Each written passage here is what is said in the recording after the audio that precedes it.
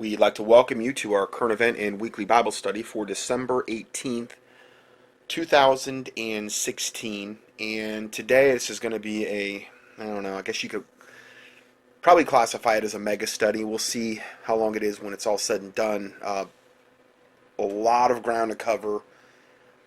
As far as a severity issue, this is probably one of the most important studies I've ever done regarding what could be happening in a very short time frame between now and the inauguration of Trump. Not to say that everything's going to be rosy after that if we get to that point. But the potential for things to happen between now and then, which puts us at right around a month, is really unlike anything I've ever seen. The information about this particular subject is breaking so fast that I can't even, my head is just spinning trying to even keep up with this. Literally up until just now, I was checking sources to see if there was any more that has come out, any more I need to add in, because it's such an ongoing process. There's probably going to be, things being released between now and when I put this online. Hopefully it will be tonight, if I can get this done and online, but there's probably going to be things breaking even then that I'm not even going to be able to cover. But suffice it to say, I think this is going to give us a very, very broad, big picture. I've tried to take a lot of different news things that are out there right now and distill them down to make this as easy as possible. Just looking at some of the headlines that we're seeing breaking and seeing where the New World Order is moving us toward. They are in full desperation mode right now. Probably more desperate right now than any other time that any of us have ever been alive. They've got more to lose with this Trump election and with him going into office, with what he says he's going to do. Okay, now I'm not saying he is, but he sure is posturing that way. Now, has there been a lot of other red flags? Yes. I put out one of the last newsletters I put out about all of the things that are bad warning signs regarding some of the people he's potentially looking at or going to be putting in office. But still, even saying that, we know, as I've said before, what we were going to get with Hillary.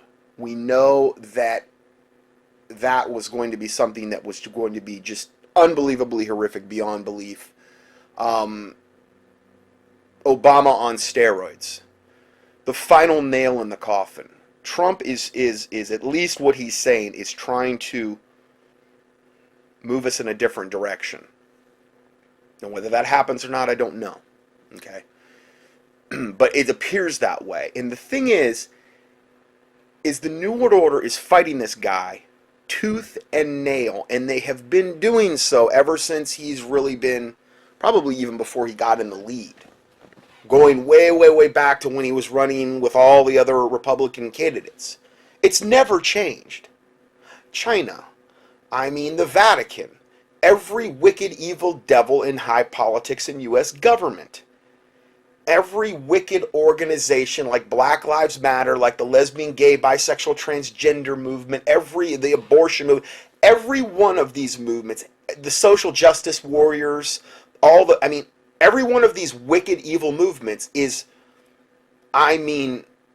they're absolutely in a frenzy and have done everything that they could possibly do to demonize this guy up until this very point, and it's not going to quit.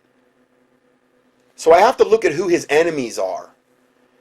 And it's very obvious that his enemies are pure wickedness. Now, again, I'm not saying he couldn't get in there and be the biggest devil on the planet. I'm not giving him a pass in that regard. The reason that I am putting out those newsletters that I've put out, End Time Current Event, the newsletters, which those don't have an audio connected to them. Okay, any of my audios. That's just current event news I really a lot of times can't even cover.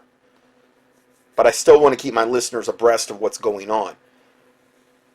I have put out a lot of things about, okay, here's a red flag. We need to hold his feet to the fire. We cannot give Trump a pass. And I'm putting them out also for prayer. People would pray. And that also people would be aware and maybe educate others and say, okay, listen, we need to contact possibly the Trump camp, tell them, no, we're not in approval of this, to create public awareness about the direction he needs to be moving. If he says he was going to do something and now he's not going to do it, like we've heard about Hillary, now he's not going to, we'll see.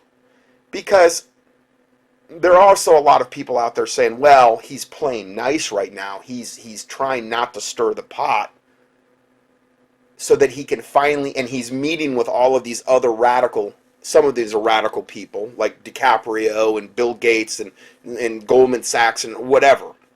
He's meeting with a lot of them so that they're not going to jump on the other side.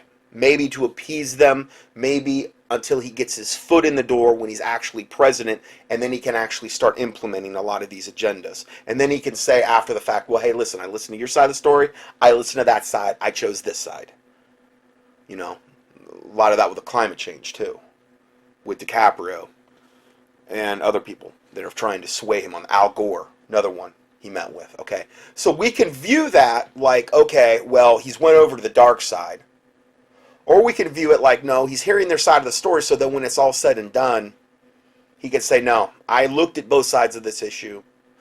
I totally believe you're wrong about this. I am not going to impose carbon taxes and things of this nature on America because we need to save Mother Gaia. When the New World Order is the one that are the biggest polluters of the planet by far. I mean, Fukushima, they've just let that thing go. You know, just dumping radiation into the ocean. That's been going on for years. All of the things that the New World Order does with big oil, with fracking, with a lot of the stuff there to harm the environment, to pollute the environment that we've documented over and over. The Gulf oil spill, that type of stuff. Done whole studies on this. So we'll have to wait and see if he gets in. Where he's actually inaugurated. What I'm telling you is that from the information we're going to be looking at today, I do believe that the New World Order, at least the way they're acting, the way they're posturing, what I'm seeing them do with my own eyes, with the total lockdown now of the mainstream media, with them banning the supposed fake news, I would much be included in that. I'm not near as big as somebody like, obviously, like Alex Jones or Sean Hannity or whatever. But when you start to see them go down, they're just going to start to pick the little guys off. So that would be an incredibly bad negative thing if they started totally shutting down the mainstream media. It could happen very quickly. It could be a gradual process. If they implemented something like martial law, if there was some type of false flag, they could lock it all down instantly and say, okay, all these internet sites are banned. We're just going to give you our Maoist-style Big Brother, New World Order, global media.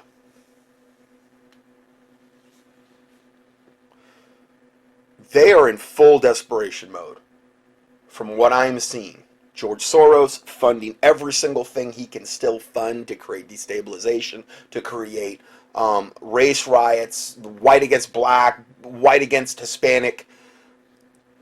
Everything, every wicked agenda, they are just dumping every amount of money they can. And now with the Electoral College, we'll see how that turns out. We will see how that turns out. We're going to be talking about that. We're going to be talking about all these issues that I've brought up and more at length today. And just to look at some of the headlines from like the last week. Okay, and these are just bullet points. I'm not even going to get into them. We're going to be talking about this, though, along the way. Shocking scheme to steal the presidency. Growing movement aims to keep Trump out of the White House. Next one. Proof. Fox News manufactures fake news to demonize independent media. Now, Fox News, they've been taken over. And I'm not saying they're perfect, obviously. I'm not. But as long as they have somebody on there like Sean Hannity, not to say Sean Hannity's perfect, okay, by any stretch, but as long as they have somebody on there like him, that's a good thing. Because at least he's trying to present the other side.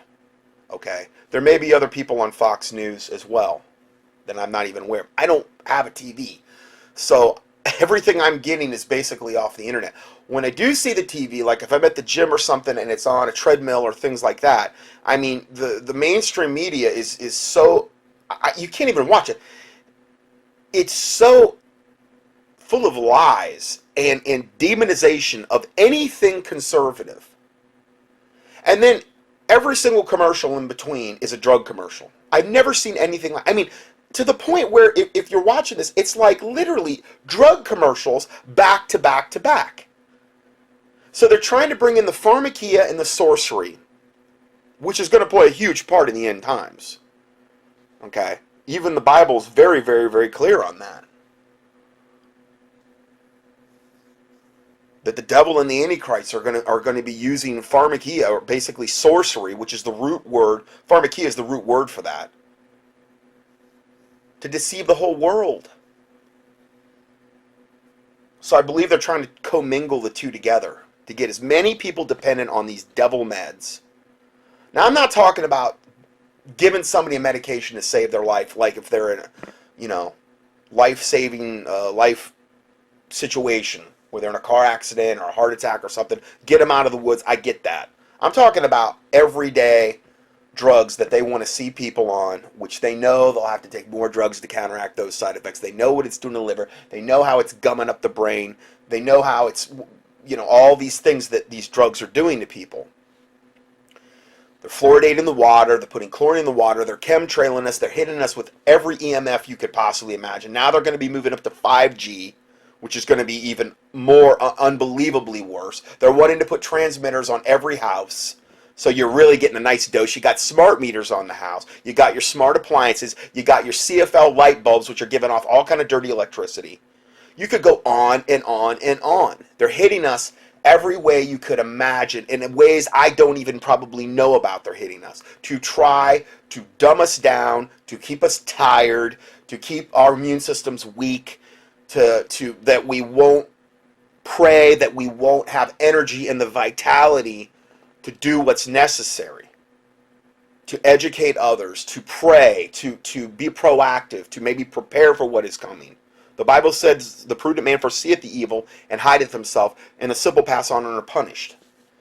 And to consider the ant, because he stores up his food in summer so he has plenty to eat in winter. I'm paraphrasing. Bible talks about a man that doesn't provide for his own house is worse than an infidel and has denied the faith. So these are things that we are supposed to be doing in order to protect our family and other people. I wish we didn't live in such an incredibly tumultuous, complicated time where they're doing so many things to try to deceive us, where they're doing so many things to try to kill us and suppress us. But I'm telling you, this next month here is the most pivotal, crucial time in all the years I've been in ministry, going back to before I was born. There's never been a month like this coming month that has the potential to either go one way unbelievably, so horrifically bad. And I understand, revelation is going to happen. We're going to have the tribulation period. The Antichrist and the false prophet are going to... I get that. I understand that. I'm not saying that that's not the case, and we're going to turn all that around and we're going to make the world a perfect place. But the fact remains, a lot of people have woken up to a lot of the different things going on. And the mainstream media and the New World Order and the Illuminati and Satan and his fallen angels and his demons and devils are flailing and foaming at the mouth right now, trying to shut this truth movement down. I'm not saying everything in the truth movement is whatever. Unless it's founded in the Word of God, unless it's founded on the solid rock of Christ Jesus, obviously you can have truth, like about, 9/11 truth. Okay, great. But ultimately, these things needed to be undergirded with the Word of God and through Jesus Christ. Because apart from that, You can know every bit of truth on the planet, but if you die and go to hell, what good has it really done you? Yeah, you helped some people along the way, and you got them out of this deception or that deception, but everything needs to be undergirded with the Lord Jesus Christ. That is what is sorely lacking with the truth movement. That is what I try to apply with this ministry. I try to give you scripture to back up what we're talking about. I try not to be like a lot of alternative people, even in the Christian part. We're going to be hearing a lot about that today. It's basically there's no mention of God at all. Here's what's going to happen, and this and that, and it's almost like God doesn't exist. No. No, I'm never going to go there. I'm never going to point you to a man either, like, oh, follow me because I know all the truth. I'm not going to do that. The Bible says, cursed be the man that trusteth in man, and that maketh flesh his arm, meaning you lean on the arm of flesh. You're leaning on some person, some ministry, some man or woman, as, that's what you're trusting in. And then maketh flesh his arm, and whose heart departeth from the Lord. When you make flesh your arm, your heart departs from the Lord. So, you only want to lean on the Word of God. I'm just a watchman trying to communicate to you, as Ezekiel 3 and Ezekiel 33 says a watchman is supposed to do, to warn the city when they see the sword coming, so that when that comes, they're not caught unaware. I've never seen the time in all my years of ministry where that potential sword could be coming. Now, maybe if their plan works out, it will be, and let's say it works out to the least possible scenario, it will be the opening salvo of a lot of really, really bad things to come. And there's a lot of people that have said, oh yeah, everybody's content now that Trump's in there, and now they've all went back to sleep, the Christians, and then the Bible verse about when they say peace and safety, sudden destruction. So I get that too. I understand that, and I'm not saying there's not a really good point there. That may be the case. My message is the exact opposite. I'm saying we need to be really hypervigilant. I have never prayed more than I've prayed lately about this situation, and just a lot of other things. I've just been really convicted about trying to draw close to God and being way more prayer, reading the Bible more. Ultimately, that is the thing. Fasting. Ultimately, that is the main thing we need to be focusing on. And then as God leads you, then just to be obedient to whatever He's leading you, whether that's in preparations. Maybe you've already got your preps done. Maybe you're in a position where you can't even do it. What if you're like a widow somewhere, one of my listeners, and you can't? Well, the Bible says, call upon me and I'll answer thee and show thee great and mighty things which thou knowest not. I believe Jeremiah 32:33. I am the Lord, the God of all flesh. Is there anything too hard for me? One was in Jeremiah 32, one was in Jeremiah 33. So God knows your position. There's nothing that He can't compensate for. Everybody in the body of Christ is in a different position. Everybody has a different function. And like the Bible says, can the eye say to the finger, depart from me, I have no need of you, in the body of Christ? No, because all the body parts are important. Nobody's better than anyone else. I'm not better than anybody else. I'd be the first to admit that. If I got what I deserved, I'd get death and hell. I'll be the first one to admit that. Apart from Jesus Christ. No problem admitting that. So, everybody has a different function. Everybody is in a different situation. Everybody's probably in a different preparedness level than the next person. We're going to be talking about preparedness today. I've done a lot of other teachings where I've got into this. I've done end time prepper study, and I'll give you some of the links for those.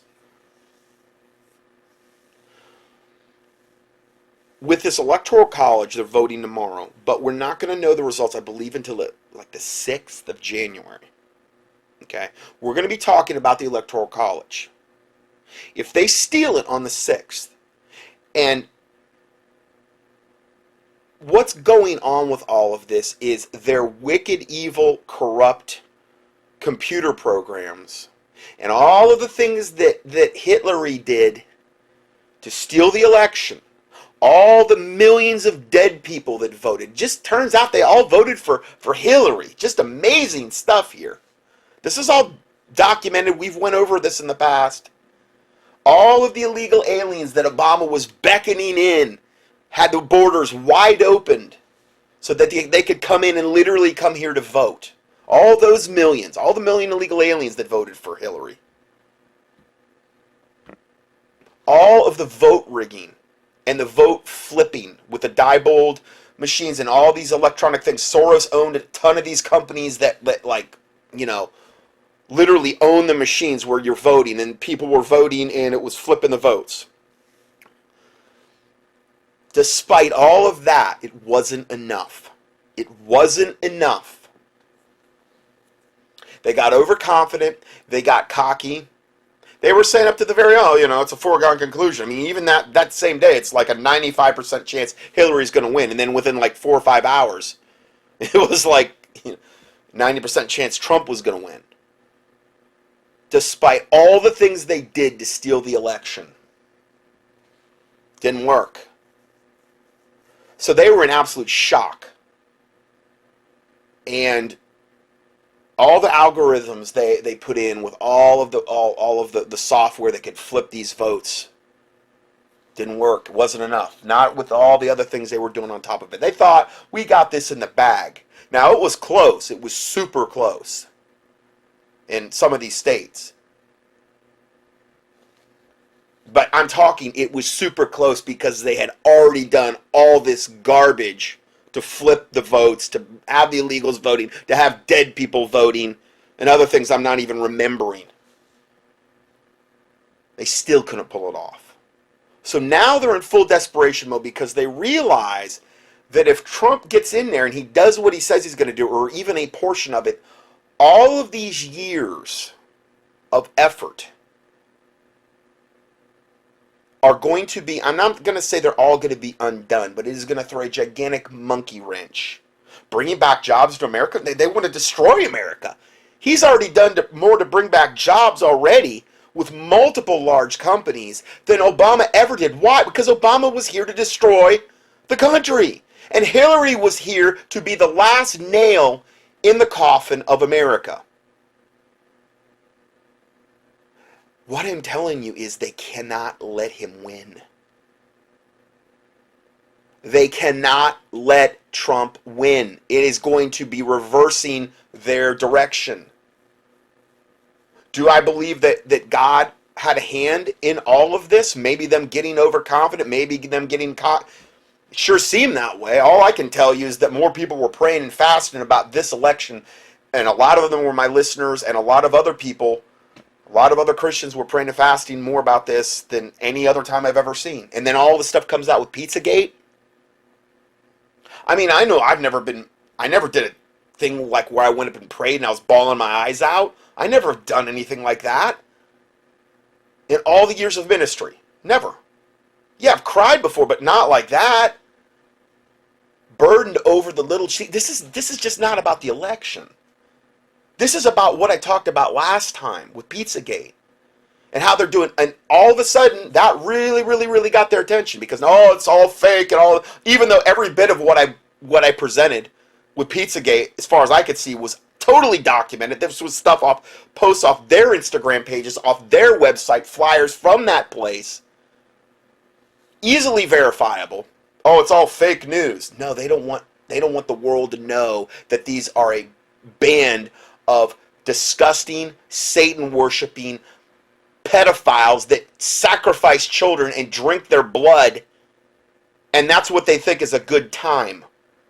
They do not want that to come out. That's also a huge factor in all of this. And when people were praying and fasting more than I've ever seen anybody pray and fast since, I mean, let's say all years I've been in ministry since '06, that just so happens to come out, and then all of a sudden they make all of these huge busts for the pedophiles that I documented over and over and over in the last study, and Trump gets in because they you know, we know that if Hillary got in, we know what we're going to get. I don't think it's an accident. I don't think it's an accident.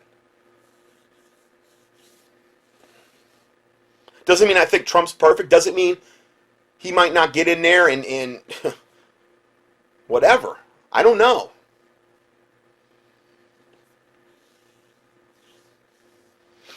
There's a lot of unknowns because I don't have a crystal ball. I left it, you know, I left it at the gym. I'm sorry. I was scrying it the other day at the gym, and then, you know, I left it there. It's in one of the lockers. So forgive me. Sorry, a little humor there. I'm telling you, I have never seen news like this in my life. Ever. If they have their way, I will be gone very soon. And so will every other alternate right media will be gone. As the awakening is happening about all of the wickedness they are participating in, Pizzagate, I would say, is at the top. They're getting into full desperation mode, and they have got to shut our mouths. So it's really more important to be in prayer and fasting, however the Lord leads you, now more than ever. I mean, it didn't end with Trump getting in. It's just beginning. Again, back to just some of the headlines from the last week. Incredible Facebook announces Chinese-style net censorship. Now, I've told you from the very get-go, Facebook, Twitter, all these social media, most of them were all created through the government, through the CIA, and they're data mining you. They're data mining your habits. They're putting all of your whatever you're saying, whatever your habits are, into algorithms and these smart computers and into their threat fusion databases. And so if and when the day comes, they'll know what your patterns are, and they'll know where to look for you.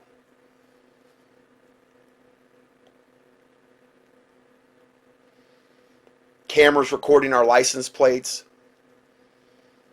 to get your there, maybe recording if you have a GPS in your car, then they can just track exactly where you go. There's all these different ways to track. Smartphones are tracking us through that. All these different ways that they're creating these databases, and social media is one of the main ones. Okay, they created it. That's wicked. So it doesn't surprise me when I see Facebook announces Chinese-style net censorship. The next report, Insider, Democrats intend to overturn the election. We're going to be looking more at that. Electoral voters now subjected to a brutal wave of death threats and intimidation. Yeah, that's the main story on Drudge right now. These people are being death threatened. They are getting emails by the thousands. They're getting calls by, I don't know, the thousands or hundreds. You can't just vote any way you want to. If your district that you represent in the Electoral College voted for Trump and he won it, you can't just vote Hillary. And they're basically saying, no, yes, you can. No, you can't. No, you can't. That's the way all the thousands of people voted, and that was with them rigging the election. Who knows what the true numbers were?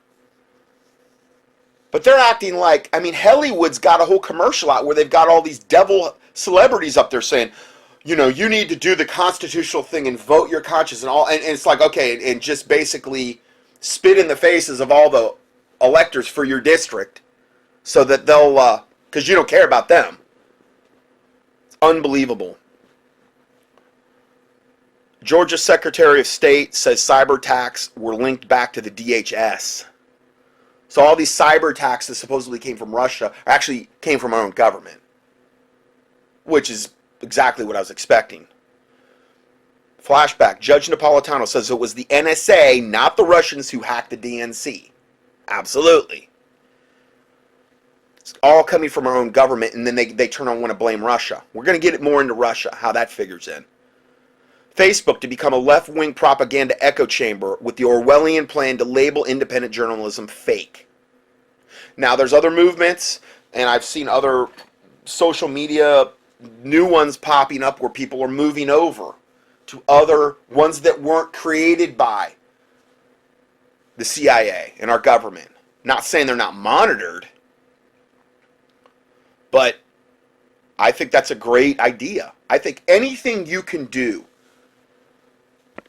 to not comply with their system at this point of control and data gathering, data mining on you, on going with the flow, on believing the propaganda, anything you can do to go against that is a good thing. Okay, you don't want to go along with Satan's system. Next one, Senate quietly passes the Countering Disinformation and Propaganda Act. A little more about this. Another, perhaps even more dangerous and limiting the civil rights and freedom of speech bill was passed on December 8th. So they're putting all our wicked Senate and Congress are doing everything they can do as well to bring about these 1984 George Orwellian Big Brother pieces of legislation so that they will have the excuse to, quote, legally shut you down or come after you. The House of Representatives overwhelmingly voted to pass a bill Thursday. Now, this is another one. This is a different one. The first one was the Countering Disinformation and Propaganda Act. Well, who's the one that determines the Countering Disinformation and Propaganda? Well, they do. Oh, and I also heard Snopes does. A cat lady. Which is what Snopes is. It's a cat lady who goes up there, some liberal, left-wing devil cat lady. Not to say that I don't like cat ladies, but I'm just saying she's a devil. I love cats, okay? But she's a devil. And she's the one that's going to determine. She's the one I heard is going to vet all the stuff regarding Facebook. Again, if there's not enough pushback against all of this stuff, they'll just ram it down our throats. This is the next one. Senate quietly passed. Oh, no, I'm sorry. The House of Representatives overwhelmingly voted to pass a bill Thursday that critics say could open a Pandora's box to the government tracking of Americans. H.R. 4919, which passed 346 to 66, so it was overwhelming, in the lower chamber, also known as Kevin and Avante's Law, mandates the U.S. Attorney General award grants to law enforcement officers so that those agencies can create, establish, and operate locative tracking technology programs. So trackers, microchips, that type of stuff, yeah. So that law enforcement officials can, so that those agencies can create, establish, and operate locative tracking technology programs. So this is the forerunner to the mark of the beast, this type of technology. Here's another one. Natural News with Mike Adams is being targeted for extreme censorship. Facebook, Google, and other internet gatekeepers. Google is just pure evil. I mean, I don't use them ever for anything. You know? I just don't. I use Xquicks to check stuff. If I can't find it on there, I'll use some other search engine. I don't use Google. Google is pure, I mean, they're the worst of the worst. And the more you use them, the more Satan's nodding his head. Yes, yes, use Facebook, use Google, use Twitter, use Instagram. I'm data mining you. I'm creating a gigantic database on you. I'm seeing what you're, oh, is this politically, oh, in 2 months, you don't know this, but in 2 months, this post you made now will get you in jail. We'll come and get you. I'm telling you, that's what it's coming to. They have got to shut down this truth movement. And I'm not saying the truth movement's rooted in the Word of God. A lot of people are true Bible-believing Christians, yes. And I do think a lot of people, as they come and as they're exposed to one level of truth, will be more open to other levels. That's why this ministry kind of exists, to lead somebody ultimately to the Lord Jesus Christ. The Bible says, if you continue in my word, then are you my disciples indeed, and you shall know the truth, and the truth shall make you free. Everybody else, secular or otherwise, always just quotes the last part. Well, you should know the truth shall make you free. No, you got to read the first part of the verse. If you continue in my word, then are ye my disciples indeed, and you shall know the truth, and the truth shall make you free. It's predicated on continuing in the word. That's what it all hinges on. Oh, they don't talk about that part. No, that's not politically. Nobody wants to hear that.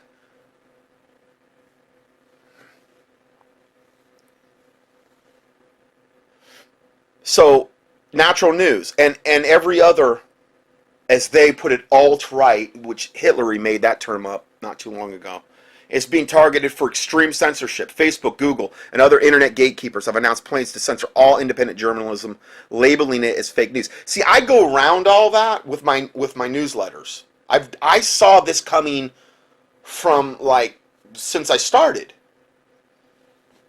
I've always went around this. Now, are they censoring my emails? Yeah, I think to a certain extent. Yeah, yep, they are.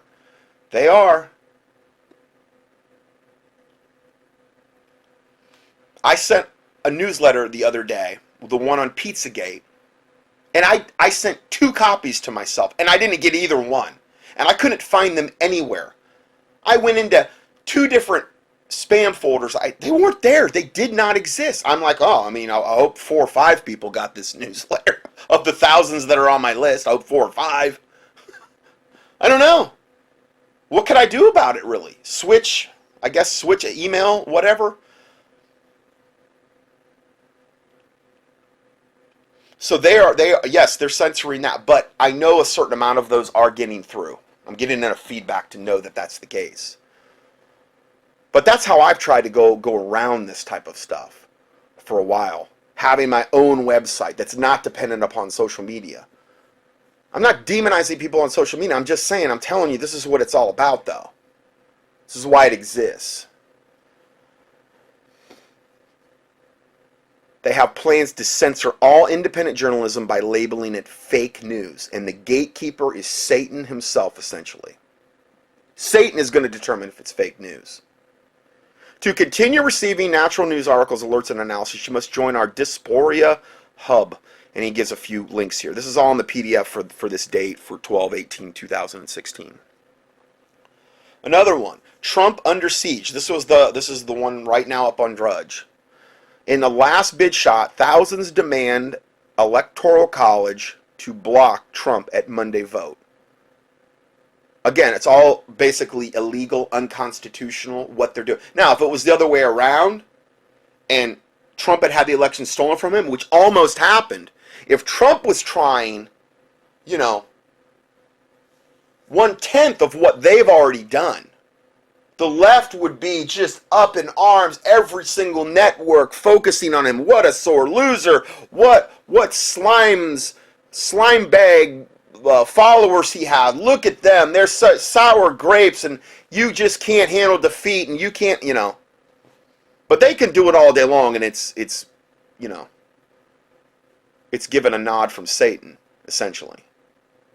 Because that's how I view this. I just view this like, okay, we've got obviously satanic forces here at work, that you've got literally more demon-possessed or infested people now than we've probably had on the earth since Noah's day.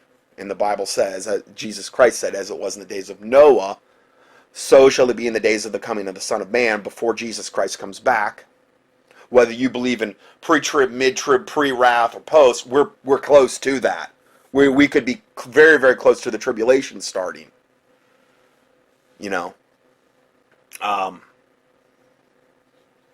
So yeah, you've got more demon-infested / possessed people right now than ever. Especially the millennials. And the generation, like my daughters over here, they're just waiting for us to die off. And I'm talking the older generation. I'm 47. So, the older generations, the people that are a lot of the voting bloc that would have got Trump, maybe voted Trump in and voted for conservative candidates, things of this nature.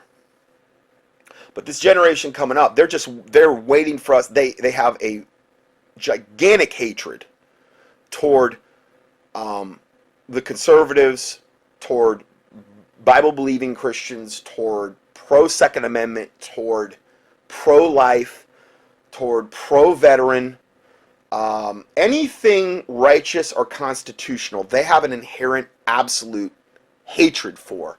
And they want to see us dead. A lot of them.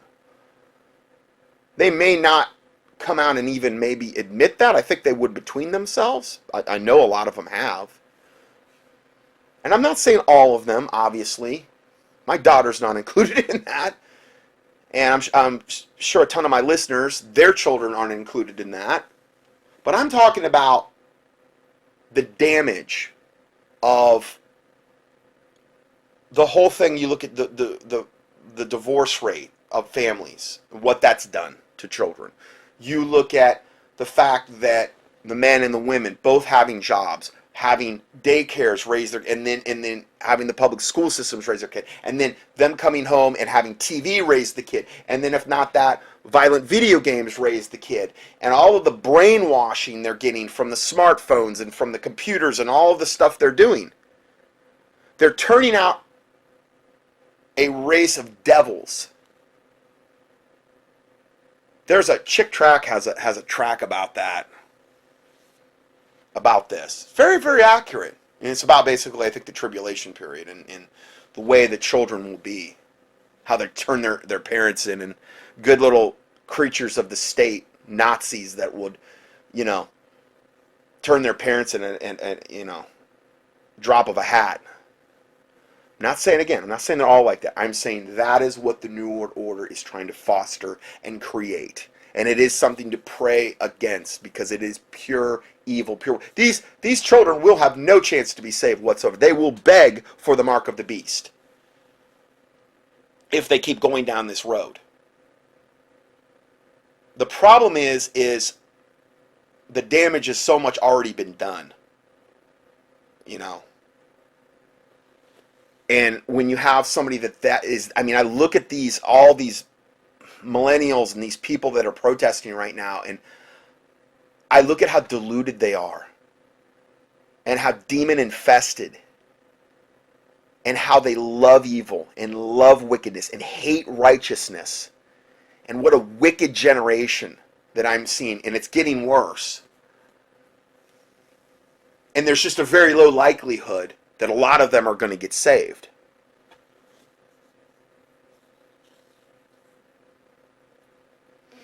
I'm not saying God can't intervene. I'm not saying God can't, and I know that's going to be the case for a certain percentage. It's just not going to be probably a very high percentage based on what I'm seeing. The churches are totally lukewarm for the most part, 501c3, afraid to say anything. We're going to talk a lot about that today. How the FEMA clergy response teams are getting ready to probably go hot and active, and how that's played a part. Because the churches are to be the ones that were, where, well, it starts with the family and then the churches. But who's educating the families? Okay, let's say they go to church. It's a lukewarm church. It's 501c3. It's yoked up with the government. There's certain things they cannot say. There's certain things they don't want to do because they might lose their 501c3 tax-exempt status. So they're fearing man. They're doing it for the money so much of the time. They're doing it so they won't be ridiculed, the pastors. And the government has them right where they want them, for the most part. They don't want to bite the hand that's feeding them. They don't want to, the government literally created their ministry. They gave them that right to exist, through that 501c3 status. So they don't want to go against that. If you're not familiar with this, just key in 501c3 at the search box at contendingfortruth.com. I've done tons of studies on this. It's one of the main controlling mechanisms that has destroyed the church. It's probably the main controlling mechanism that has destroyed the church since its inception back in, going back to the 40s. It's been insidious. Didn't happen all at once. It's been slow, but it has happened. And now we're seeing the fruit of it. We really are. And Satan has doubled, tripled, and quadrupled his efforts to come in and fill that vacuum that the church should have been providing, should have been.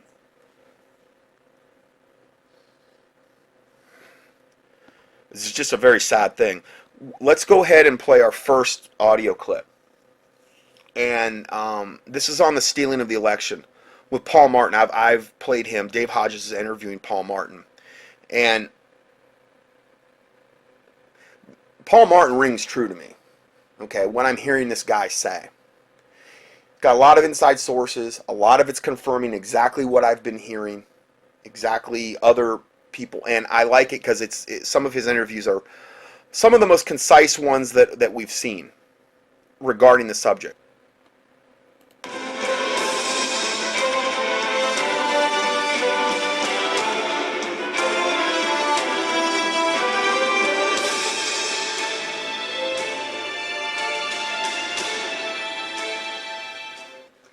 Hi, this is Dave Hodges of the Common Sense Show, and we are the program that is freeing America, one enslaved mind at a time. On the line with me for a second broadcast interview for the day is Paul Martin. And no, we're not talking about the food shortage. We hit that in the last broadcast.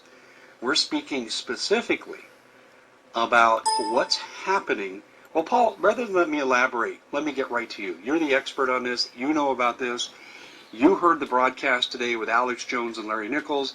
You personally know Larry Nichols. You know what Larry Nichols went through with the Clintons. Tell us all about it. Yeah, I go way back with Larry. I mean, after he'd walked into Bill's office and wondered where all of this money, millions of dollars, was doing in the ADFA fund, which is the Arkansas Development Finance Authority. That's when he went on the run because they wanted to kill him. So he'd bounce around from here to there, and he'd call me on my phone out in front of my restaurant, and I'd find out where it was. I'd send him a couple hundred here, a couple hundred there to keep him going. But he didn't mince any words today on Alex's show. He said implicitly, Soros and Hillary are not going to release this kind of power. They've been working on this their whole lives. And he said, and you could probably see the interview because Alex's show cycles 24/7. It won't be on until it's 10 o'clock tomorrow morning my time. He'll be back on the air. But what I've been trying to explain to people, and I think this is what Larry was saying without saying it, is these people have been ruling the planet for 600 years. They're not just going to hold hands and sing Kumbaya and sit around the fire and drink scotch and say, well, dang, we got beat. It ain't happening. And I believe he's in reference to the Illuminati. I'm not sure exactly where he's getting 600. I know that you go back to 1776, and we would view, okay, this is when the Declaration of Independence was signed. But actually, May 1st, 1776, Beltane, which is one of the highest satanic holidays, also known as May Day, was when Adam Weishaupt actually formed the Illuminati. Now, I guess he's going back further than that. Because, listen, you can go back to Babylon and Nimrod if you really want to go back to the modern day where all of this started. Okay, and it got so bad there, God had to literally split the people up. They were building the Tower of Babel and confound their language, and they had to go to different parts of the earth because they couldn't communicate with one another. And this is where we get the splitting up of the races and how that actually occurred, where the black race is more migrated into Africa, and the that would be Ham, and then Shem, which is like the Jewish and the Oriental and the Middle East, that relocated to where they is, and then you have Japheth and locating more up to Europe in that area. I'm really oversimplifying that, but it's it's very, very similar. Okay, you look at all the stuff they're trying to do with CERN, how they're trying to play God, with all the GMOs, and the cloning and all of the macabre experiments that are going on. So much of it we don't even know about that are going on underground. And all of these things that are going on is very, very similar, to them wanting to play God, just like they were wanting to basically play God in Babylon in Nimrod's day. Okay, so a lot of parallels there. Anything can happen between now and January 20th. And I think, and Larry was former CIA's, former Special Forces, helped overthrow some governments and stuff, so he knows the game. And he taught the young Clintons on how to run a campaign, how to do the media, the whole cotton picking thing. And so with him coming out and looking straight, and I've listened to enough Larry Nichols interviews to know that guy's legitimate. He was all the way back, I believe he appeared in the Clinton Chronicles, which was the first. I mean, I got it when it was a VHS tape, okay, and it was the first. In fact, I still might have it, but it was the first. One of the first things I'd ever seen about the Clintons where it was all in one spot. You can go watch it online. Just key in the Clinton Chronicles on YouTube. I mean, it's just their trail of dead bodies just up to, I don't know, into the 90s. And I mean, it's spot on. It's documented. And Larry Nichols was one of their main guys that came out, and he couldn't take what they were doing anymore and came over, to the good guys' side and has been fighting them kind of ever since. It's a wonder he's even alive. But I'm telling you, what the guy has said, from what I've heard him say about how this campaign was going to go, what they were going to try to do, it came to pass. So he's been accurate with his information. Camera and saying Soros and Hillary are not gonna let this go. They've spent all of their lives getting ready for this, and he said they'll probably just do it. In other words, they'll probably just steal the election. They're going to do it one way or another. If this electoral college doesn't work, they're going to have some kind of false flag event. They're going to activate the Muslim terror cells. They're going to do that, and we're going to talk a lot about the Muslims and how that could figure into this as well. This is why this is such a big study, because there's so many possible ways this could go in the next month. And with me doing these types of studies like that I'm doing today, I can pretty much only do one about every 2 weeks, because it's like last time it was about 6 hours of audio. It's just a lot. It's a lot to prepare for that. And granted, I know I'm playing a lot of audio clips, but still compiling everything and then getting everything converted and formatted and online and all of that. So I want to give as much as I can give right now, because who knows, this might be, I've said this before, but if this will be my last broadcast or not, I don't know. But if they have their way, they are going to shut down the alternative media and anybody that is putting out truth. So anybody doing that would be a huge target. Equivocally. What are you talking about, Paul? Do what? Take the presidency. Did Larry talk about how they plan to do it? No, he said it'll be quick, it'll be sudden, it'll kind of be earth-shattering. There won't be a lot of pre-press going into it. He said it will just happen. Now, what would that be? Well, you're going to be bringing shock and awe, which is one of the main things. They want to traumatize you. When they end up going with whatever they're going to do, they want to traumatize you to the maximum so that you will be in a state of shock. You will be more open to whatever they're going to say has to be done. Okay, and they're going to give you some whitewash scenario of, okay, we're the good guys, they're the bad guys, this is what we have to do. We have to have martial law, we have to suspend your constitutional rights, we're doing it for the good, the greater good. It's most likely how they're going to frame it. Obama is in the last days of his presidency, and he's in full desperation mode as well. That to me sounds like an assassination. Well, it could be anything. I mean, this is the most dangerous time we've ever been in this country. Yeah, I totally agree with that. That's interesting. I couldn't agree more. I've never seen, because, again, if Trump gets in and does even a fraction of what he says, it is going to so reverse the New World Order timetable unlike anything that I've ever seen in my ministry. And I just don't see how they can allow that. Now, I'm not saying God is not big enough to intervene and make sure he gets into office and make sure they're not able to do what they're planning on doing. I think the only hope of that happening is Christians praying and fasting about this situation. And ultimately you pray, may the Lord's will be done, because it might not be the Lord's will for, America to have this reprieve. You got, what is it? Over 60 million babies aborted since Roe versus Wade, and that's not even probably an accurate figure. You've got literally 100,000 abortions taking place worldwide every single day, according to their statistics. 100,000 sacrifices to Satan in abortion clinics every day.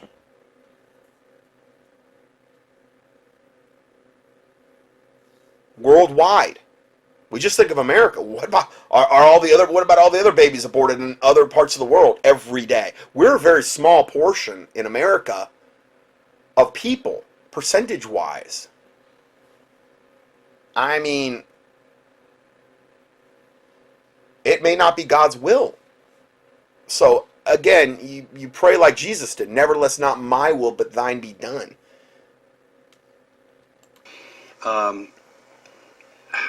Also, too, but he knows. I mean, he taught them the game plan. He knows the gig. He knows these people spent years and years and years and years with him until they tried to kill him. And so he said they're following the same playbook they've always followed, and they will do anything, along with Soros, to make sure Hillary gets in the White House. Interesting. Well, I want to give a little bonus coverage here. You had alerted me today that Pelosi's daughter has lined up 30 electors who are jumping ship against Trump. What can you tell us about that? Well, it's kind of a DNC deal, but these people are talking to the CIA agents. I mean, they're actually sending CIA operatives to these delegates. So no telling what they're getting threatened with. Well, can you imagine the CIA showing up and not so subtly threatening you? You better vote. So I don't know what's going to happen tomorrow. And again, we won't know until I believe the 6th of December. That was why Dave just put out another email on 18 things you need to do before December 5th. And I read them and I'm like, are you kidding me? I mean, 17 things to do before the Civil War. And I'm like, I started reading these and I'm like, are you out of your mind? First one, create a fake identity. Now listen, I don't have a problem with that. But he gives no way to even go about doing it. That is not easy to do. Okay? Not to do it right. I'm not talking about getting some kind of trumped up ID so you can go buy beer if you're like underage. Creating a fake identity would be like, okay, passports, IDs, alternate addresses, things of this. This is not easy to do. You got to do. He's like, okay, we need to do this right now. In the next month, what's the next thing? You have a lot of money, basically, getting your money. And getting your money out of the bank, I'm totally for that. I get that, okay? Get your money out of paper, I get that.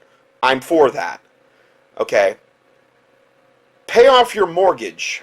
Come on, dude. How is somebody supposed to do that instantly? I'll just do that. I've got an extra $100,000 laying around that's not doing anything. Everybody does. Let's just pay off our mortgages. I don't have one. Mortgage means, mort means death. Gage means contract. A mortgage is a death contract. The borrower is slave to the lender. That's the deal. You're slave to the lender. Yes, I still have school loans from going way back. I'm still trying to get out of. But that's really the only debt that I've got. at this point. I've tried to practice what I preach, but, you know, I mean, and I know that's not convenient. I know that a lot of people maybe didn't know that up until now, and I'm not judging you. Listen, I've been in debt up to my eyeballs in the past. I get it. But the borrower is slave to the lender, and it is not biblical to be in debt. It's just not. I'm not giving you bad advice by telling you not to be in debt. But paying off your mortgage? Okay, Dave, I'll go out and I'll pay it off right now. I've got a magic wand and I'm going to create $100,000 or whatever my mortgage is, and I'll pay that thing off. And then urban versus rural. Well, again, okay, pay off your mortgage and move. Because that's convenient in the next 30 days. We can do that. Again, my magic wand is handy. I'll get a new property and make sure I have a well on it and make sure I have an underground shelter somewhere on it and make sure I have underground places where I can store everything. All of these would be ideal situations, but again, they're not practical for most of us, not me. I mean, I haven't gotten, listen, I look at some of these people that are actually like that, oh my word, some of these ministries, and they're like, just YouTube ones, and they're taking in like $50,000 a month or something, and I'm like, my word, and they're just tickling people's ears, and they're it's unbelievable, and they're bragging about how deceived their listeners are and how they're fleecing the flock, and so there's so many churches like that. I mean, man, that's more the I'm not even going to go down that road. It's just unbelievable how much money is being made in modern day Christianity of fleecing the flock, you know, and using the whole thing about the tithe to do you've got to tithe 10% because of Malachi and all that. Listen, just can't tithe at contendingfortruth.com, okay? New Testament, what does it say? As a man hath purposed in his heart, so let him give. Does it say we got to tithe 10%? For some of you, it may be more than 10%. For some of you, I give personally to 6, 7 different types of ministries, primarily to the poor,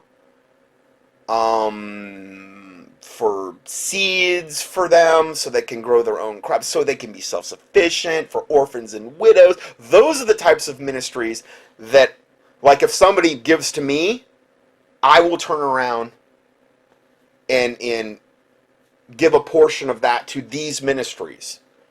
Okay, that's how I do it, and as a man of the purpose in his heart, so let him give. The whole concept of the Levitical Old Testament tithe was for that time. Okay, and I totally prove it. It's an older teaching. Just can't tithe. Contending for truth. All I'm saying is that is a mechanism that has been used to control the church. The 501c3, particularly, not even, some of them are really hardcore conservative churches, not even lukewarm. But I know I've been there, done it. You know, stuff that you can't say, oh no, that's a sacred cow. Can't get into that. Can't touch Christmas. Oh, no way. Or Ishtar, Easter, that pagan holiday that has nothing to do with the resurrection of Christ, because it's determined through astrology every year. So the date changes, so if there was resurrection of Christ, it'd be the same day. Not Christmas, the birth date of the sun god Tammuz, which was always December 25th or around the Yule time.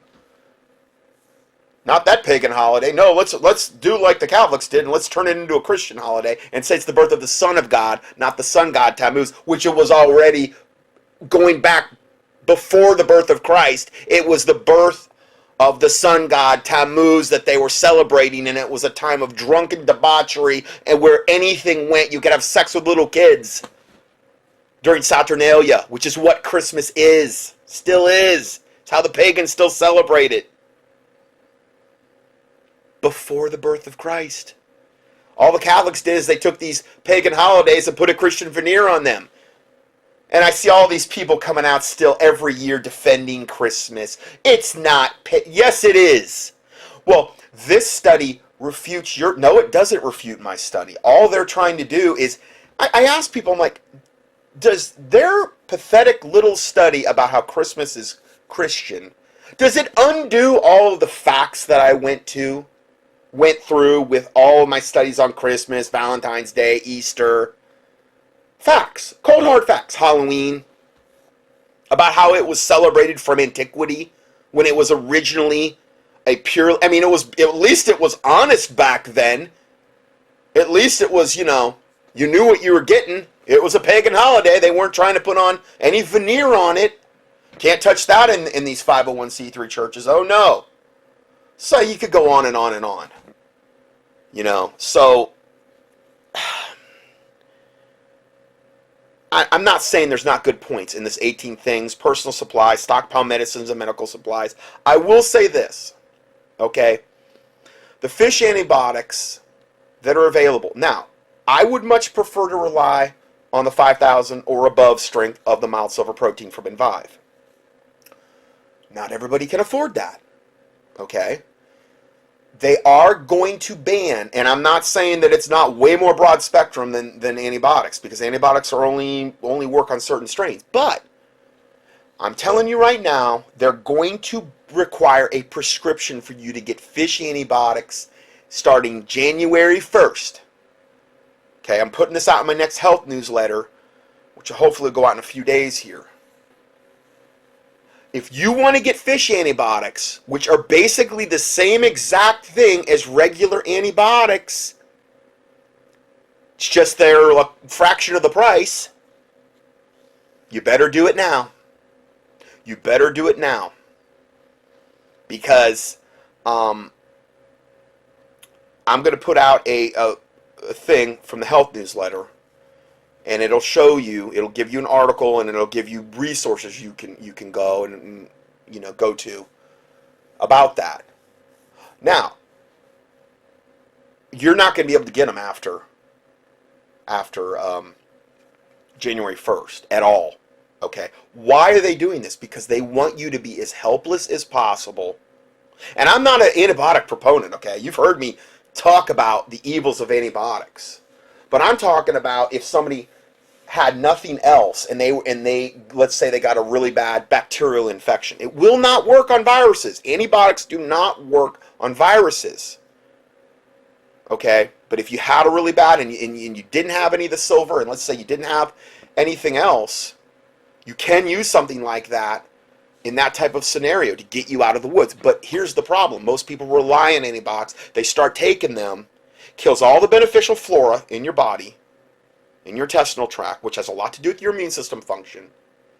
And then what it does is by killing all the flora, it sets you up for candida and yeast. And then what it does is it also weakens your own immune system. Antibiotics means, biotic means life, anti-life. Okay? It is not an immune system booster.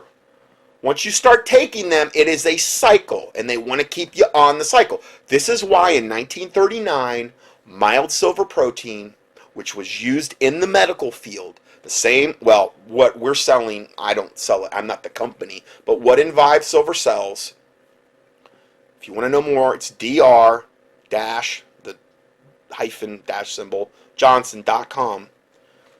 That's the website that Envive put up for me and my listeners, okay? What they're selling there is far superior to what you could go to get in a doctor's office prior to 1939 in this country. But the FDA came in, and it was in 1939, they said, you know what, this silver stuff actually works, and we can't get reoccurring revenue from it. And it's actually getting the job done. Why do we want something like this? We want something that's going to fix the problem temporarily, but then you're just going to get the same infection right back, and or let's say you're loaded with candida because it's killed all your healthy flora, and the flora competes with the yeast and the candida. If you don't have any flora, the yeast and candida are going to come back and they're going to take over. That's why it's so important, if you've done a cycle of antibiotics, to do flora. Okay, because the flora is what will go in and compete with the yeast. As soon as you're done with the antibiotics, you start on the flora, and you take flora in an empty stomach. The best flora I know of is the the innate. That 2014 is the everyday. 5014 is if like a more heavy duty your dose. You could probably get away with doing every 2 to 3 days. And the 214 is if you've never done flora and you've done antibiotics and you want to put all the good back in. Very powerful. Only 7 capsules in a bottle. You just do 1 for 7 days. And then after that, you could just do a 2014. It's a huge, it's one of the best products I've got. I've gotten really good feedback from it. I take it myself personally, and it's one of the products I carry. So if you want to know more about that, email me. My contact information is at the thing. Anyway, I wanted to mention that about the antibiotics because they are not going to be available after the 1st. Now, you could say you could do this with the intention of, well, I don't have any intentions of using these, and this is worst case scenario, okay? And it's also something you might be able to barter with, you know, in the near future. You can't get them. And they are still good after the expiration date. Now, I'm not saying they're good for 20 years after it, but they are still good. There's only 1 or 2, I think 1 can become toxic if you're way past the expiration date. And the article I'm going to send out gets into all that. Okay, so I just wanted to give you a heads up on that because that is something you're not going to be able to get very soon. Stockpile medicines and medical supplies, personal supplies, you know, obviously create and store your own food.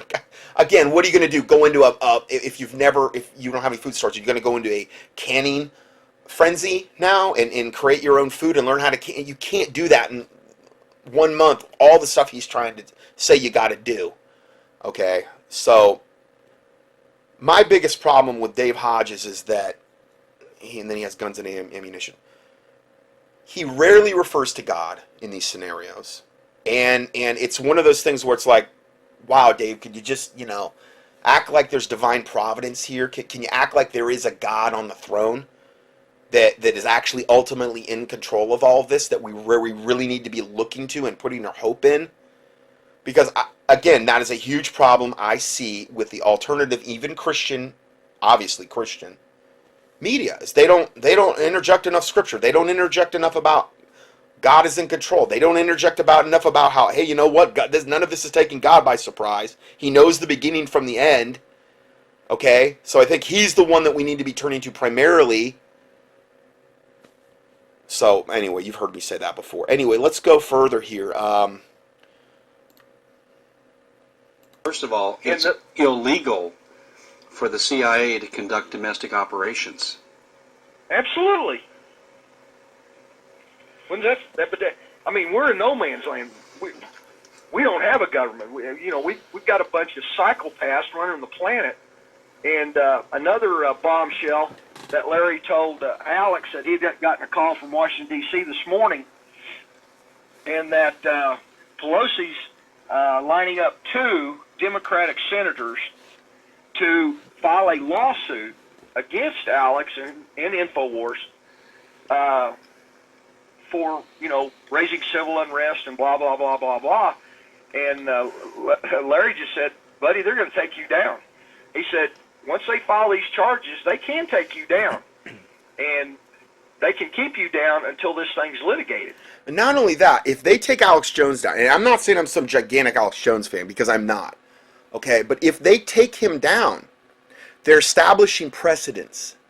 He's pretty much the biggest voice out there as far as the really, radical stuff. He gets into stuff, obviously, Sean Hannity won't touch. I get into stuff Alex Jones won't touch, though. Not to say I'm better, I'm just saying that, he doesn't really do it from a Christian standpoint. And there's a lot of stuff that I believe he's kind of left out as well. He's got a much bigger operation. He's reaching millions of people every day. If they can take him down and establish that precedent, it is a really, really, really bad harbinger of things to come for the alternative media. And I see that coming because they cannot let our voices continue to educate people about these issues. Too many people are waking up. And then imagine if Trump gets in office, combined with the awakening of the truth movement that I'm seeing here. For them, that's untenable. For the New World Order, they're like, no, we can't. There's too many things that are going wrong right now. We have to shut this down. That's why I'm telling you, I don't see us getting through this month. And them not trying to pull.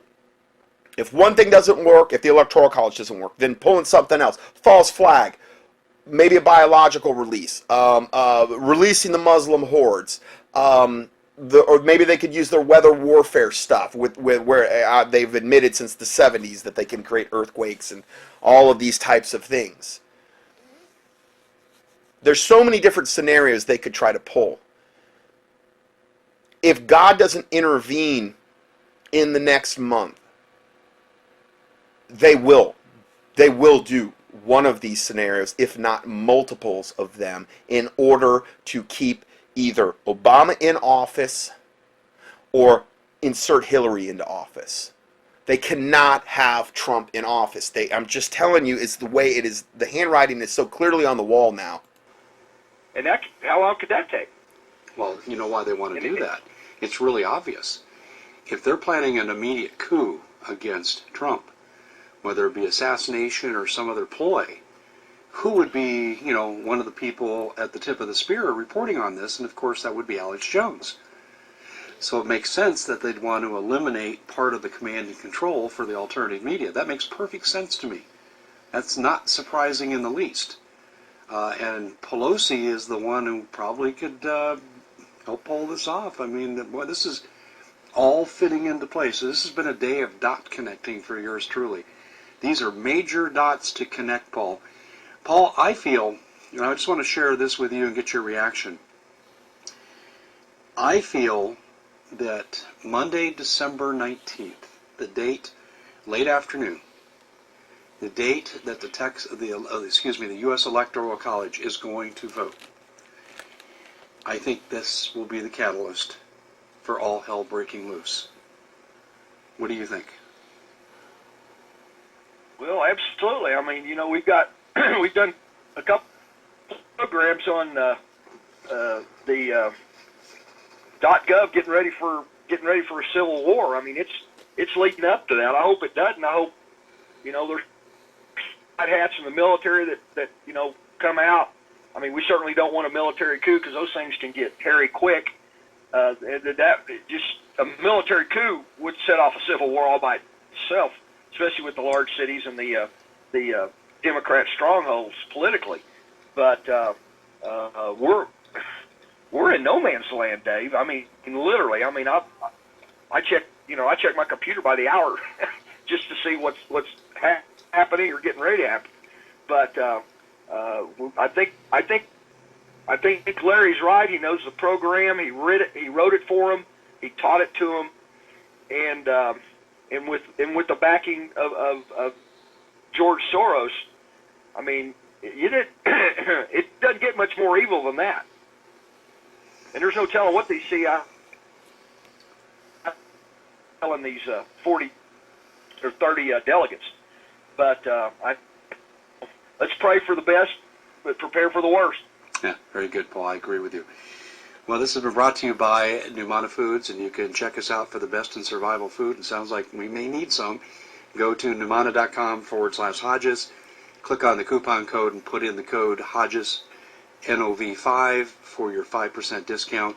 Paul Martin, always good stuff. Okay, and I left that in there so, if you wanted to get survival food. I looked at the Numana. It does look like it's a step above, definitely a notch above what you're normally going to get. I'm telling you right now, I have looked at these survival foods, like the one that supposedly Jones sells, the Patriot Supply. The ingredients in like the soups and the whatever, they're garbage. And non-GMO, I'm like looking at this stuff and I'm like, yes, they are. Unless it says non-GMO, like on the label, or organic, you can assume that it is GMO.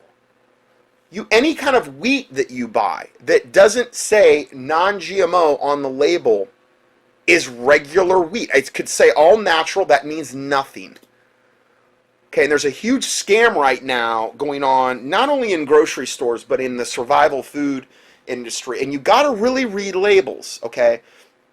They're not the best I've ever seen, but they're definitely a notch above what you're normally going to get from the Patriot. And nobody's paying me anything to say this, okay? I have no vested interest in any of this. I'm telling you from my research of being in the clinical nutritional field for 1993. Since then, okay, 23 years I've been doing this as a chiropractor, but really my subspecialty and really the thrust of my work has always been in clinical nutrition. That's what I've studied. I'm telling you, a lot of what they're selling, the majority, the norm is garbage food. I tend to buy, for survival stuff, I tend to buy like one food with the least amount of ingredients as possible with the maximum shelf life that I can get. Freeze-dried are going to be your most expensive option. Dehydrated are going to be basically your second, in the middle. And so a lot of times for some people, dehydrated is a better way to go. A lot of times you're not going to have the shelf life. And it depends. You have to, it's like, depends on what your budget is. It depends on what, food you like to eat. But I'm telling you, a lot of these ones where they're selling all of like, okay, chili con carne and all this other stuff, you look at the ingredients in there, and a lot of these mixes and things like that, they're garbage. I mean, it's GMO to the hilt. And so, I just wanted to throw that in. Okay, we're way over time on part 1. We will go to part 2 next. So God bless you, and see you in part 2. We'd like to welcome you back to part 2 of our current event and weekly Bible study for December 18th, 2016. Next report, and again, this is another audio clip, Obama shipping troops out of country prior to coup against Trump. Now, going back, I don't know if you remember, I said he was going to do this. I said Obama was going to ship out our troops, particularly the ones that probably wouldn't be wanting to go along with confiscating guns from the civilian population in America, ones that wouldn't turn and actually kill our own civilian population. I said this months ago, that he was going to try to do this prior to whatever they were going to try to do. Now, I think before, the reason it didn't happen as much is because they thought they were going to win the election. They thought that, well, we have all the voting, everything rigged and stolen. We got this thing locked up. We don't have to be as aggressive about this because, we got everything locked up. Hillary's going to be in there. We can take our time. Now they're realizing and scrambling that they cannot take their time. So now Obama is shipping out troops out of the country prior to the coup against Trump. Obviously, the least amount of good troops, loyal, patriotic American troops that are here on our soil, the better for Obama if he were going to try to pull a coup or a false flag event or whatever. They'll activate the Russians and the Chinese that they have here and all of their other terrorist cells. They will be the ones that will be policing. And then you'll have FEMA and DHS and working in unison with them, most likely. So let's go ahead and roll this. Hi, this is Dave Hodges of the Common Sense Show, and you're listening to the Red List News, where we are freeing America, one enslaved mind at a time. This is a very important broadcast of the Red List News, and I would encourage you to share it with everybody down the line in your contact list. Time is growing short for the peace that we are enjoying. Some don't think that we're going to make it to Christmas. I'm not so sure that I can hang a date on this. Anyway, here's what I'm specifically referring to. Back in the post-election, around November 10th, I made the distinct prediction that President Obama was going to do his darndest to get us involved in the Third World War before leaving office. I mentioned a number of provocative moves he had made towards Russia. I thought Putin had showed tremendous restraint in terms of backing away from a confrontation, waiting for the Trump presidency in hopes that a negotiated settlement could be worked out with regard to Ukraine, Syria, so forth. Well, it looks as if Obama is making good on my prediction, but my prediction may have been a case of a glass half full And in this broadcast, we're going to take the glass all the way to the brim. First, as it was breaking yesterday, and I reported here on the Red List News, 4,000 combat troops from Fort Carson were sent to an area under NATO command near the Russian border. Additionally, 1,600 tanks were also sent to Europe in support of their mission, as well as other logistical support craft, including F-16 and F-35 fighters. That last one has not reached the media, but I have a personal contact involved in the redistribution of those aerial assets. My confidence call on all three of these items is 100%. Now, it appears on the surface that Obama's one and only goal would simply be to start World War III, trying to provoke Putin into attacking before he is outflanked, outmaneuvered, and has no choice. But there may even be a more deceitful and devious motive behind these troop movements and equipment movements. Obama may be trying to kill two birds with one stone. Specifically, what I'm referring to is not only is he trying to poke the bear with a stick, he is also emptying the United States of combat troops. Related to this observation happens to fall in line with Trump's appointments with his military personnel, and specifically I'm referring to Kelly and more likely Mattis. Mattis is George C. Patton reincarnated. Kelly is known... This is the Mad Dog Mattis that he's in reference to, that Trump's appointed, and they're calling him the reincarnation of George Patton or whatever.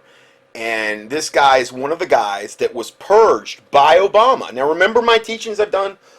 And again, it wasn't my information. It was just, easy to find. All of the generals and colonels and high-ranking officials that have been purged from the U.S. military ranks that were predetermined that would not go along with the New World Order agenda. They had to have been purged. Well, Trump is wanting to bring them back. Now, this, again, does not fit into their scenario because they want the UN to come rolling in here, and already the foreign and pre-positioned foreign and Chinese troops, and then the evil aspects of our military that I am sure that exist, obviously, that will go along with the New World Order, that will fire on civilians, that will confiscate guns. They want that evil, wicked faction to have the least amount of resistance as possible. If a guy like Mad Dog Mattis and all these other generals get in positions of power in the Trump administration, they're going to reverse all of that. They're going to have a much, much harder time coming in and implementing what the United Nations wants to implement. And again, we've seen all this posturing with the United Nations, how all of this control has been ceded over to them in almost every aspect of our society that I've documented over and over. So they've been setting us up for that. Trump getting in office would impose, and particularly with his military appointments, with the Secretary of Defense and these types of things, it would impose a massive roadblock to the New World Order, to the United Nations, implementing the military plans they have for America, which would result in the deaths of millions of American people. Which is probably why we saw those Deagle statistics of like an 85% reduction in the American populace between now and I think it's like 2025, 24? 85% reduction? Where's that going to come from? The massive deaths that will be the mass extermination of the undesirables in America, people like you and I. That's what they're planning. I'm not saying that's what God's going to let happen. I'm saying that's what they are planning for. So, as you can see, this is why I'm saying they cannot let Trump get into office.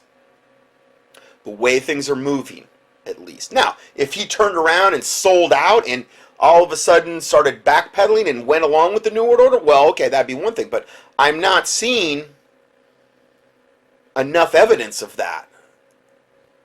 at this point. Backseat driver. These two men command tremendous respect among the troops and the field commanders, and who would be the theater commanders in a war. Did I say a civil war? I should have. Obama is attempting to empty the United States of as many combat troops as possible. Afghanistan has served that need quite nicely, and now we're seeing a build-up on the Russian border. The 4,000 troops from Fort Carson are not going to be the last. I understand that Fort Bragg is also going to be involved in troop shipments. As if this hasn't already happened, it may have. What does this mean? Well, this means that Mattis and Kelly may have limited troops to call upon to fight against a coup against the United States government. And specifically, that coup could be... And that's if they get in, they would have limited troops for a coup against it. And that's for... I don't think the New World Order wants it to get that far, where Trump's actually in office, and he's got Mattis and Kelly and these types of people. We could start bringing them back. And they're saying if they're all overseas, they would have less troops to fight a coup after the fact. From what I'm seeing, I would think they would have no interest in doing that after the fact. I would think that they would want to put all of this in place while they still have their minions in control. They've still got all of their wicked minions in control right now. Obama hasn't left office yet. Trump's not in yet. Why would they want to wait until after the fact when Trump's been ushered out of the, or I'm sorry, Obama's been ushered out of the White House?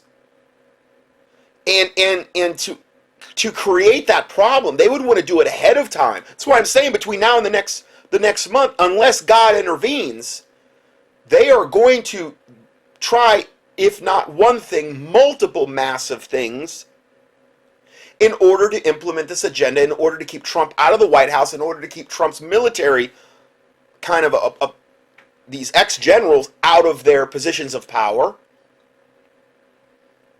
I don't know what other, I'm not going to say choice they have, because obviously they could do the right thing, but I'm saying from a satanic standpoint, I cannot see them letting this happen.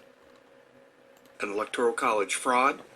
It could be a massive false flag attack enforced by UN soldiers under the UN flag, and I've reported many times about the presence of UN troops on our soil. Ad nauseum, I've reported this. I have to say, from a strategic point of view, this is the right move for Obama to make. If he's looking not to leave office, if he's looking to supplant Trump as the leader of the United States. Time is going to tell, and time will tell very shortly as to where this is going to end up. This is very serious. The military contacts in which I speak with on a frequent basis, they are extremely worried. In fact, down to F-35 flight crew chiefs, all the way to retired generals, people who I have contact with, express exactly the same concerns. And that is, America has rid itself, or is ridding itself, of combat troops necessary for one, domestic defense, and that opens us up to invasion. But more importantly, Trump may not be able to marshal the forces, even though he has popular generals under his wing, to fend off a military coup. These are very serious times in America. Quite frankly, as a student of American history, I can't think of a more perilous time that this nation has ever been through. May God help us. May God see us through this. That is the Red List News. Okay, so we have that. That's a whole other wrinkle. Again, killing two birds with one stone. Shipping our troops overseas. A ton of them are already over there. Trying to provoke World War III with Russia. Okay, to get under this stupid false pretense of Russia wanting to go to war with us. And then at the same time you're emptying the cupboard here of our troops that could be called upon to actually prevent a coup, to actually be used for lawful law and order. And I don't mean confiscating guns and killing American civilians or putting them in concentration camps, okay? I'm talking about doing the right thing. So again, the handwriting is on the wall, what's being set up here. The problem for them is they're running out of time.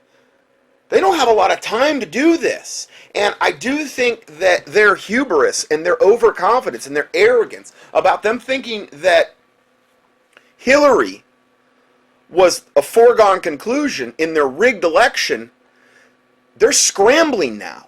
They're like chickens with their head cut off, but they do have a plan and they are implementing it.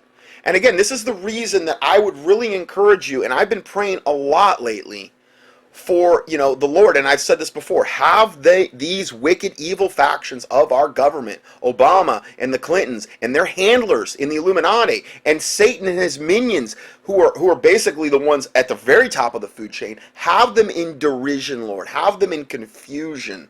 Let them turn on one another and devour one another like they've done in many battles in the Old Testament. God would have a wicked enemy turn on itself and they would kill each other. If it be God's will. I mean, I don't even believe a lot of these devils are even human.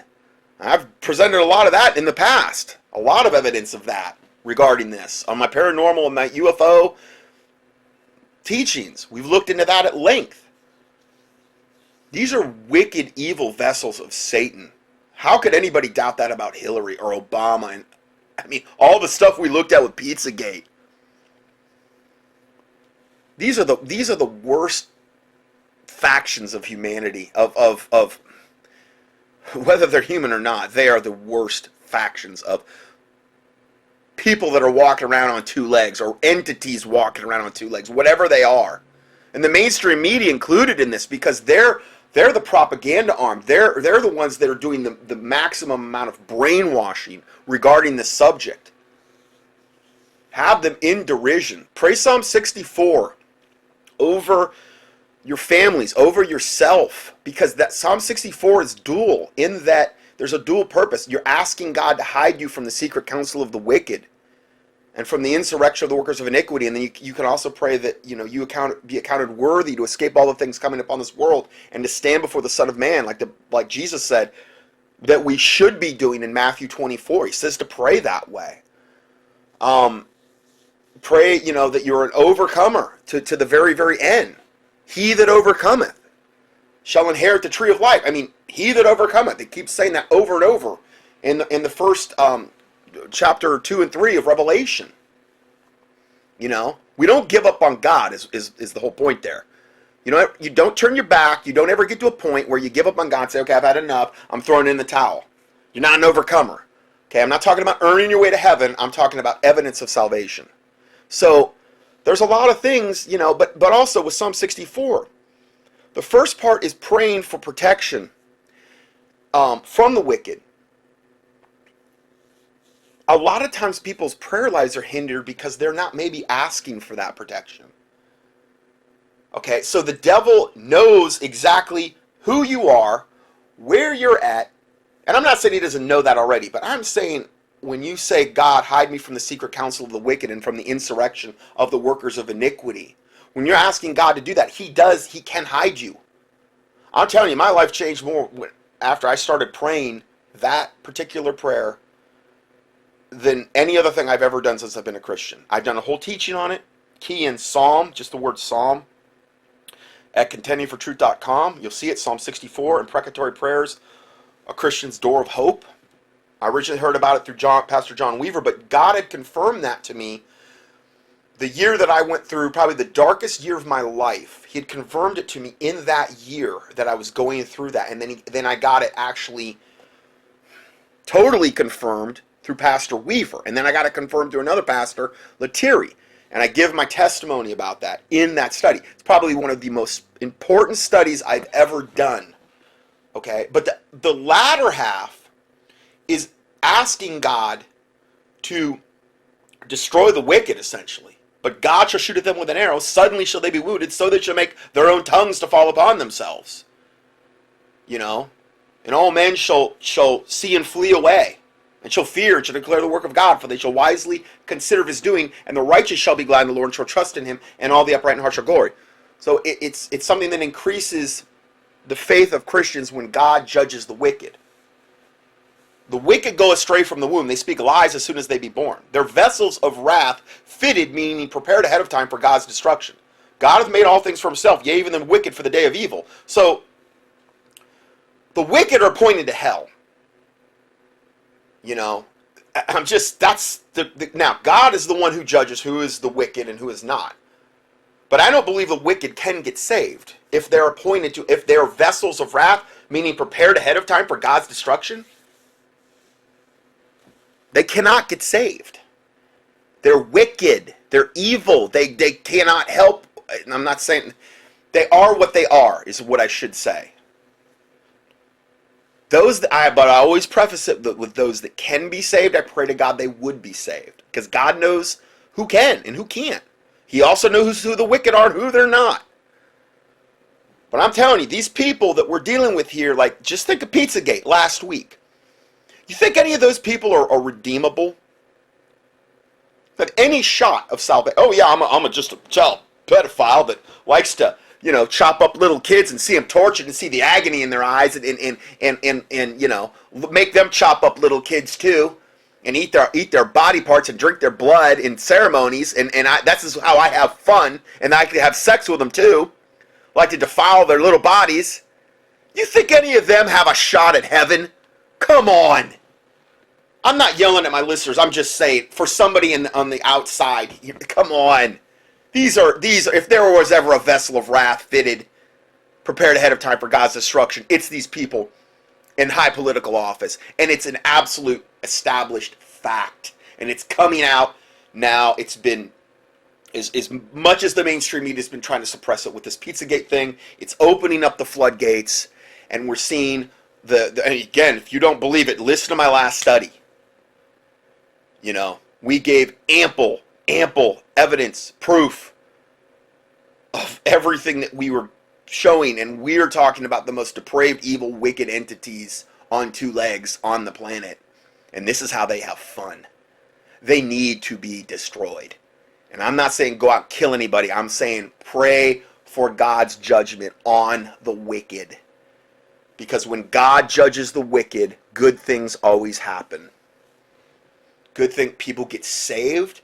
The godly fear of God falls on people, and they realize that, you know what, God is the God of the universe, and you don't mess around with him, and maybe he's not the big guy in the sky in the heavenly bellhop, and I just can't live any way I want to live and think I'm going to heaven.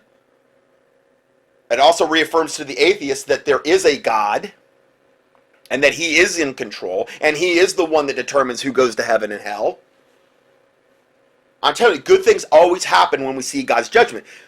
Because there's been such a lack of God's judgment on the earth, because the church hasn't prayed in this way at all, because it's lukewarm 501c3-ness, particularly in America, well, we've seen a lack of God's judgment. And we've seen wicked prosper and flourish as a result of a lack of God's judgment on it. But it will get to a point where it will happen. Right now, it's just like storing up wrath against that day. So, let's go forward here. This just came out today. This is another one from Hodges here. Let's go ahead and roll this. Oh, I'm sorry. This is not Hodges. This is another one. Hi, I'm Bill O'Reilly. Thanks for watching us tonight. We'll get to the Obama-Trump meeting today. Now, I am not a Bill O'Reilly fan, okay? But what he's saying here, he makes some very good, valid points. And again, this is what is being presented now in certain aspects of even mainstream news, Fox News in this particular case. They haven't been totally taken over at this point. Not saying I'm recommending O'Reilly, though, either, okay? But he does bring up some very good points here. In a moment. Pretty interesting stuff. But first, is there a civil war brewing in the USA? That is the subject of this evening's Talking Points memo. As we mentioned last night, the voters rebelled, and Donald Trump won the presidency because of that rebellion. Just a few hours after the election was called, though, some anti-Trump protesters took to the streets. Nothing major, but the spectacle got intense in Oakland.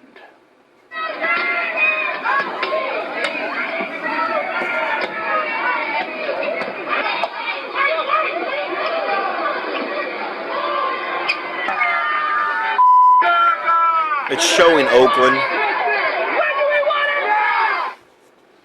The main beef seems to be that left-wing protesters... So you've got Black Lives Matter, you've got the lesbian, bisexual, gay, transgender movement, you've got pro-abortion factions, which they're all pretty much on the same, and you have Black Lives Matter.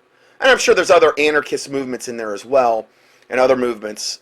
They're all wicked, though. That's the one thing, common theme. All of these groups, universally, that are against Trump getting into office are all patently, overtly, in your face, wicked.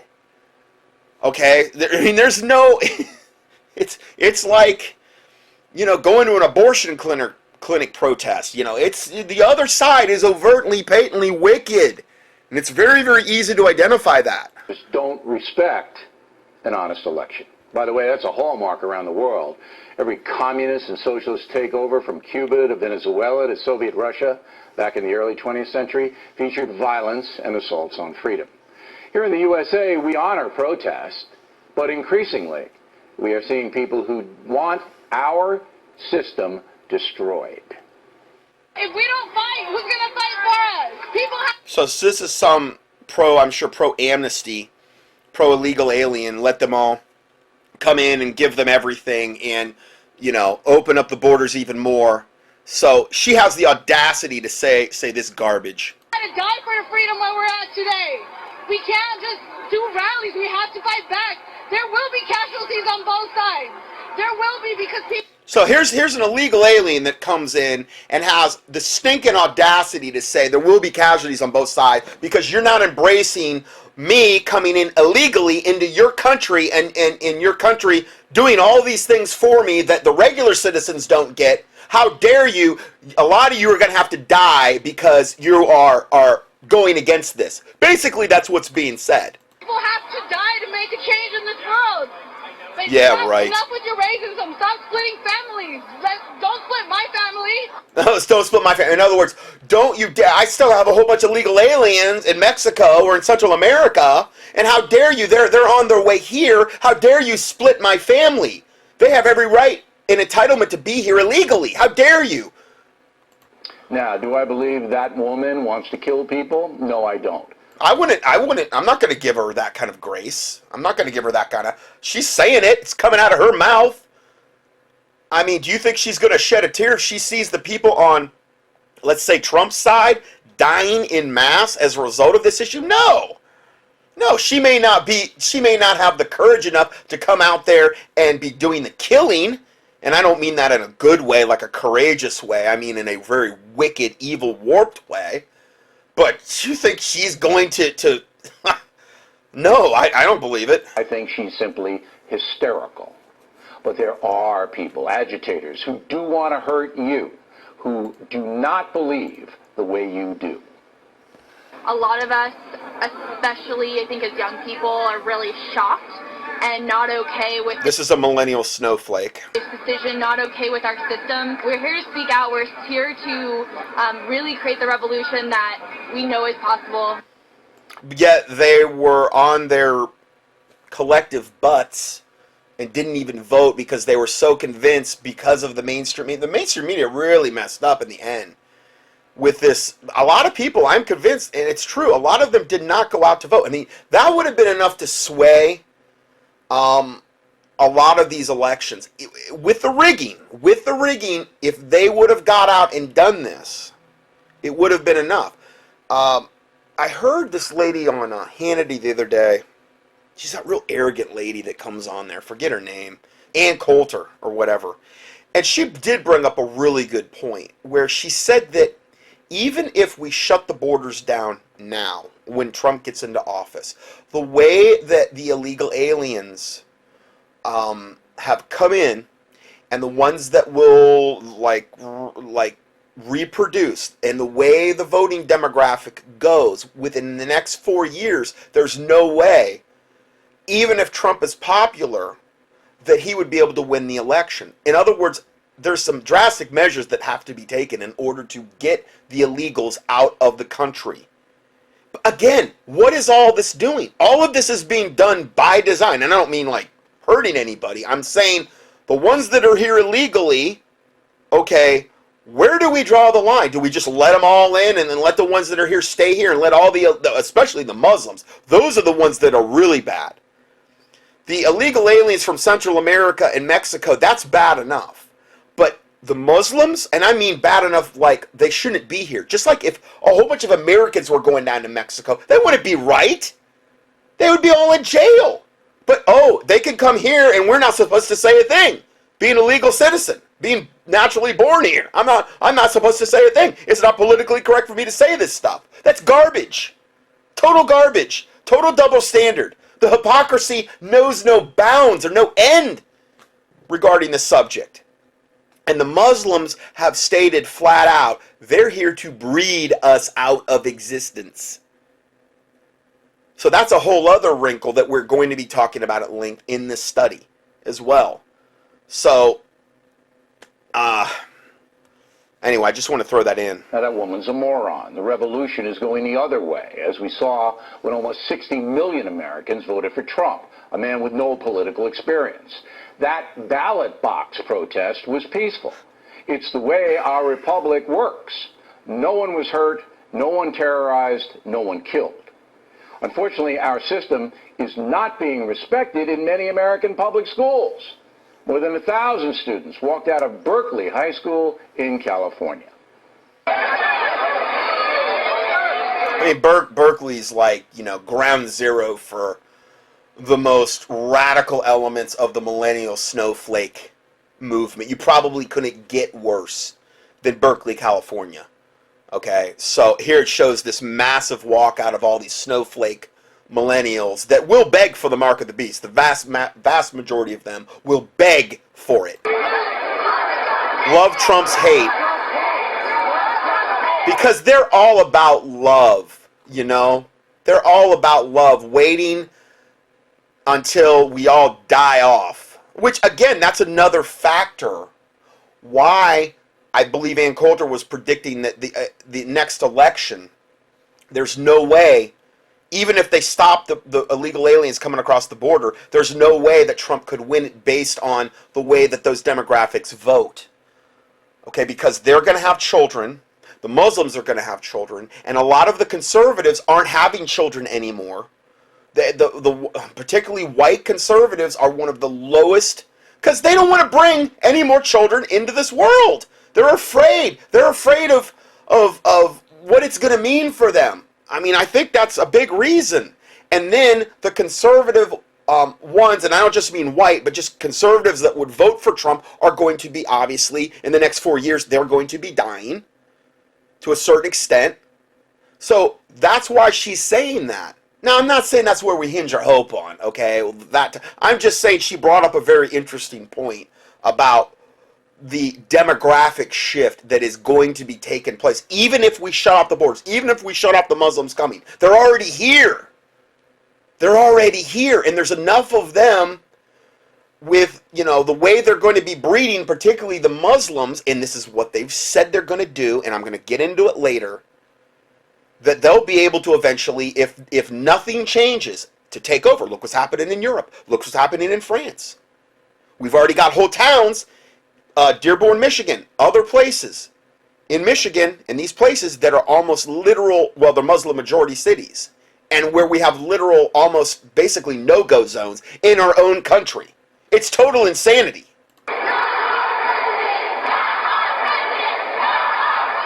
Well, it's disgraceful. And in San Francisco, there's talk that the state of California should secede from the Union. We talked a lot about that. I would love to see us become our own country in a way, the Republic of California, because it feels so... What an abomination of a country that would be. We talked about this in a recent teaching, how they would be just letting in the illegals, and they already are. They're just totally open borders, combined with the most radical elements of the left, of the, every wicked, evil faction of the left, in a state all to themselves, the Republic of California or whatever they would call it. It's so surreal. It feels unreal. That sounds like the South before the Civil War, does it not? Finally, the race hustlers are very angry, chief among them Al Sharpton, who despises Donald Trump. But he cannot say he did not run a campaign that has created a lot of racial fears and a lot of divisiveness, and he played... Here's Satan himself, Al Sharpton. He's going to give us a morality lesson. This devil, okay? To the crowd, and he knew what he was playing. For sure. I know him here in New York. He knew exactly what he was doing. He was playing to the worst elements. We need to analyze. These guys are the biggest race-baiting, violence-inciting devils on the planet. Him and Jesse Jackson and these devils. And he has the audacity to basically accuse Trump of doing that. This man's going to be president. And all that many of us have fought for all our life is at stake, and we're not going down without a fight. Donald needs to know that. So what kind of fight, Al? Are you going to encourage violence like you've done in the past? Are you going to spout hatred, which is one of your trademarks? Are you going to divide Americans along racial lines, which has made you a fortune? I'd like to see Al Sharpton run for office, and we find out what kind of constituency he really hears, not puppets at some cable network. All right. On the racial front, talking... Okay, so we have that one. Let's go to the next report here. The next American Civil War may begin on January 20th. Now, again, I don't think it's going to begin on the 20th because we're not going to know the results of the Electoral College until, I believe, the 6th. Okay, so unless some kind of big leak gets out, which I could see if it did, how it would work in their favor, because it would, if this thing pops off on the 6th, they've only got a very, very short window before Trump's to be inaugurated as president.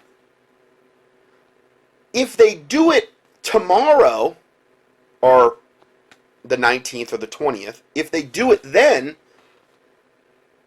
if it gets out leaked where, okay, Trump's not going to be president, okay, there was enough electors, they had threatened, they swung their vote, everything's up in chaos. Okay, now remember, order out of chaos is one of the main mottos of the New World Order.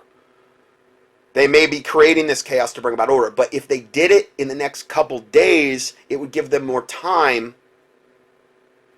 to do whatever they're going to do. If they wait until the 6th of January, man, you're really getting close to the end there.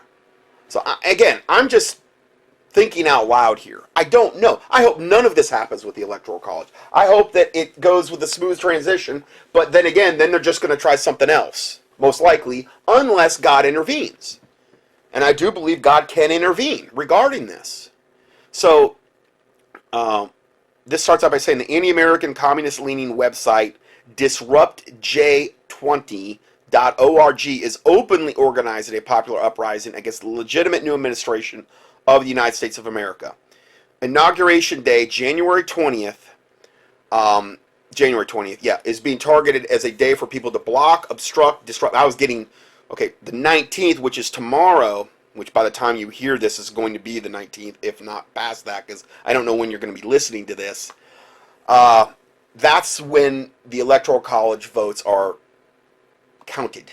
Okay, but we don't know the results until January 6th. Inauguration Day is January 20th. So just to give you a little timeline there. But this Inauguration Day, January 20th, is a day for people to block, obstruct, disrupt, and do whatever they can do to prevent the onslaught, what is going to happen with Donald Trump. You know, the blacks, I've heard blacks say that he's going to ship us back to Africa.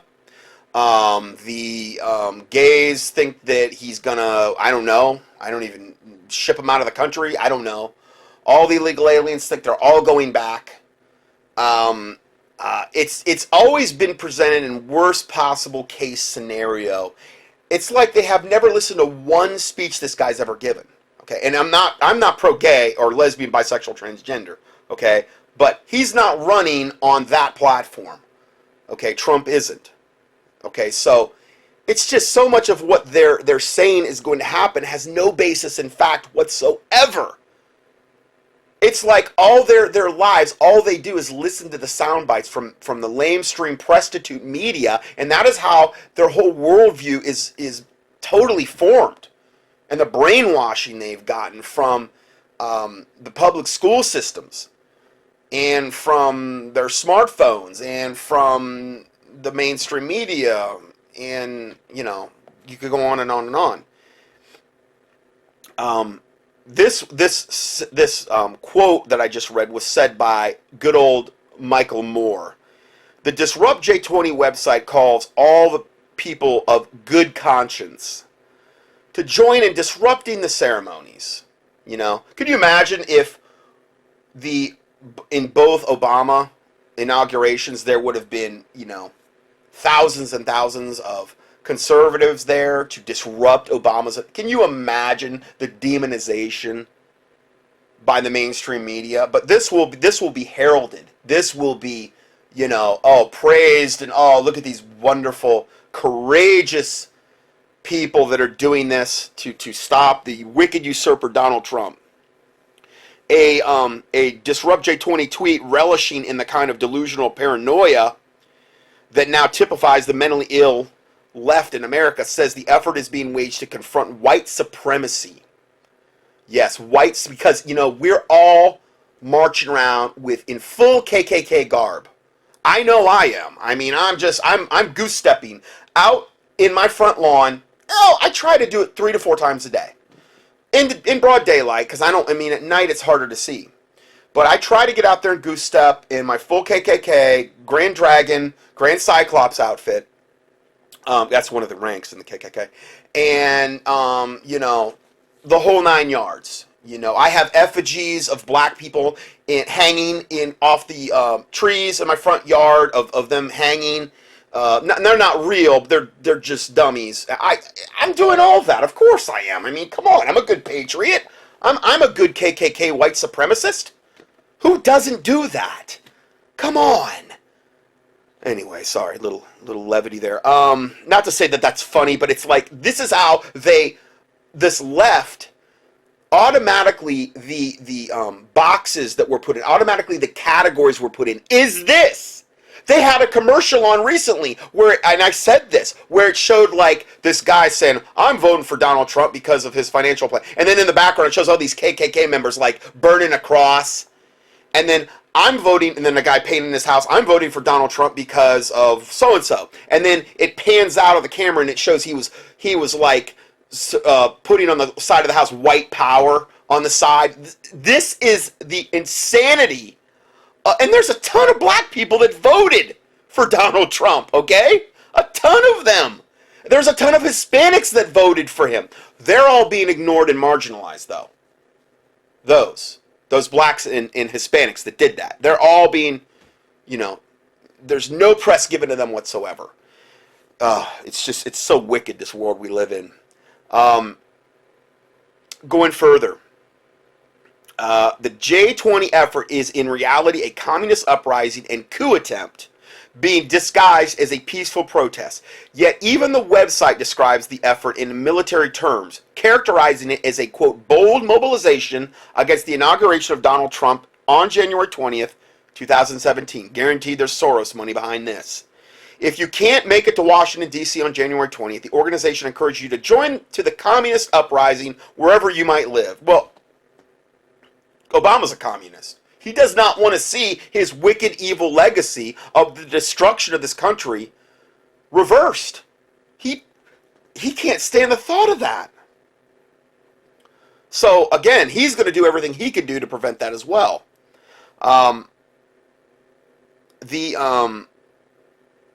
This is clearly inciting mob violence everywhere across America. They're saying, take to the streets wherever you are. I mean, okay, take the streets. What did he say? Block, obstruct, disrupt, do whatever they can to prevent the onslaught. That is, what would that include? Murder? Every conservative you murder is preventing the onslaught of Donald Trump, right? They're not so subtly saying that, is what I'm saying, is that they would love that. They can't come out and say it on their website, but they would love if you did do that. Of course they would, because they know that they're going to have the press on their side. Well, these murders were justified because they were conservatives, you know, and they needed to die, particularly. They had it coming. I mean, obviously, there are some radical Trump supporter. And the more white they are, the better. The more white people that die, the better. It's what I'm seeing. I'm sorry. But that's every time I turn around, that seems to be the not so subtle implication of the propaganda that they're putting out. And again, it's trying to create this racial divide that will bring us into civil war. Going further, what is really being planned? Natural News has learned that a Tet offensive against the American Republic, this is what is being planned. This is what we've learned from a source who infiltrated one of the organizing meetings for the District J20 event. So they had somebody that infiltrated. Unhinged liberals revealed to the source that they are planning both an assassination attempt against Donald Trump, and again, okay, let's say that they find out, because the powers that be, the wicked powers that be, are going to know by tomorrow if their electoral plan of stealing the Electoral College worked. They're not going to need to wait till the 6th, okay? They might not say we're going to reveal it until the 6th, but they're going to know, okay? Now, if they know that's not going to work, plan B. What could plan B be? Well, assassination of Trump, false flag event on our soil. That could come in so many forms I don't even know where to begin. Those are going to be the two most likely other outcomes. One of them would mean that, well, actually, if they stole the Electoral College, that means Hillary would be in. If they had a false flag event, or if they assassinated Trump, martial law would be declared. That means Obama stays in. Maybe if they assassinated Trump, they could say, well, Hillary was actually the rightful, she won anyway, she won the popular vote, so we're going to put her in. False flag event, I don't know how about that, because if they declare martial law, then Obama can stay in indefinitely. Now, I'm not sure how that works, though, in a lame duck presidency. I don't know. Again, I'm not a politician. I don't know all the legalistic ins and outs of what we're facing here. I'm just thinking out loud again on what could be some of the possible things they would try to pull. Going further. So again, I'll read the last line again. Unhinged liberals revealed to the source that they are planning both an assassination. So they win it all. Both an assassination against Donald Trump, as well as an attempted communist coup to take over the U.S. Capitol. Now again, if we got all our troops, or not all of them, obviously they're not going to be able to get them all over there, but if we have a ton of our troops already overseas, which we already do, less people here, and they've already got their own, fifth column here, Russians, UN troops, all of these different foreign troops already on our soil, already in these bases, underground bases, most of them, got into this a ton. And then what could they use to incite it? The Muslims. You could have all they'd have to do is say, okay, it's time for the unholy jihad to proceed. Kill the Americans, kill the infidels, slay them. All they'd have to do is activate all those. And they're waiting. So, going further, in an article entitled "A Tet Offensive to be Unleashed Against the American Cities," analyst Dave Hodges, and again this is written by Mike Adams, reveals that radical leftists are working side by side with ISIS terrorists to, and again, they're going to be working together, Black Lives Matter, with the most radical elements, let's say lesbian, gay, bisexual, transgender, the pro-death movement, all of the most radical elements of the left. You know they're going to have the millennial snowflakes behind them. Okay? All of those would be working side by side. Now, I'm not saying every one, but the radical leftists will be working side by side with ISIS terrorists to unleash a wave of bombings, because in that regard, I believe what the Muslims would be told is that, listen, yes, they're infidels, but the enemy of my enemy is my friend. Okay? ISIS would look at them like useful idiots. We will use them to accomplish our agenda. And then when we've taken power, when we've taken over, we will kill these infidels, or they will have to convert. That's how I believe ISIS would work with them, no problem. They're going to want all the help they could get. And then you've got all the foreign troops. You know, and then you've got wicked factions of our government that will be working with them, with DHS and Homeland Security. This is how they would want it to play out. Or at least one aspect, at least one scenario. Working side by side with ISIS, terrorists to unleash a wave of bombings and other terrorist attacks inside the USA on January 20th. Okay, I don't know why they would wait until January 20th. Again, did they really want to get that close to Trump getting in office? Wait till that day. Maybe they do. Maybe they want to do it for maximum shock. I just don't see how Trump doesn't get into office then. I mean, that's the day he gets into office. At least at that point, if he could take over. Yes, they might do everything in the world to try to say, well, no, we're going to make it as hard for him as possible to establish law and order. We're going to do everything we could. But why would you want him to get to that point? Why would you want him to actually cross the finish line and then do it? Wouldn't it make more sense to do it like somewhere between now and then? Which we're looking at it roughly a tiny bit over a month. Because I'm recording this on the 18th of December. I don't know. I could be wrong. You know, I'm not sure how they're wargaming this. And it's a very fluid situation, meaning from one moment to the next, a lot of things could be changing. And this is why I say be in prayer about this. And if you feel so led, fasting. Because God can change all of this. God can throw monkey wrenches into their plan that they have no clue about. God can have them in confusion and derision. God can have them turn on one another and devour one another. Pray for God to cut off all their communication lines. You know, I've put out a lot of emails lately about binding and loosing. And the scriptural principle of that. Jesus said, whatever you bind on earth will be bound on earth, and whatever you loose in heaven will be loosed in heaven. We need to really look at that. Look at that teaching that I sent out regarding that. Because I do believe that is something that Christians have greatly neglected. It's a power that has been given to Christians that they have not utilized. Myself included. Now, granted, I'm not saying I don't ever pray in that regard. I do, but I don't know. The teaching that I saw really kind of drove it home that this is something that is one of our chief weapons of warfare that we're not utilizing regarding the body of Christ is not utilizing it nearly enough. Myself included. So, let's go further. As the UK Express reports, ISIS is also planning a series of jihad attacks on Inauguration Day, which they have dubbed Bloody Friday. Again, do you really want to wait until that day to do all this, which will just reaffirm why Trump has to do what he's going to do to put a boot across the neck of Islam in America?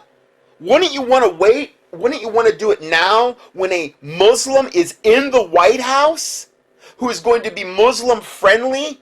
And if you implement those attacks now, they're going to all be downplayed in the media?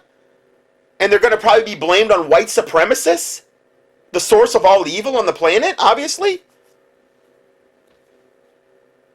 It's like every show I watch, the main villain always is a white guy. Or a white woman. I'm sorry, but that's what I'm seeing. Well, you're just saying that because you're white. No, I'm not, dude. I'm telling you, I'm looking at any kind of clip I watch or whatever. It's a white guy. It's the source of all evil on the planet. What is that not so subtly doing? Well, it's also creating all of the white guilt that obviously white people, and that's going to force them to keep their mouths shut. And it's also reaffirming to other races like the Hispanics, like, let's say, the blacks and the Orientals, that, you know what, white people are the source of all evil on the planet. That's really weird. That really is weird. Again, it's creating this gigantic racial divide. It's creating this, they're trying to create this civil war, white against black, white against Hispanic. It's all being done by design. And isn't it weird that the very places they're letting the Muslims come in and mass immigrate in mass. Just so happens to be all of the, and Russia is not letting it happen, but all of the white European countries that are predominantly white in America. Do you realize that the white race is like 5% of the total global population? Why are they targeting 5% of the global population? Why is that? There must be some kind of satanic agenda behind it. What do the Muslims say about it? Well, we're either going to kill you, white person, or you're going to convert. And what we're going to do is we're going to take your wives and we're going to impregnate them, and they're going to be having our babies. That's exactly what they've said. Okay? So what I'm saying is, if I was a black person, I could say this, and I could say, listen, I'm telling you right now, the whites are being targeted in every way, shape, and form. And there is some agenda behind it. Obviously there is, and it must be really important to Satan, because every time I turn around, I'm seeing it. And if I was green, I could still see it. You know what I mean? I'm talking, if I was Mexican, I could see it. If I was black, and I was looking at it with honest, open eyes, I'd see the same thing. I don't care where I see wickedness. Wherever I see it, I'm going to expose it, is my point. Okay, so if this, I've documented horrible things they've done to the black race, okay, in America in particular. Tuskegee Airmen, okay, all the experiments that have been done on blacks. They've done stuff to the Indian population in our country, sterilizations and things of the horrible things they've done against minorities in this country. No doubt. And I've exposed those. So I expose it all. I try to expose it all. I don't care if you're whatever, what color you are. So let's go further here. ISIS is planning a series of jihad attacks on Inauguration Day, which they've dubbed Bloody Friday. As the paper says, quote, U.S. Special Forces will be on high alert when Mr. Trump takes over as the 45th President of the United States on Friday, January. And again, to me, okay, this is all well and good, but I'm looking for something ahead of time. I'm looking for something between now and then. It seems real stupid for them to do this on Inauguration Day, because Trump's going to take over, and it's just going to give him more ammunition to be able to say, this is why we got to shut the borders down. This is why we got to vet the Muslims. Why do they want to give him that ammunition? Going into his presidency, that's going to give him momentum. I don't know. I mean, I could be wrong. I don't know. We're going to talk more about that later. Between the radical and mentally ill leftists, the communists, and ISIS, the obvious aim is to bring America to her knees on January 20th, 2017. And again, I think it's going to happen before then. If God doesn't intervene. Now, I'm not a date set. Excuse me. I'm not date setting here. I'm not saying it's going to happen on this date or that date. I never do that. Okay, I'm saying there is, if I was Satan looking at this scenario, it would make far more sense to try to do this ahead of time rather than letting Trump get to the finish line and have the very things that you're going to be pulling on Inauguration Day would actually give him momentum in his presidency and give him justification to shut the border down, to vet the Muslims, to start shipping a lot of those devils out of here. Why would Satan want to give him that? We'll see. We'll see. And again, this is to bring America to her knees on January 20, 2017, as a way to either sabotage the Trump administration or overthrow the entire government. I guess if they put him enough of a bind and he didn't have the troops here to be able to do what he had to do, maybe that would be their way of making him look inept. Like, oh, look, he got into this presidency and he's got his first crisis and that he caused because he stole the election from Hillary, and now, look, he's getting his comeuppance. He's getting it all right back from the very, very first day, and he's impotent to do anything about it. He can't do a thing about it. Look at him. All the troops are overseas, and all he's got to work with are the skeleton crew, and the only ones left are the wicked foreign troops already on our soil, the United Nations troops, and Department of Homeland Security and FEMA, and the National Guard. If he could, if they would, in other words, they would try to do everything they could do to hinder him being able to establish the rule of law in America. Maybe that's their angle. I don't know.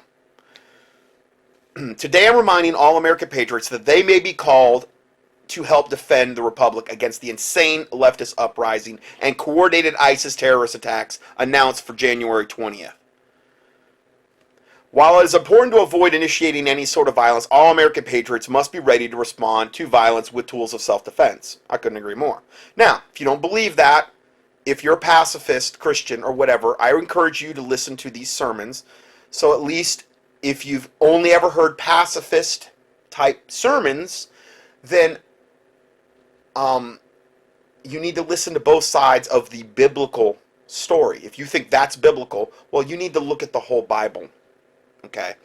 First one is a sermon I put here called God and Guns. Here's another one by one of my favorite pastors, John Weaver, The Biblical Doctrine of Self-Defense. Okay. He's one of the best preachers on the planet as far as I'm concerned. I love that man. Then another one, know when to draw your sword. A biblical man needs to know when to draw a sword to protect his family, his possessions, and himself. There's another link to a sermon. Then there's the one I did, and it was within my End Time Preparedness Prepper Mega Study, which is a good one to listen to now if you haven't listened to it. Just key in Prepper, and you'll probably find the whole study, where we got into a lot of specifics you can do with prepping, I got into on part one, when the music stops, how America's cities may explode in violence when the gangs are activated. Now this wasn't even getting that much into the Muslims being activated, but just the gangs that exist in the cities and the anarchy and when like, let's say there's no cops on the street, what is going to happen when there's no food? Well, let's say maybe water's bad. I mean, we're talking it's going to get real bad in the cities real quick. Last place you want to be is there, and I understand maybe you don't have an option. I'm not saying God can't protect you where you're at. I'm just saying, if you've been convicted about it or whatever, you've been praying about it, ask, and you're like, I can't go. Ask God to provide a way then. Maybe he's waiting for you to ask him to provide a way where there seems to be no way. Open the doors no man can shut, and shut the doors no man can open. Pray that. God, open the doors no man can shut, and shut the doors no man can open regarding your will for my life. It's not unbiblical to pray that. Maybe he's been waiting for you to pray that. Maybe the reason you have not is because you ask not, like the Bible says. So I'm just saying, I'm not judging anybody. Listen, I'm not. I'm just saying, maybe these are just gentle reminders from me. Because I'm telling you, we could really be on the cusp of this thing. And, I just want to see my listeners where God wants them when this stuff starts to go down. Anyway, the part of the study I did is called Biblical Resistance to Tyranny, and I give you the link to my teaching I did on that, okay? All right, so we said that. And then it goes on to say, no, under no circumstances, and again, this is in the PDF for December 18th, 2016, free PDF. All my teachings are free. All my PDFs are free. Every single one of them. I got over 1,000 teachings online now. Probably close to 1,000 PDFs. Okay? Well, actually, they're not.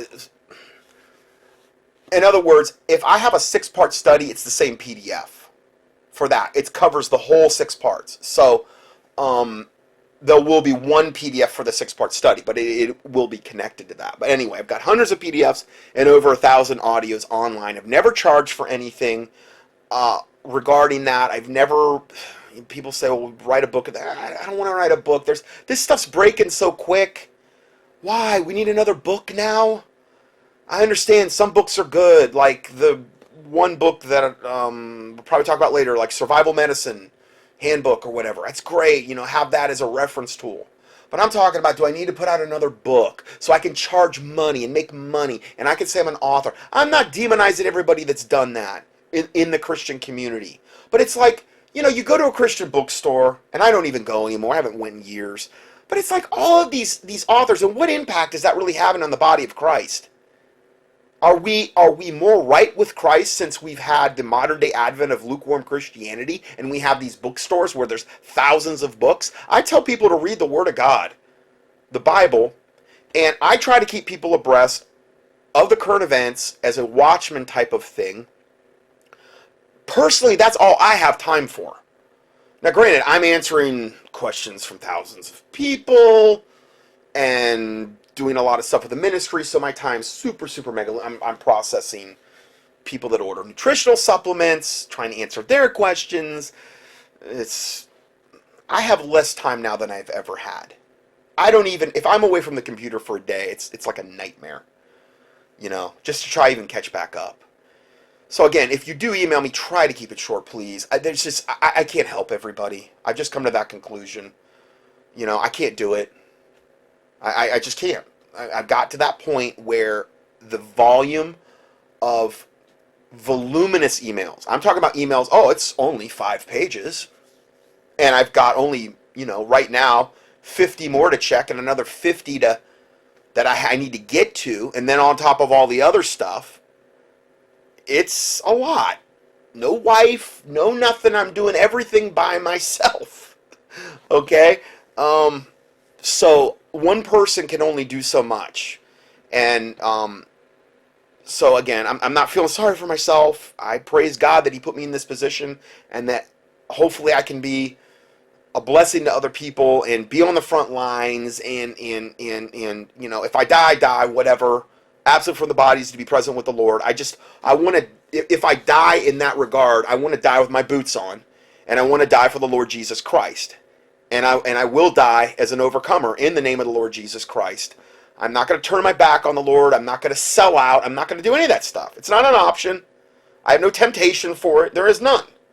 And this is why I'm kind of leery about all the people that are up there selling stuff. Sell. We got to make that. You go to their Christian websites and it's like this barrage of buy this book and this book and this thing and this thing, and it never ends. And it's like, come on. Man, where does it end? Anyway, that was my little rant there. Under no circumstances should civilian patriots initiate kinetic actions. Kinetic action would be like, kinetic is energy, essentially, like something in motion. A bullet has kinetic energy that it will impart to the person in a very bad way. A attack, a knife, whether you had a knife, a baseball bat, whatever. Those are all kinetic responses or actions, just to define that for you. Under no circumstances should civilian patriots initiate kinetic actions against anyone unless they are first attacked and threatened with deadly force. All Americans, no matter where they live, should be prepared to defend their families' lives, support local law enforcement, if the local law enforcement is on the side of righteousness. If they're on the side of wickedness, that would not be something you would want to support. Okay? And protect the Republic from the attempted coup now being organized. And I wrote this in. Protection of our families is part of providing for our families. 1 Timothy 5:8. But if any provide not for his own, and this is particularly in regard to men, okay, men of the house. But if any provide not for his own, and especially for those of his own house, he hath denied the faith, and is worse than an infidel. That doesn't sound like overcoming to me. He hath denied the faith. It's basically like you've denied Jesus Christ. Because where's your faith in? It's in Jesus Christ. For you say by grace through faith. Faith in who? Jesus Christ. And that not of yourselves. It is the gift of God. Not of works, lest any man should boast. So this isn't about earning our way to heaven. But if you do this, if you provide not for your own, especially of your own house, he hath denied the faith and is worse than an infidel. If you can get mad at me, am I therefore become your enemy because I tell you the truth? That's what the Bible says. Well, I'm just saying that's what the Bible says right there. Now, in the context of this verse, if we go to the Noah Webster 1828 dictionary, which more closely defines the words in the King James Bible in the context which they were written, because obviously the version that we have of a King James Bible is either a 1769 Oxford or a 1769 Cambridge 1611 KJV Bible. We don't have 1611 KJV Bibles the way they were written. Those were written in Old English. They were revised, and I don't mean rewritten. I said they were revised in 1769, either in a Cambridge or Oxford form. I believe Cambridge is the best form. Okay, those are the Bibles that I recommend. They're very hard to find, but I do have a little attachment on that if you need me to send it to you. Anyway, on how to get one. In the Noah Webster 1828 dictionary, it defines the word provide, which we just read in 1 Timothy 5:8, if any provide not for his own. Provide means to procure supplies or means of defense, or to take measures for counteracting or escaping evil. So it encompasses a lot. That one word provide means a whole lot. This doesn't mean provide like, oh, I provided for my family. I paid the bills and I kept some food on the table. No, it means a whole lot more than that. Yes, procure supplies, or a means of defense, or to take measures for counteracting. Counteracting would mean defense of evil, or escaping an evil, meaning you get out of dodge if you have that opportunity. So just understand that's what that means. Psalm 82:3 says, defend the poor and the fatherless. Do justice to the afflicted and needy. That's what men are supposed to do. Defend the poor and fatherless. Well, how do we defend them? Do we go up to the little person with the gun that's going to kill the poor and the fatherless, and do we pat them on the head and say, you kill them? You go ahead and blow them away. No, you defend them. It says it right here. Defend the poor and fatherless. Do justice to the afflicted and needy. There's a whole bunch of more verses you could quote on this. I mean, the Bible says true religion is this. And let me just read that verse. Okay, I'm sorry. It was James 1:27. Pure religion and undefiled before God and the Father is this, to visit the fatherless and the widows in their affliction, and to keep himself unspotted from the world. Okay, so that's pure religion and undefiled before God. But visiting the father and the widows in their affliction would also imply defending them, if that so. I mean, would it just visit them, but if they need anything, if they need to be defended, don't do that. Just let them die. I mean, they had it coming. No, it would obviously mean if you were put in a position to defend them, you defend them. You know? So, I mean, okay. Hopefully I've made my point there. Let's go forward. Now, he gets into this big thing, and I give you the link to this article on recommended gear for your own protection. Now, I'm not saying do any of this. I do think some of the things are practical that he's talking about doing here, and I have done some of these things.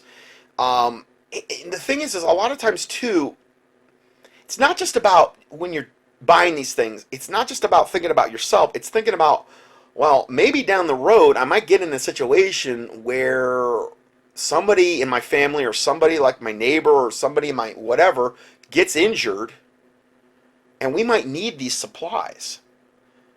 You know, so it's not this self-centered thing to start to think about these things if God's leading you in that direction at all.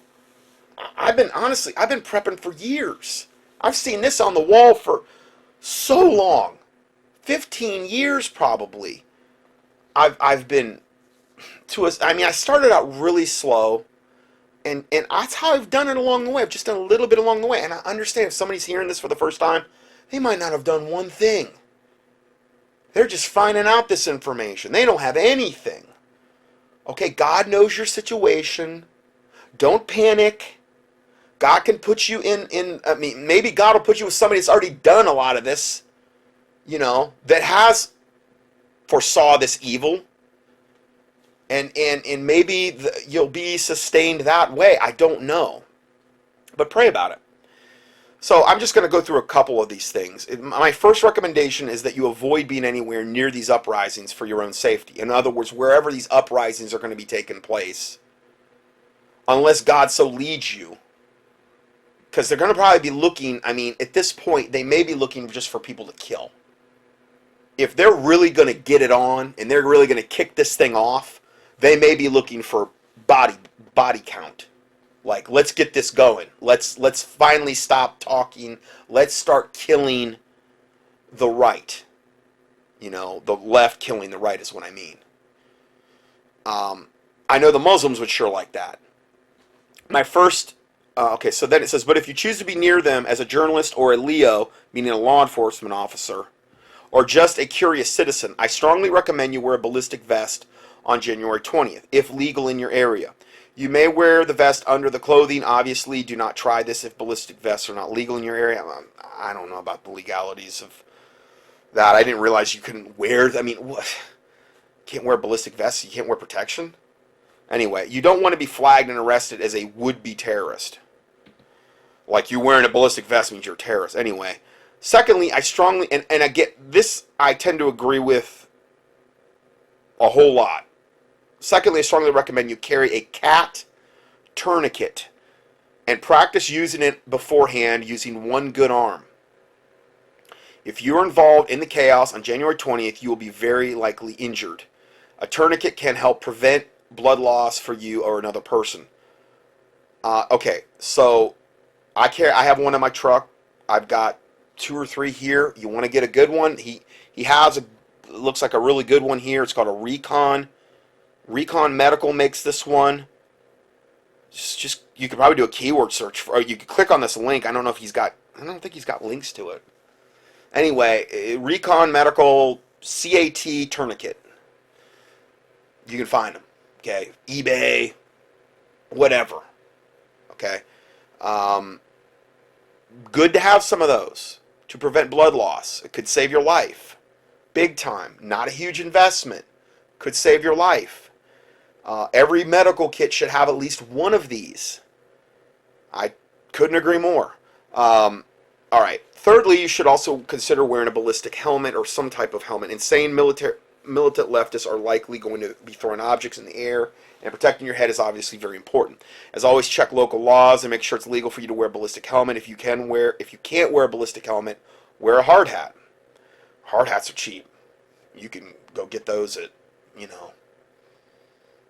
man, a lot of places for like cheap.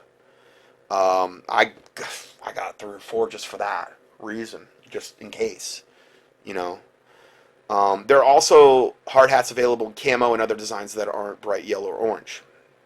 Now is the time to, and he gets into a whole lot more I'm not even going over. He gets into like guns and all this other stuff, which I've kind of got into in my past teachings. That is something that's between you and God, is the way I'm looking at it.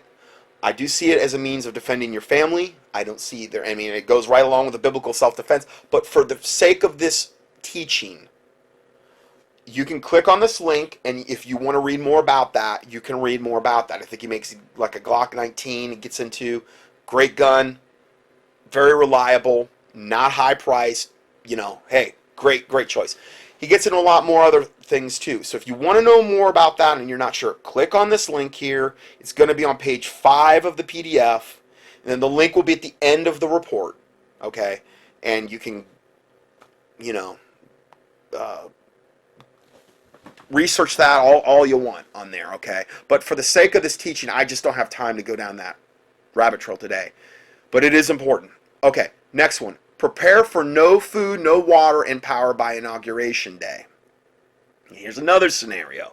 I'm trying to give you every possible scenario that could happen between now and Inauguration Day that I am aware of, so that if it does happen, you won't be able to say, well, he didn't ever say anything about this, you know what I mean? And who knows, I may miss it. They may do something totally different. I don't know. But I don't know how much more different. I'm covering so many scenarios. It'd probably be at least an amalgamation of something that I'm covering. Before January 20th, 2017, oh, hold on. Actually, you know what? I'm going to stop here. I'm sorry. I'm already over time on this one, and I'm going to go to part 3 here. So God bless you, and see you in part 3. We'd like to welcome you back to part 3 of our current event and weekly Bible study for December 18th, 2016. We're rolling right along, and we're going to be playing now another series of audios. Very important. Other different things that we could be looking for. This next one is prepare for no food, water, and power by Inauguration Day. As you heard me say in the last teaching, I'm trying to give you every possible scenario of what I could foresee happening. If we had no food, water, and power by Inauguration Day, can you imagine the chaos just that would cause? You would have a lot of angry as a beehive leftists foaming at the mouth, blaming the right for all of this, and all the more reason that you could have just this horrible scenario that we're moving into. Before January 20th, 2017, you need to be prepared to go without power, store-bought food, tap water, etc. You should have storable water and some storable food, and some ways to, light your house, whether it's headlamps on your head, candles, a combination of both. The thing that I've learned about the day and time we live in is you can really find, just like on eBay and stuff, if you research, you can find some really low-cost alternatives out there. Like, I can't afford a $20 headlamp. Man, they got headlamps up on eBay that are I ordered a whole bunch, and I know they came from Hong Kong or something. But I'm telling you, they work really good. And they were $3 a piece. And no, it's not my go-to headlamp, but it puts out a lot of light. It's simple and it works, and I haven't had one break. And I've been using these things for a while. On the advice of my listener, I broke down and finally got a good one, a really good one, a zebra light. And I got into that zebra light, the one that we had recommended. And it was, 4, 5, 6, 7 teachings back, I don't know. Because I think you should have, if you can, have one really, really good version of that. Like one that's waterproof, for example. And one that can take, if you dropped it, and this type of thing. If God's leading you, I use headlamps all the time. I mean, at night, especially if Taylor is in here, man, a lot of times the house is dark. I'm just walking around with a headlamp on. I'm not turning on lights. I'm not doing any of that. I'm just going from room to room. If I got to do something or whatever, I have a headlamp on. And I'm going to get a lot better light with whatever I'm trying to focus on than I'm going to get with an overhead light anyway. And I've noticed as you age, you don't see as well. I used to have really, really, really good eyesight. I mean, it was unbelievable. Taylor's got amazing eyesight. But I messed my eyes up really bad because I did a lot of tanning in tanning beds when I was younger, my younger days. And for a lot of that, I didn't wear tanning goggles. I was really smart. Really, really smart. Should have got the Einstein Award for the year on that one. Because if you close your eyes in a tanning bed, it doesn't protect you that much. You're getting a little bit, but you need to have something over the eyes in a tanning bed to actually block out the UVA and the UVB rays. So I did a lot of damage to my eyes. And it's a wonder I have any kind of decent eyesight now. I just wear very, very mild prescription glasses when I drive. That's it. That's all I wear.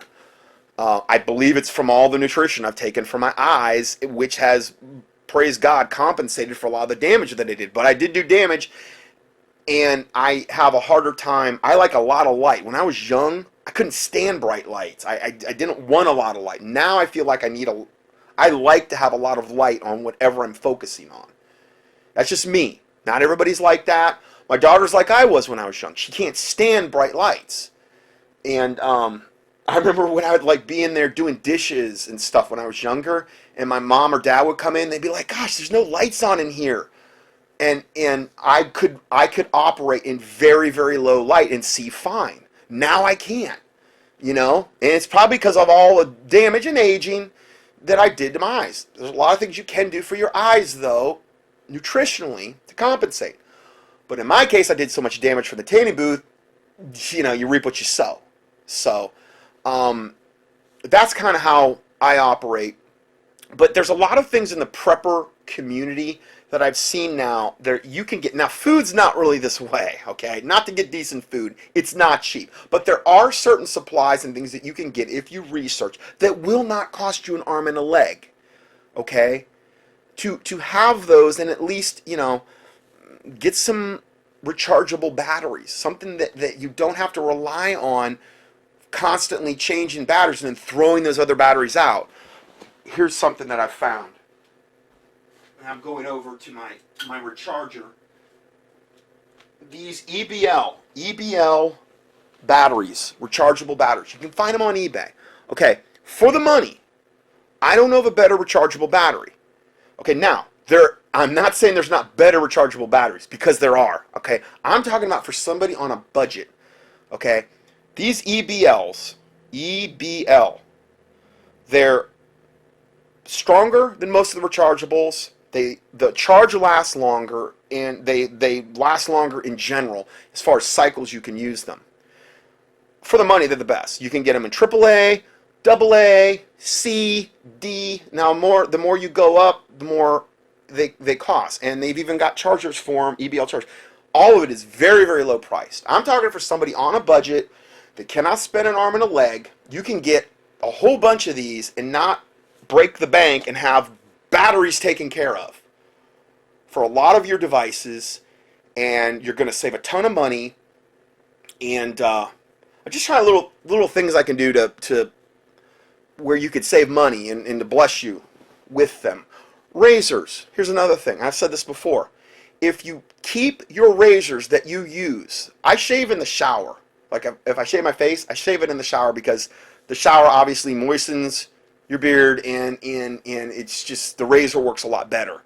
Do it at the end, because then the maximum time of the hot water and the soap, you shave real easy. Now, I put my razors in, basically what I've been using lately is castor oil, but you can use, I use baby oil for a long time, but I don't use baby oil because it's petroleum based, and you can use that though. You can. It's just that you want to get that oil off the blade. You don't want to put baby oil on your body. It's a petroleum based product. Okay, it's not good for you to put on your body, but you can use it for that. What I'm telling you is the reason that the blade's dull is not so much because you're shaving. It's when you set it on the counter in between the shaving, the blades oxidize, meaning they start to rust at a very micro level. That dulls the blade. That's why you got to keep using razors over and over and over. I heard of like Sean Haney, the Dollar Shave Club, use a new blade every time. I'm like, dude, I go like 6 months on one blade. 6 months! Now, sometimes I shave with my electric razor, okay, and so you could say, well, you're not doing it every single day. And yeah, I know, but I'm telling you, I can go 6 months with a blade. With, triple blade or whatever. I'm just telling you little things you can do to save you a lot of money, because those razors can be outrageously priced. Just little things. I could come out with probably, if I ever had time, a book on all these different ways you could probably save money. Like Heloise's Helpful Hints, like she used to have, or whatever. Not to say I've got it all figured out, because I don't, but those are just a couple little ways. And, it adds up. It adds up, that kind of stuff, Also, one other thing I want to say, and I'm not going to get into a health study here, but while I'm on the subject, before I had asked that you pray for my immune system, okay, and it was like literally at the same time, and I believe right before I even went to God, but I maybe sometimes it's that you humble yourself and you go to God, or you go to your listeners and you say, can you pray about this for me? I hardly ever do that, if you've noticed. Don't ask for money. All I have is the little thing at the end of part 1, where if you want to, whatever, give. And we appreciate your prayers and whatever. I try not to ever ask for money, and I rarely even ask for prayer requests for myself. But I was really having a rough time with my immune system, and it was concerning me because I'm a big proponent of the whole food vitamin C, and that had done me so well for so long. That C400 by Innate was amazing. Totally changed my life. hardly ever had to take the silver because my immune system was already operating at such a high level. Well, all of a sudden, in the last, I don't know, it was getting worse month by month. And my immune system was really starting to concern me. I got sick. Taylor brought something home from, she's around a lot of different people with where she's at and where she works and stuff like that. And she brought something home, and I had never battled anything like this. I'm not exaggerating to you. I went through 2 bottles of the C400 180 count tablet bottles in like a little over a week. That's 360 tablets of vitamin C. Now, it shows you, it's a testament to the product that my body was using every bit of it, because normal ascorbic acid, GMO vitamin C, which is where they derive ascorbic acid from, unless it says it on the label. Ascorbic acid is not vitamin C. It's a proponent of it, but it's not synthetic in nature. Normal ascorbic acid, if I was taking that much, I would have had diarrhea constantly. Constantly. It would have been like, I didn't get diarrhea at all. So what did it show me? My body was using every bit of it. Okay. Problem is I wasn't getting a whole lot better. Yeah, I wasn't like, I would have definitely either been dead or in the hospital had I not done what I was doing. No doubt. Because my immune system's my weak link in my chain anyway. And I'm like, that was when I finally got to the point where I'm like, I'm going to say something on air because I battled this for weeks. And it was right before that, though, and I believe it's maybe because I finally said, you know what, God, I'm gonna ask my listeners. Maybe because I did that, God showed it to me even ahead of time. Even before I asked you, He reminded me of calcium. How important calcium is for the immune system. I've said this before. I've never heard it anyplace else. I'm telling you. I studied the standard process product line for years. I studied it before I even started using it in practice. Okay, now I'm not saying standard process is the be-all end-all. I actually like innate response formulas more because they're all basically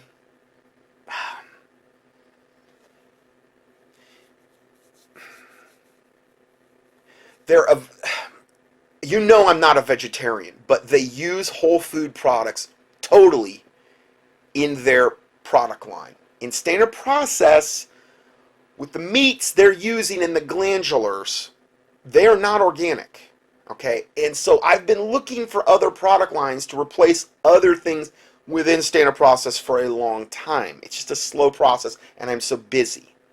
I'm not saying standard process is bad. Obviously, they've been a huge blessing to me for a long time, okay?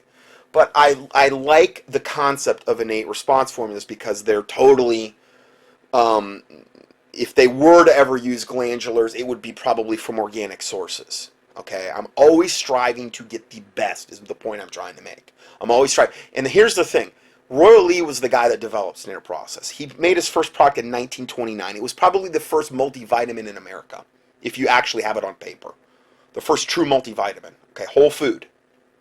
He died in 1969, from what I can remember. I believe if he would have lived and had somebody or at least somebody with a like mindset to carry on his work, the products that standard process has today would probably be very different, because he probably would have said, oh, okay, we need to improve on this, and we can tweak this, and we can do this, and we can do this better, and we can do this better. Problem is, he died, so a lot of the products stayed the same. So I'm looking now to think kind of in his mindset, okay, well, is this product better? Is this product better? Okay. And that's what I'm doing right now. I'm doing a lot of research. I've already found some products that I do believe are superior to some of the ones I'm selling from standard process. 2 I've brought in right now is I've got one product now that replaces glucosamine synergy. It replaces manganese B12. It replaces Ligaplex 1 or 2. It's an all-in-one joint formula. Okay? It's an unbelievable price value for what you're getting. And you're getting the glucosamine compounds, and you're getting the manganese, which is very, very hard to find products which have enough manganese for joint function. You have to have manganese to hold chiropractic adjustments. I learned this in chiropractic practice. And you have to have it for joint stability. Most products, joint products, don't have enough. So now I've got to sell glucosamine synergy and manganese B12 or Ligaplex 1 or 2 in order to get, now I've got one product though. I think it's called like Disc Discovery. I got it in my product line. Replaces 2 different standard process products at a better price, and the chondroitins that they're using are vigorously screened, tested, and it's just a superior product. Okay. I've also got a better fish oil now that replaces the cod liver oil and the tuna omega-3. It's for the money. It's not even close, and it's screened at an even higher level, meaning it's screened for heavy metals at an even higher level than standard process is doing. I'm not saying they're doing a bad job. I'm not saying that their products aren't superior to 99% of what's out there. I'm talking I found something even better on the fish oil. And I'm trying to do this with a lot of other products. My time's so limited, though. What I'm trying to do is provide the people that order from me the highest quality, best value, most bang for the buck. The amount of DHA and EPA you're getting in this new fish oil I brought in, the standard process ones don't even compare. And for the money, it's even cheaper. So, you know, I guess the whole point I was trying to make is within my research I've done over the years, I have found that with technology advancing, with things becoming maybe more automated, as much as the New World Order has tried to hinder stuff, there are things and there are alternatives out there, and there's always something a lot of times better that's coming out. The Bible says in Daniel that in the end times knowledge will increase. And that's what I'm talking about. If like Royal Lee would have lived to, like, let's say I believe he would have already made these modifications in the product line. Okay? It would have been a natural evolution. But the product line was so successful that they didn't really want to mess with it. So they've come out with new products, and they've got some like whole food products, and not, I mean, they're all whole food, but they've got some ones that are, let's say, vegetarian. And I don't have anything against glandulars, okay? But I want to make sure that they're of the purest, highest form, okay? And so this is kind of where I'm leaning. Anyway, I said all that to say this. God revealed to me that the calcium was a huge issue with the immune systems. And now, this isn't just for me. This is for you. If you have a problem with your immune system, I am finding, I added the calcium lactate by standard process back in. And I'm telling you, it kind of was immediate a little bit, but it took about 3 or 4 or 5 days, because I was so deficient in it that it didn't happen all at once. But all of a sudden, 3 or 4 days into this, I'm like, man, my immune system is starting to feel like it did before, when I was just, you know, and now I'm taking like 2 C400 a day, and I'm not even doing the calcium lactate every day. You don't need to do it every day once you get it in your system. And I'm like, this is amazing. So I've got it in tablet, and it also comes in a powder, but I'm just doing it like every 2 or 3 days now. But I am telling you that one little thing that I did, it totally made my immune system feel like, oh my word, I'm like a totally different person. So I thank you for your prayers, and I do believe God showed me, and what he did is he gently reminded me. Of course, it was kind of, in a way, a little bit through severity, because I should have known better. I had gotten away from taking the calcium. It's just one of those things, you know, maybe I ran out of it. I forgot to open another bottle. I wasn't thinking about it. And then I'm like, wow, you have to have calcium in order for the white blood cells. But calcium, what it does, at least a form that's absorbable. I don't mean garbage calcium, like calcium carbonate or dolomite, or these calciums that are derived from rock.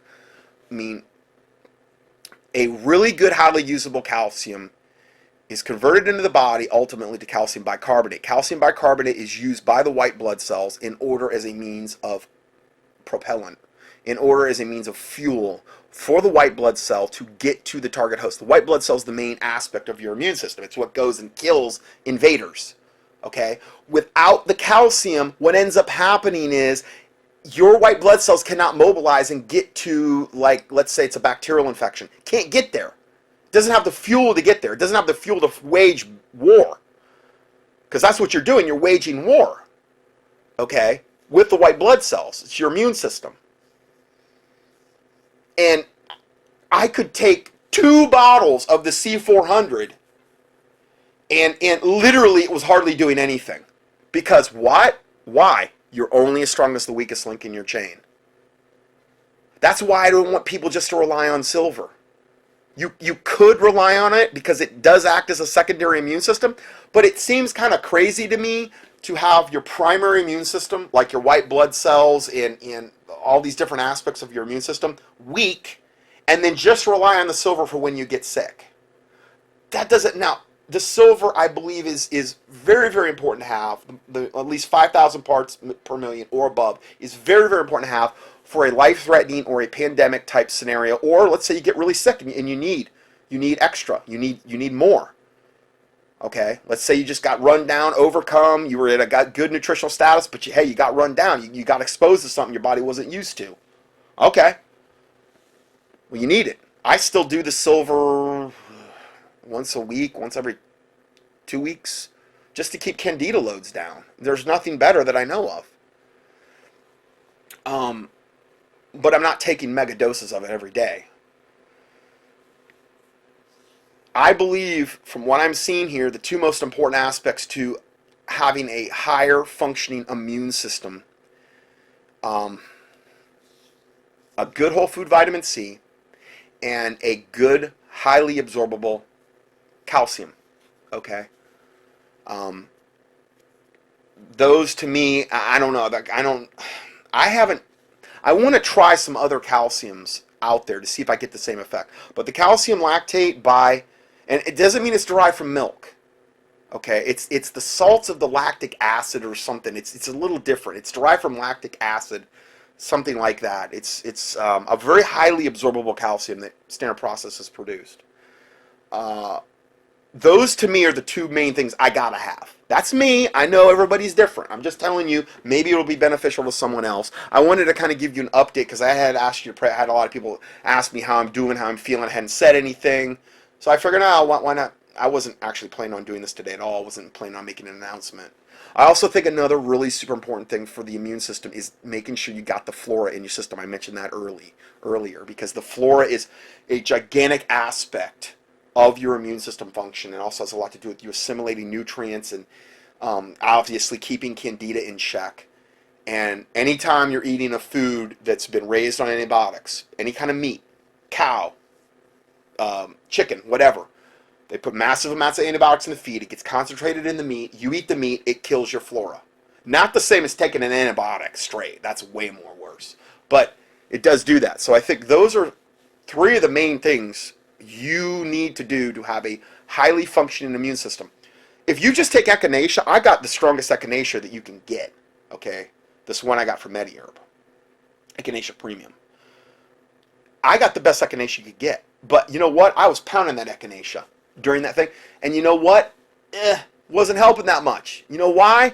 Because it didn't have there was not enough calcium in my system for my white blood cells to work properly. So it didn't matter how much echinacea that I took.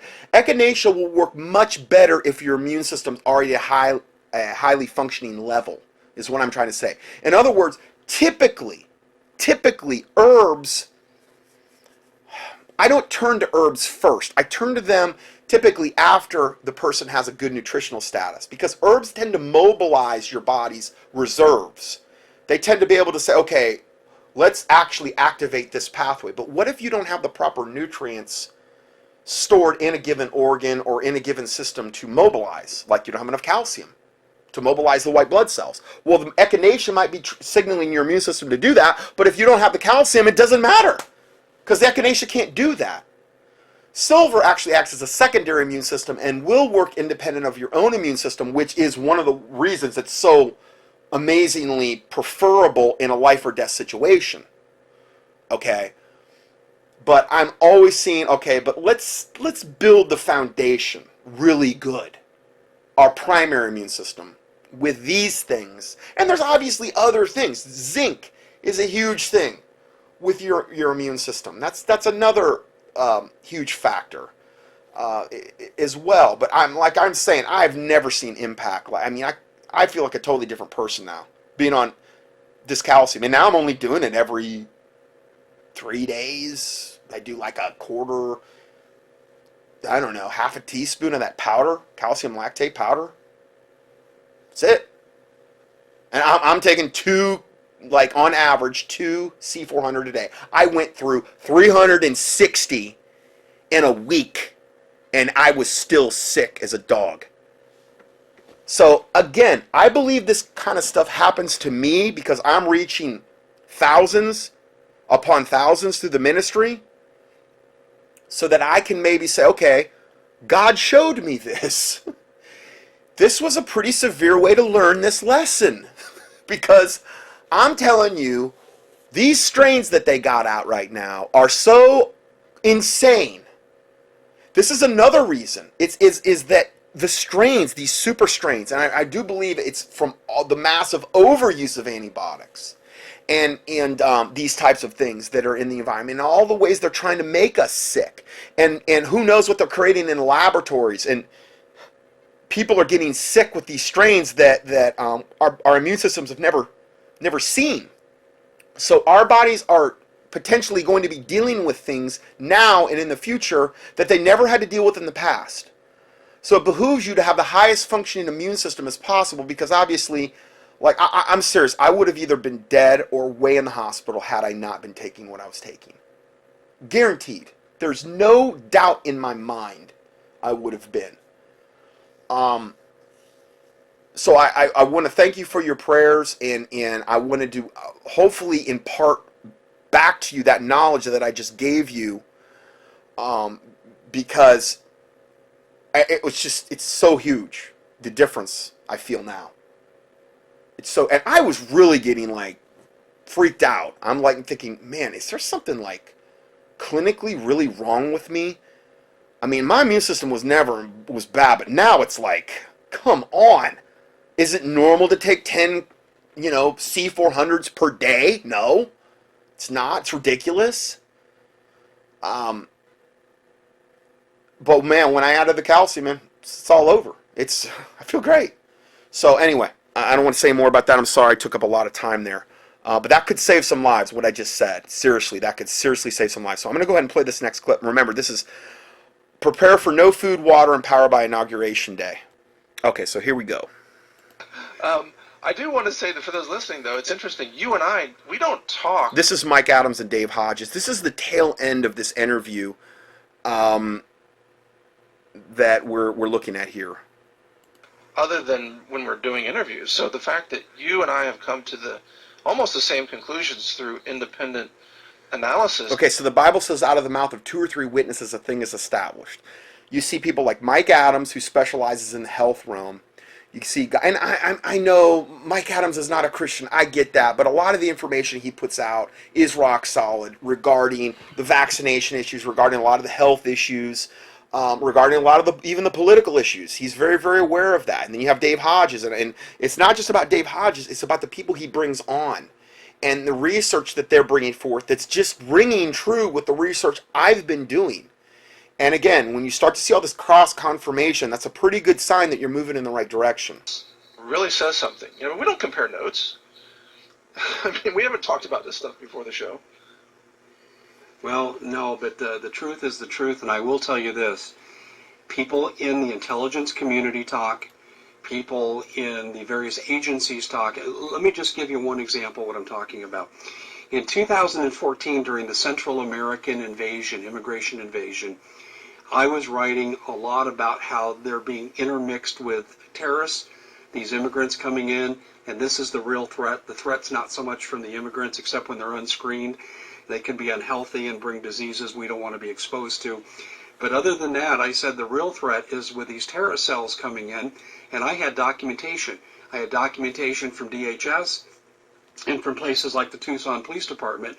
As early as 2010, they were identifying the Muslim Brotherhood as coming in with immigrants. Yeah. And what, lo and behold, what happened, Mike? I get a cryptic message from someone saying, we need to talk. Go do this and set up this, and I will contact you. And it was a DEA guy. And this DEA guy had been chasing cartels all through Central and South America, and when he wouldn't stop and play games and let 80% of the drug shipments go, which is an agreement the Obama administration reached with all the drug cartels. He said that he was shown the door, restationed stateside, where he sits today. And I've heard from him and another DEA agent in the interim, and they tell me we're going to have a Tet offensive in this country led by these fifth column terrorists that have been let in. It's been planned. Obama. The fifth column implying they're already here. They're just waiting to be activated. It's like a Trojan horse, like a fifth column that's already here on our soil. They just haven't been activated yet. Behind it. But my point is, Mike, there are people in the government who are good, who want this word out. And the reason I have so many good sources, and the reason you have so many good sources, is there are men and women who care about their country.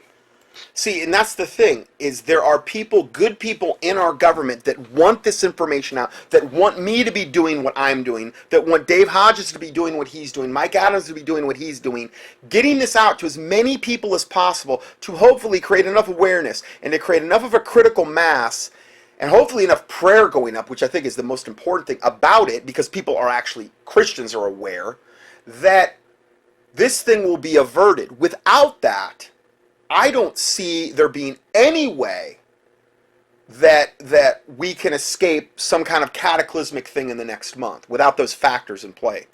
Yeah, well said. And that's going to remain in place. We have many, many allies at every level of the system who I think now, for the first time in a very long time, see an opportunity to make a difference and change the course of the country away from the radical left and put it on track towards, constitutional a constitutional nation, grounded in law and order and equal justice, for everyone, including bringing people like Hillary Clinton to justice. Equality shouldn't mean that we all have the same income. It should mean that we're all subjected to the same laws.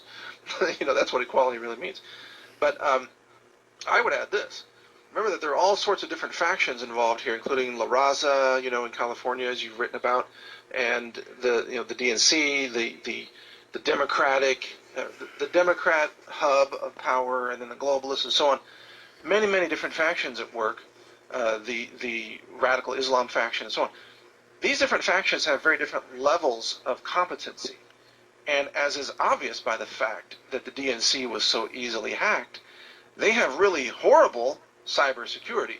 I mean, these Democrats, many of them, are so uninformed about cybersecurity that when they find out that their email system was hacked, they will send out the new password to all the users using the same email system that was just hacked.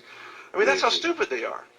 So, Democrats tend to be, they have these incredible delusions. They're very creative with their delusions, but in terms of applying technology, including weapon systems or firearms or cyber technology, they're really quite stupid and easily hacked and easily overcome in terms of even, let's say, a kinetic battle, a firearms battle, what have you.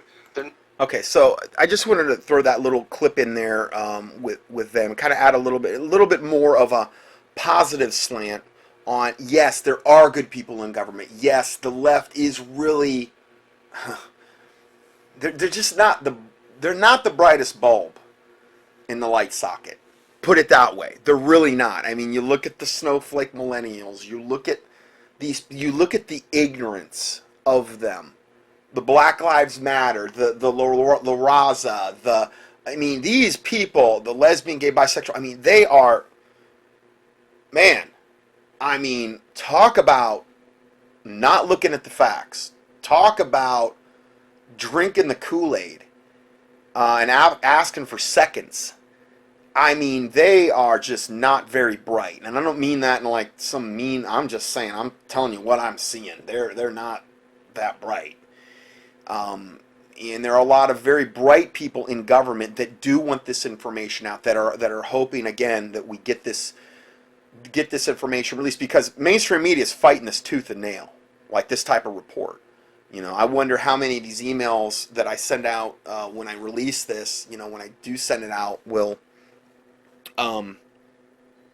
not get to the target email. Which is probably a good reason for you every so often, if you don't get an email from me, you might want to check my website. You know, because it'll be up there, and they haven't taken that down yet. But you may not get it the way that they're restricting stuff. So you might have to just start checking my website a little bit more often. I wish it wasn't that way, but it just seems that's the way we're moving.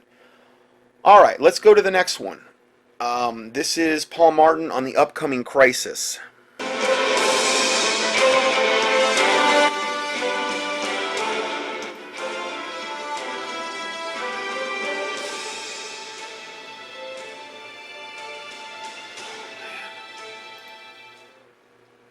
Hi, everybody. This is Dave Hodges of the Common Sense Show, where we are freeing America one enslaved mind at a time. Talking to you here in the early morning hours of December 17th, 2016. Have a very, very disturbing report to bring your way. This is a special broadcast of the Common Sense Show. Here on the line with me is Paul Martin from revolutionradio.org. Paul is in receipt of a communication that all of us need to be concerned about. Let me set the stage here very quickly. The United States is being emptied of its combat troops. And that's because we believe, as do many of our sources, and I'm talking sources of high military rank, retired high military rank, intelligence operatives, ex-intelligence operatives, are all saying similar things. Obama is readying the country for a civil war, and he doesn't want Obama to be able to use his appointees, Mattis and Kelly, to bring troops to the aid of Trump if this de-evolves into a civil war situation. And Paul is in receipt of information that parallels what it is I just said and explains some operational details of the, quote, kind of martial law that we can expect, but they're not calling it martial law. They're referring to it as continuity of government. Now, with that long-winded explanation, let me bring Paul on. And Paul, you've got this communication that I found extremely disturbing. Go ahead and share it with the audience, please. Well, to kind of set this up, it was, 2 years ago that my East Coast source said, the time's coming, things are going to happen to where wherever you are is where you're going to stay. He said about 4 weeks ago, he said, if you get any further from home than you can walk, take all your stuff with you. Well, you and I we were having an evening chat here just a little bit ago, and I was checking my comment sections on my website, and I got one, and I read it to you, and here it is. It goes, Paul, I heard your interview with Dave, and everyone is missing what they're going to do to use to shut down the cities. I have an immediate family member who sells software to the DOD, NSA, HSA, etc., and she has a specific program that they stole from her engineers and the software. They don't have to shut the cities down. Just throw a switch. All vehicles will be made obsolete and everybody will be stuck right where they are. If you have a vehicle after 2004 or so, you will be stuck. No one is talking about this, but check your sources, and I promise you this is going to happen. People will be sitting ducks and won't be able to bug out or get to the store or any place. Please get this out to people ASAP. OnStar and other similar programs were all about getting vehicles so they can be crippled and rendered useless. Please alert people to get out there and buy an older car or they have no chance. This will happen with no EMP needed. This backs up what my East Coast has been saying for 2 years. Now, I've never even heard of this. A non-EMP mass way to disable cars after 2004. I've never even heard of this. So this is a whole other wrinkle that when I heard this, I'm like, well, not saying this is going to happen, not saying God can't intervene. From this source, they're saying it's going to happen. And what a... you wonder, though, if they did this, how are they going to explain this? Oh, we did this for the better whatever, the greater good. man, I'll tell you something. If they pull something like this, that's it's pretty much laying all their cards on the table. I mean, I can't see that if they were going to try something like this, that they wouldn't be coming with maximum evil intentions in mind. You know what I mean? Because this is kind of a deal breaker, this type of thing. You know what I mean? I mean, hey, if they said, oh, Korea went over and one of their satellites detonated an EMP, they could blame it on Korea. How are you going to say that when it's only cars from the 2004 on up that are disabled? I'm trying to, role play this out. Trying to think. Okay, this is people are gonna discover this very quickly. In other words, you know what I mean? Like you're gonna know that it's only cars from the 2004 and up. How could you say Korea did that? Or Russia? Well, they'd probably try to blame Russia. I don't see how that's possible. So in other words, the blame will be put back on our own government. I don't say they're going to say that universally across America, if cars from 2004 up all don't work, how they're going to be able to worm their way. I don't think they're going to be. So in other words, it would appear to be, if that scenario did happen, it would be more of like, okay, the gloves are coming off, the mask is coming off, we're coming for you. Now, I'm not saying that to scare anybody, I'm just saying, to me, if they do that, that's the way it would seem. Any further reaction personally to what you were told? No, this was a comment on my website on one of your articles. Yeah, I hear you. I hear you. You think this is credible, don't you? Oh yeah, he's commented before. I noticed the name. Let me share with you something that may parallel this, Paul, and I think we're going to see both ventures put into play, and that's this. I know for a fact that when FBI SWAT teams or any other federal SWAT team goes after a high-value, dangerous target, they disable the cell phones before they go into the building. And they do so they can't call for help, and the FBI or whatever agency would get flanked by hostile fire. And what I have been told is the signals that actually can neutralize your cell phone are very easily, let's put it this way, they're easily applied to an entire metropolitan area simultaneously. In other words, what takes down the car, I don't know if it would be the same force, but there would be something similar, if not the same thing, that would take down cell phones. They will take out. They will take out. For lower. They will take out. They will take out the command and control is what I'm talking about, and that's our communication. Oh, absolutely. Yeah. It was, I don't know, 2 months ago, my East Coast source said they are going to take the phones down. Period. So the phones and the cars. In battle, in fact, I just heard this yesterday.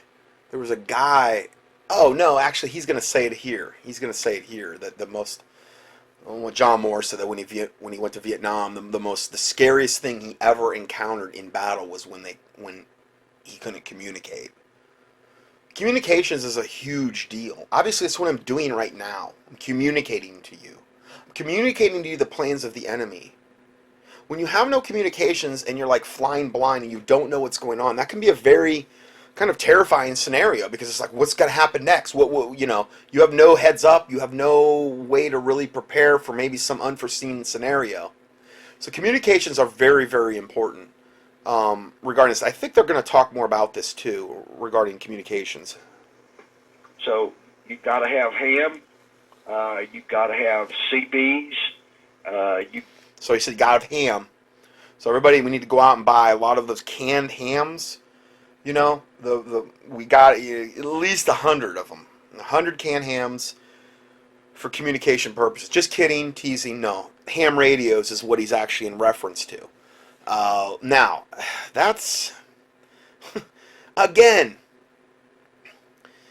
ham radios aren't exactly like, you just order it and it's just easily used and self-explanatory. It's a little bit involved to get into ham radios. So, I guess ideally is, if you had a family that like lived up in the mountains and had an underground bunker and had each family member assigned to a different task of like one could be communication specialist, another could be maybe weapons, another could be food, another, but for a lot of us, we don't have that. We don't have that. I try to do as much as I can, and I mean, I'm just totally overwhelmed.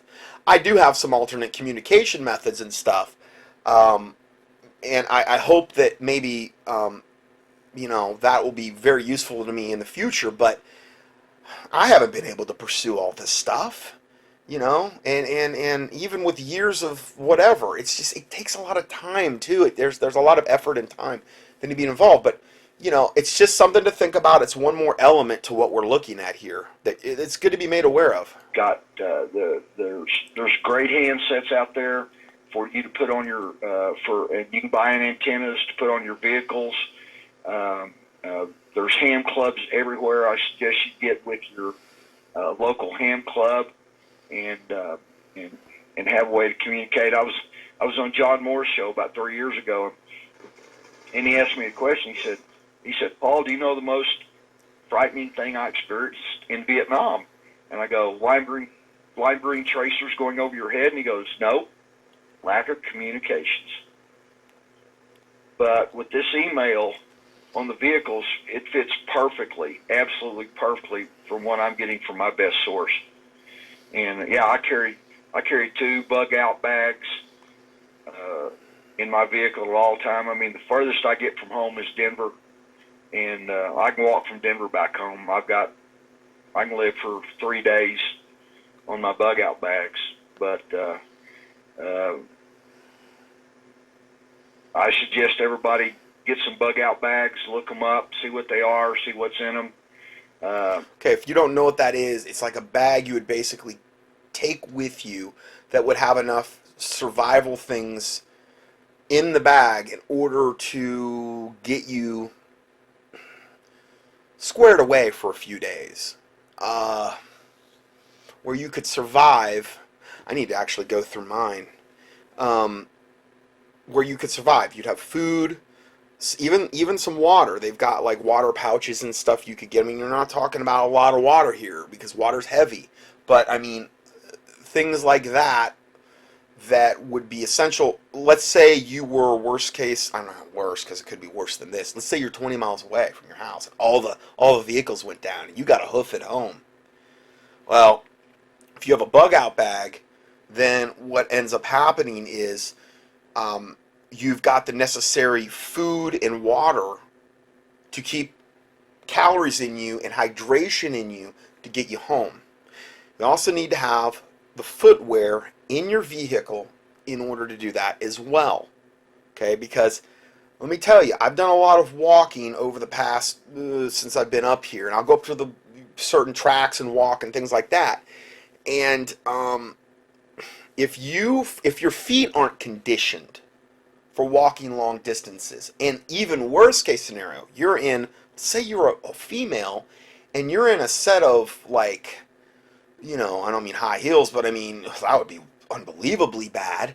But I mean even a set of typical women's shoes that are like not meant for walking, you're going to be in a really bad position. If it's got any kind of heel on it, you could turn your ankle real easy. You might have to be walking on the side of the road. You step on you turn your ankle, now you got a broke ankle, or you've got a severely sprained ankle. You need to have the proper footwear in your vehicle in order to be able to execute that scenario where you could walk home. Good pair of socks and the footwear in order that you could walk a long distance and still be comfortable. And the good socks are as important almost as the shoes. Okay, if I go up to that track and I'm wearing like the wrong socks and I haven't walked in a while, oh my word. By the 3rd mile, my feet are starting to blister. I'm a big guy. I carry I carry a lot of muscle on me. I don't. It's just my body type. I don't know. Not to say I couldn't lose any fat, but I don't eat a ton. I don't know why. Just there's three different body types. There's ectomorphs, mesomorphs, and endomorphs. Endomorphs are people that more have a propensity to carry more body fat. Mesomorphs are ones that have more propensity to carry muscle. Ectomorphs are the ones that are skinny. Now, obviously, most people are a combination of maybe one or two of those characteristics or something. So it kind of depends on what body type you're on. But if you're a bigger person and you start walking, especially if it's on like asphalt or something, and your feet aren't conditioned, man, I'm telling you, and you're not in the right shoes and you're not in the right socks, your feet are going to start blistering before you know it. I'm flat out telling you, if you don't have experience, and I'm telling you, that will shut you down. Your feet will shut you down. So it's good, and I know, I'm great. One more thing I'm putting on people. It's good to be walking from the standpoint it's very good for you. It does burn fat. It burns calories. It's very good for your cardiovascular system, your circulatory system. You sweat, which is a form of detoxification. The skin is the largest organ in the body, and when you sweat, you're releasing toxins and things of this nature. It's good to de-stress. I mean, so again, I'm not saying you got to go out there and run your guts out. I'm saying that just walking. But what it will also do is condition your feet. And if you do that and your feet are fairly conditioned, and then you are also have a good set of shoes in the car. You know, I need to do this myself. In fact, I'm going to do this after this audio's over.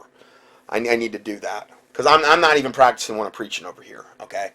I do have a lot of stuff on my truck, but that's one thing that I haven't put in the truck, you know, where I need to, okay, I got to do this, okay. In fact, you know what? I'm going to stop the recording right now, and I'm going to put my shoes out and remind myself. Okay, so I just did that so I wouldn't feel like such a hypocrite talking to you in this study. A good pair of walking shoes is probably ideal. Maybe you'd feel more secure in a set of hiking boots. The problem is hiking boots are heavy, and especially, here's another thing. If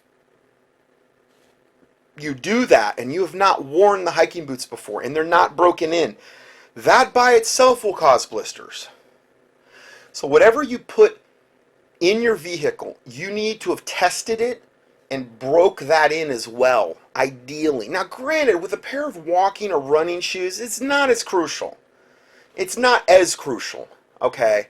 A good thick pair of high-quality socks will also go a long way to preventing blisters, okay? So these are just some things, but really, honestly, getting out there walking is one of the, if you don't do that and you don't condition your feet, you're probably still going to get blisters.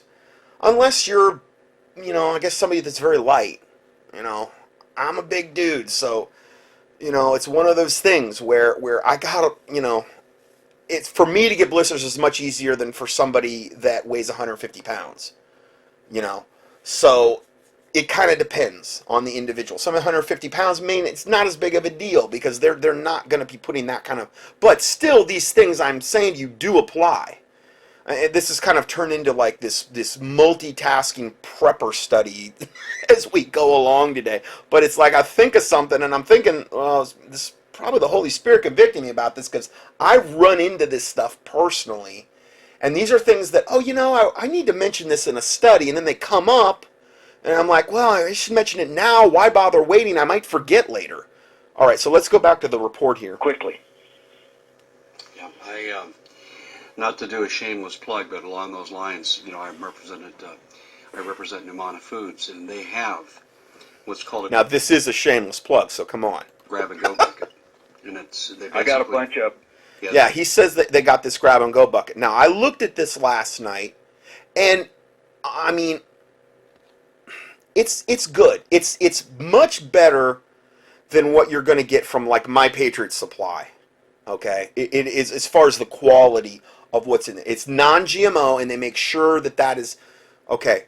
Good, okay, and then there's a lot of other things that it doesn't have in it, and that's more, honestly, a lot of times now I'm looking at what it doesn't have, so we can at least rule this out. And again, if you go for 100% organic on some of this food, man, you are gonna pay, woo. So at least if you could do non-GMO, but yeah, if you had a grab and go bucket, now granted, are you gonna want to be carrying a bucket with you on the way back? No. What you would probably do is incorporate or amalgamate a portion of the grab and go bucket into the bug out bag.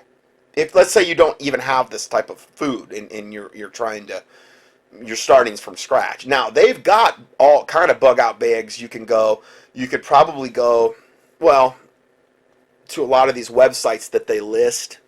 I was on one last night. This is a good one. CampingSurvival.com. Man, they got a lot of stuff up there. They got all kind of medical stuff too that you can get. You can get the fish antibiotics there too, I'm pretty sure, that I mentioned earlier. Now, we talked about that earlier. That's a good site, this Numana Food. But I'm talking about a place you could probably go buy a bug out bag. Like, it's already pre-done for you, Now, granted, look and see what it's got in it.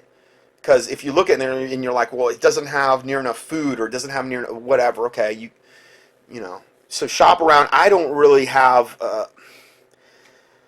I know the sites that I go to, like this is a good one, the camping, let's see, CampingSurvival.com. That's a good one. As far as an EMP attack, we talked a lot about that today. Less EMF, electromagnetic field, basically. LessEMF.com. That's a good one to go to for fabrics and shielding. There's other ones that have Faraday bags, which are bags you can put your electronics in that will shield them from an EMP. Here's another good site for freeze-dried foods. They're expensive, though. Preparewise.com. The freeze-dried are typically the most expensive that you're going to get into. The Numana is good, the one that Dave was talking about. So anyway, I'm just trying to give you a little bit more if you're not aware of this stuff and you're like, oh, what do I do? Where do I go? Okay, I just gave you some options there. They have 72 meals, as you know, and you can grab them and go. And they're so convenient, and you can eat on the run with this stuff. It's phenomenal. And people say, well, how can I get that? Well, just simply go to Numana.com/Hodges, and very briefly here during the holiday season, we have 5% off, and you can use the coupon code HodgesNOV5. But that's what I would recommend, and it's something that I am now going to begin to carry with me. I have them here at the house, but I am going to have to adapt here, Paul, because I do have a long commute every day. I go from rural to city, back to rural, and I could get caught in the web. There's no question about it, and I'm going to have to be thinking about other things that I need to take with me, if you know what I mean. Well, being a good Marine that's done many force marches, great socks and great footwear is something that you've got to put in your vehicle rather than your usual civilian shoes. I mean, you need some really good footwear that can hold up over a long hike. But you need to stay off. You need to stay off the main beaten path, don't you? Oh, absolutely. Yeah. One of my favorite Marine Corps colonels has a business, and he's got 3 routes for all of his employees to get home, and that's been for 2 years. When I called him and told him, what my East Coast source said, so he mapped out 2 different ways to get home for all his employees, and he cared. So there's a whole other thing to think about. Different ways. So you want to stay off the main roads. Like ideally you don't want to be walking down the interstate to get to your home, because those would be the places that would tend to be cordoned off. And you could, so I know that could be dicey for a lot of people. But all the more reason to have good footwear. Now, again, that would kind of also dictate maybe what kind of footwear you'd have in your truck. I mean, In that case, if you weren't going to be that far, but you knew you were going to be off-road, you might want a set of hiking boots. Because that's going to be much more practical than running shoes if you're going through the woods. You know, so again, I'm sorry to make this so complicated, but these are different little nuances that for your specific situation might make a big impact. I was looking at this new man of food, and I'm just seeing here in this grab and go. See, here's the problem, though, with this. He says, you could just put them in the pack and go. No, Dave, you can't. Here's why. Bring 6 cups of water to a boil. Oh, hold on. Let me set up my, little portable burner stove. Listen, those are great, okay? I've got them. The problem is if you're in an emergency situation, are you really going to take the time, or do you really want to take the time to bring water to a boil? Where are you going to get that much water? 6 cups. Okay, just for one meal? It says bring 6 cups of water to a boil. Slowly whisk the entire package of chili mix. I guess if because they only comes in lower heat, simmer to 25 to 20 minutes at a low boil. Give me a break. No, this is not practical for a bug out bag. I think it's great to have at home, but I don't understand the grab and go. Okay, grab and go, great if you're going to grab and go to a different location and then have a way to boil water and have access to water. But these are the things that that is left out so much of the time. Okay, so what are your options there? Well, you might want to go like with, honestly, I would say the most heavy duty, get the job done are like these meal bars where you've got like these ones wrapped in like Mylar, and it's like 2,000, 4,000 calories per big blocks. And it's like, basically like, I'm talking about something that's going to get you calories and get you out of the woods. I'm not talking about something that's even that healthy at this point. You're in an emergency situation where you have to use a bug out bag and you're trying to get back home. The last thing you're going to want to worry about is food preparation. Where's my oregano? Oh, I left my spice rack at the house. Oh, I can't make this. How am I going to bring 6 cups of water to a boil? If you're in the woods or something, or you haven't eaten and you're starving, you can't eat this. It's freeze dried. I mean, what are you gonna do? Oh, just kind of rough it, kind of scarf it down. It's a little dry going down, but it'll expand to 10 times the size in your stomach, and it'll explode. But hey, those are the breaks. So again, I'm giving this caveat. I'm looking at this, and I'm like looking at their sweet Habanero chili. Okay, the food's pretty good. I mean, the ingredients, I should say, are pretty good compared to what you're going to get at so many of these other, My Patriot Supply and these other ones, okay? But this thing about bringing 6 cups of water to a boil, slowly whisk the entire package of chili mix, lower heat and simmer to 20 to 25 minutes at a low boil. Come on! Really? In the woods? No. So, they've got like these, food bars, okay? You can go, and you know what? I'm just going to look this up right now real quick so I can kind of tell you what direction to move. Okay, here we go. I just looked this up on eBay. He got Dave Hodges up here. Get one of our grab-and-go buckets and put that in your car.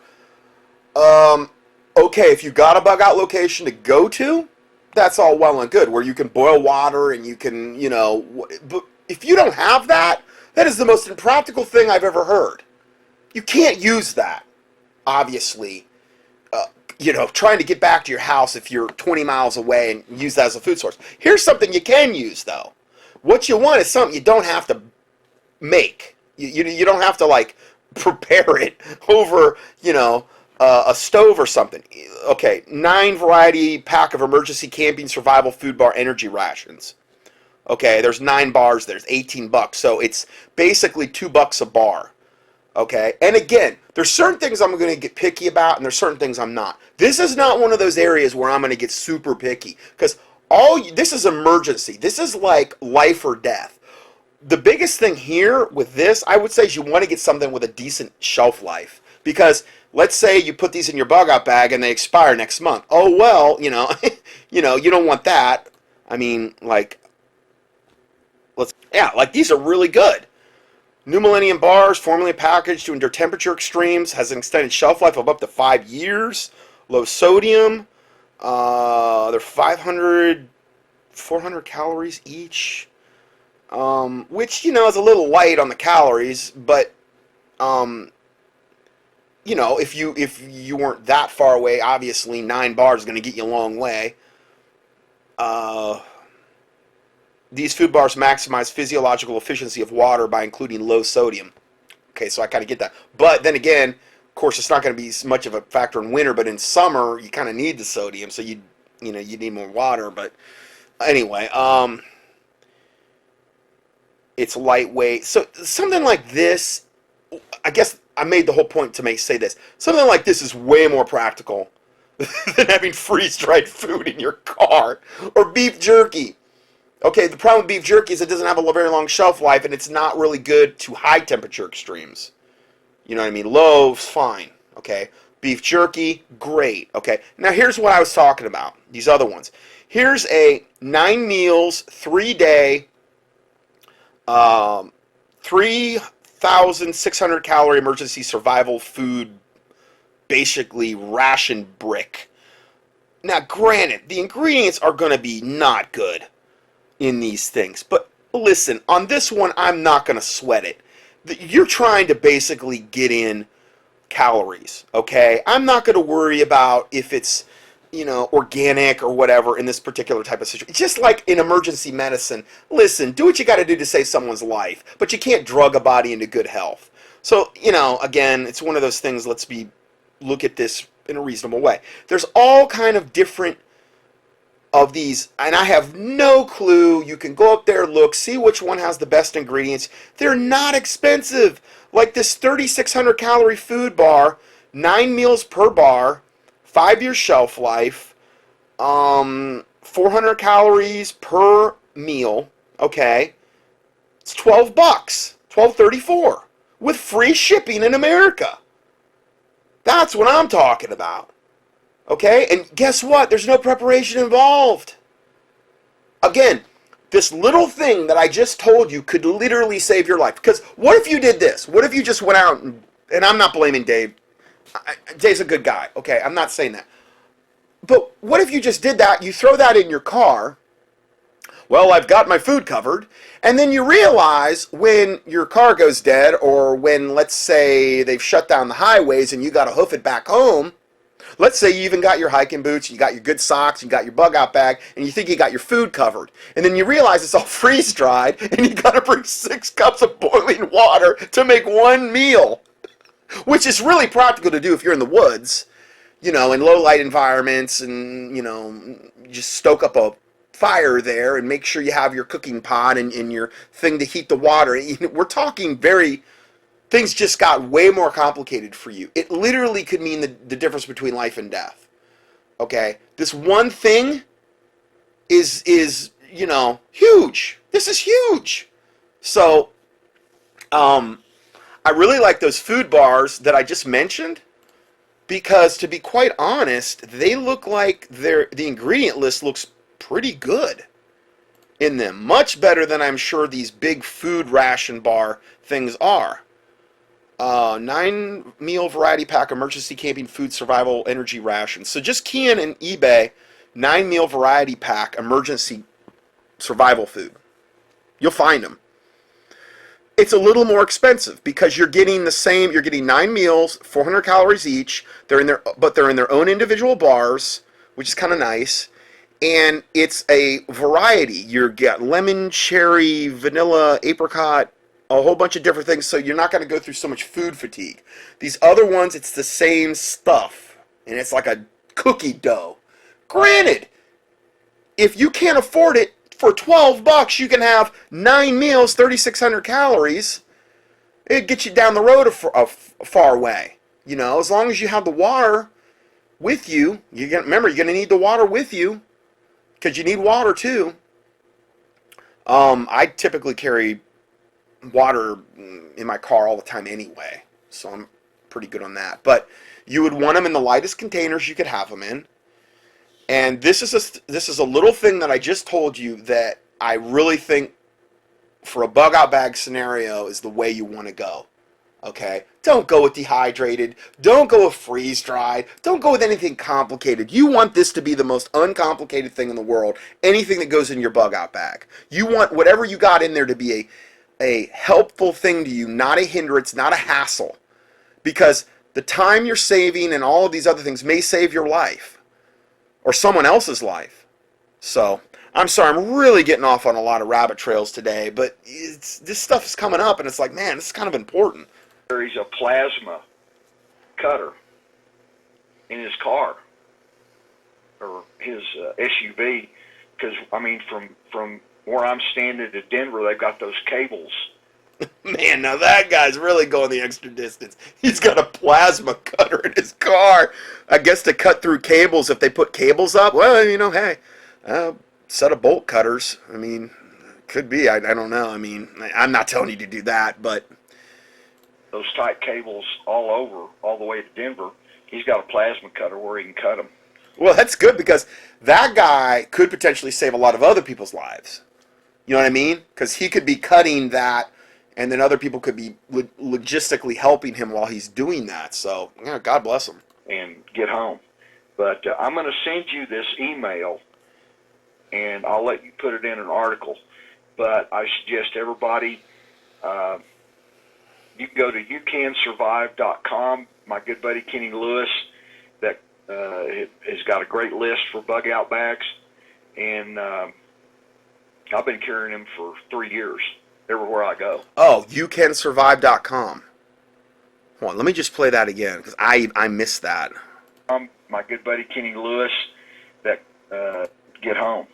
But I'm going to send you this email, and I'll let you put it in an article. But I suggest everybody, you can go to youcansurvive.com. Okay, so you got that, youcansurvive.com. Now, I'm not sure if it's you, just the letter U, or Y-O-U. I don't know. But you'll find it, youcansurvive.com. So that's, if you don't have a bug out bag, or let's say you're like, well, I can't afford that, but I already have a backpack. I already got a lot of the stuff. Okay, well, here's what you can do. Go up there and see what's in the bug out bags, because there may be something in fact, I'm going to do that, because I need to, like, review certain things on my preps. I'm always kind of doing a little bit when I have time, which has kind of become less and less, but that's something that you can do. Compare it to what is already in a good bug out bag from like a professional that's selling it, and see how it compares to your bag, and see if there's any glaring weaknesses that you look at, because that could be another big factor too. Good buddy Kenny Lewis that has got a great list for bug out bags, and I've been carrying them for 3 years everywhere I go. Okay. But it looks like it's getting close. But anyway, I'll send this to you in an email, and you can put it up on your website at commonsenseshow.com, and we'll go from there. And anything else that I get, I will get to you immediately. Okay, very good, Paul. We've been speaking with Paul Martin from revolutionradio.org. I recommend strongly that you visit his site every day. It's a great news aggregate site. It's got articles. Okay, sorry. These commercials, I don't know what YouTube did, but these commercials are just constantly now barraging through when you try to play YouTube videos. Now, you might have always had that be the case, but I have a program. It's a free program. Here's another little thing for you. It's called Ghostery. Ghostery. Just key in Ghostery, whatever, in your keyword search box. Don't use Google, though. Use Xquix or one of these other ones. There's other good ones that are like, there's another one, this one. DuckDuckGo is another one that's like, really emphasizes privacy. Anyway, it's free. The program's free, and it blocks so much of, like, when you click on a site and how they want to barrage you with all this stuff and all these cookies and tracking things and all this stuff. Now, you determine what's blocked, but it will block a standard set of things per website. Now, some of the websites, like Weather Channel, if you want to watch a video up there, you have to disable this thing, or you have to disable the right whatevers in order for it to play. So some of the websites, but it's very rare, it will hinder. But I'm telling you, if you don't use this, like you try to go to beforeitsnews.com and all their garbage ads they got coming up, you know, it only takes like 5 hours for the page to load. Once everything, you know, at least on a laptop computer on my end, and I have high-speed internet. This thing speeds that up so much, so you will save so much more time having this ghostery program on your thing. It even tells you how many things it's blocking per page. Okay, so I highly recommend that. It's free.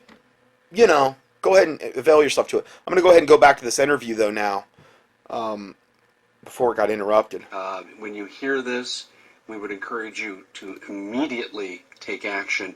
Paul, one final question here as a postscript. What year of car should people hope to have in their transportation? Well, I've got a 47 Willys Jeep and horses, but you can go to the libertyman.com, John Moore's website, and he's got a report up there that was paid for by your taxpayer dollars, and a bunch of scientists went and checked out what would happen with an EMP. And you only need to read about the first 60 pages. But these gentlemen, and this has been a while back, Dave, so, you know, grasp that, that they said that if your car is running during an EMP, that it'll probably shut down.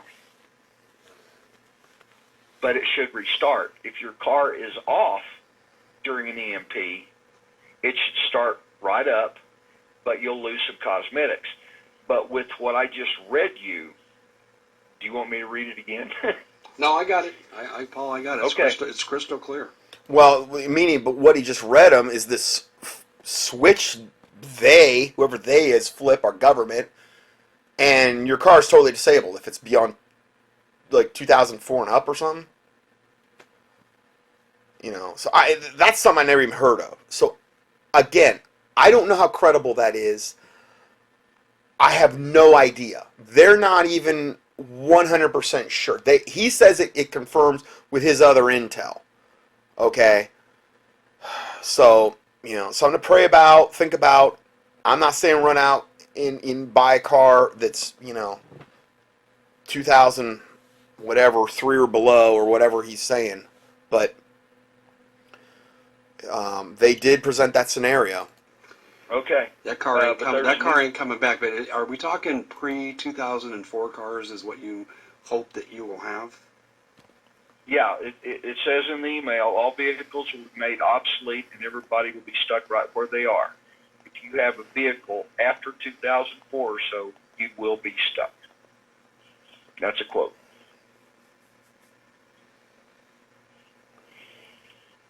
Boy, oh boy, oh. Well, that, I mean, again, that's really playing for keeps on that one. You're going to shut down, I don't know, what percentage of cars are on the road are 2004 and above, but you're going to be shutting down a massive swath of the population. So, I don't know. Well, I cannot be dogmatic about that. I don't know. It's the first time I've heard it, but I figured I couldn't not put this information out. I really believe that he's very accurate on what he's talking about. Boy. Okay, well, you've heard it here on the Common Sense Show, and the news just keeps getting worse and worse as we witness the shipping of our troops out of the country, our combat troops, and certainly Trump is aligning himself to put up a fight against the coup that's coming against him with the appointment of Kelly and Mattis. It just gets worse and worse, folks. And I just say stay in prayer, because right now divine intervention may be the only hope we have. Thanks for joining us, everybody. We'll see you back here again real soon. And again, it may be the only help we have. It is the only help we have. It's the only hope. It's like, okay, we'll rely on divine intervention as a last cause, last course of action. Come on, it should be the first course, you know. So anyway, that's my biggest problem I had with Dave Hodges, is that aspect. What I did is I just went into my health newsletter that I'm going to release, I don't know, next 4 or 5 days or whatever, and I found that best fish antibiotics to stockpile for doomsday preppers. Okay, so I put that in here. It'll be on, I don't know, probably on page 5 or 6 of the PDF for this date. According to this article, there's a link to it from the FDA. Several drugs, including some fish antibiotics, are transitioning from over-the-counter to veterinary prescription status on 1/1/2017. So again, just one more thing they're doing to try to just take away as many options as they can take away. Okay, next report. Let's keep going here. Oh boy, I'm way over on time. Okay, so I'm going to end part 3 here, and we'll go to part 4 next. We'd like to welcome you back to our current event and weekly Bible study for December 18th, 2016. Sorry, I'm starting to get a little loopy. It's already into part 4, and we're probably about 4 hours in, because I've been going over on time. So we're not even near through this yet. So again, this is going to be a huge study. I hope I can get through it tonight. This next one is deadly famine possibly coming in the next year. Here's a whole other wrinkle regarding a famine and food, and I really see them pulling the trigger on this one at some point. Hi, this is Dave Hodges of the Common Sense Show, where we are freeing America one enslaved mind at a time. And boy, has this been a day of revelation, but this particular revelation is extremely upsetting. I have said for years in multiple publications that we are looking at food being used as a weapon against the people of the United States in order to gain compliance by the establishment, and I'm talking the criminal elite. On the line with me from revolutionradio.org is my good friend Paul Martin, who has some insight into that particular aspect. Paul, what do you know?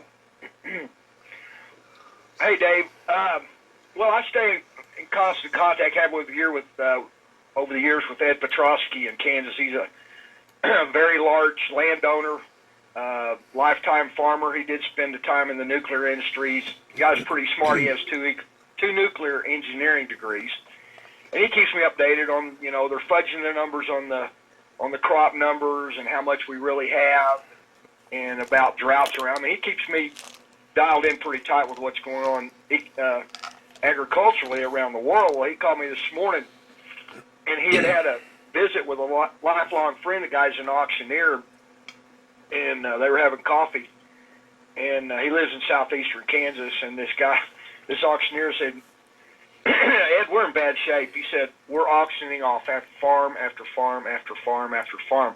Ed had told me a few days ago that there are only 2 large John Deere dealers even left in Kansas. A lot of them have been shut down.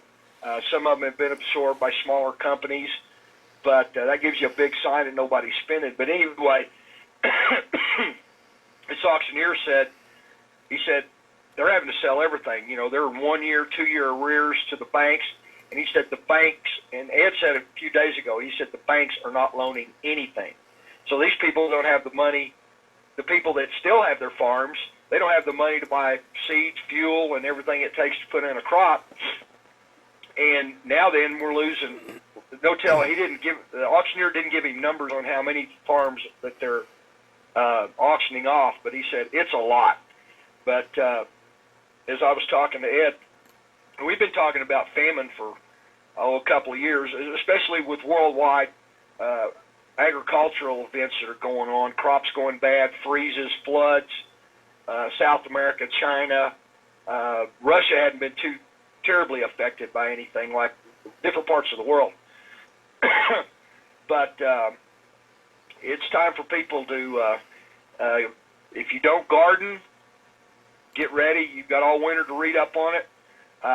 If you don't have enough land to garden on, I'm sure you do have friends. You can grow an enormous amount of food on a quarter of an acre.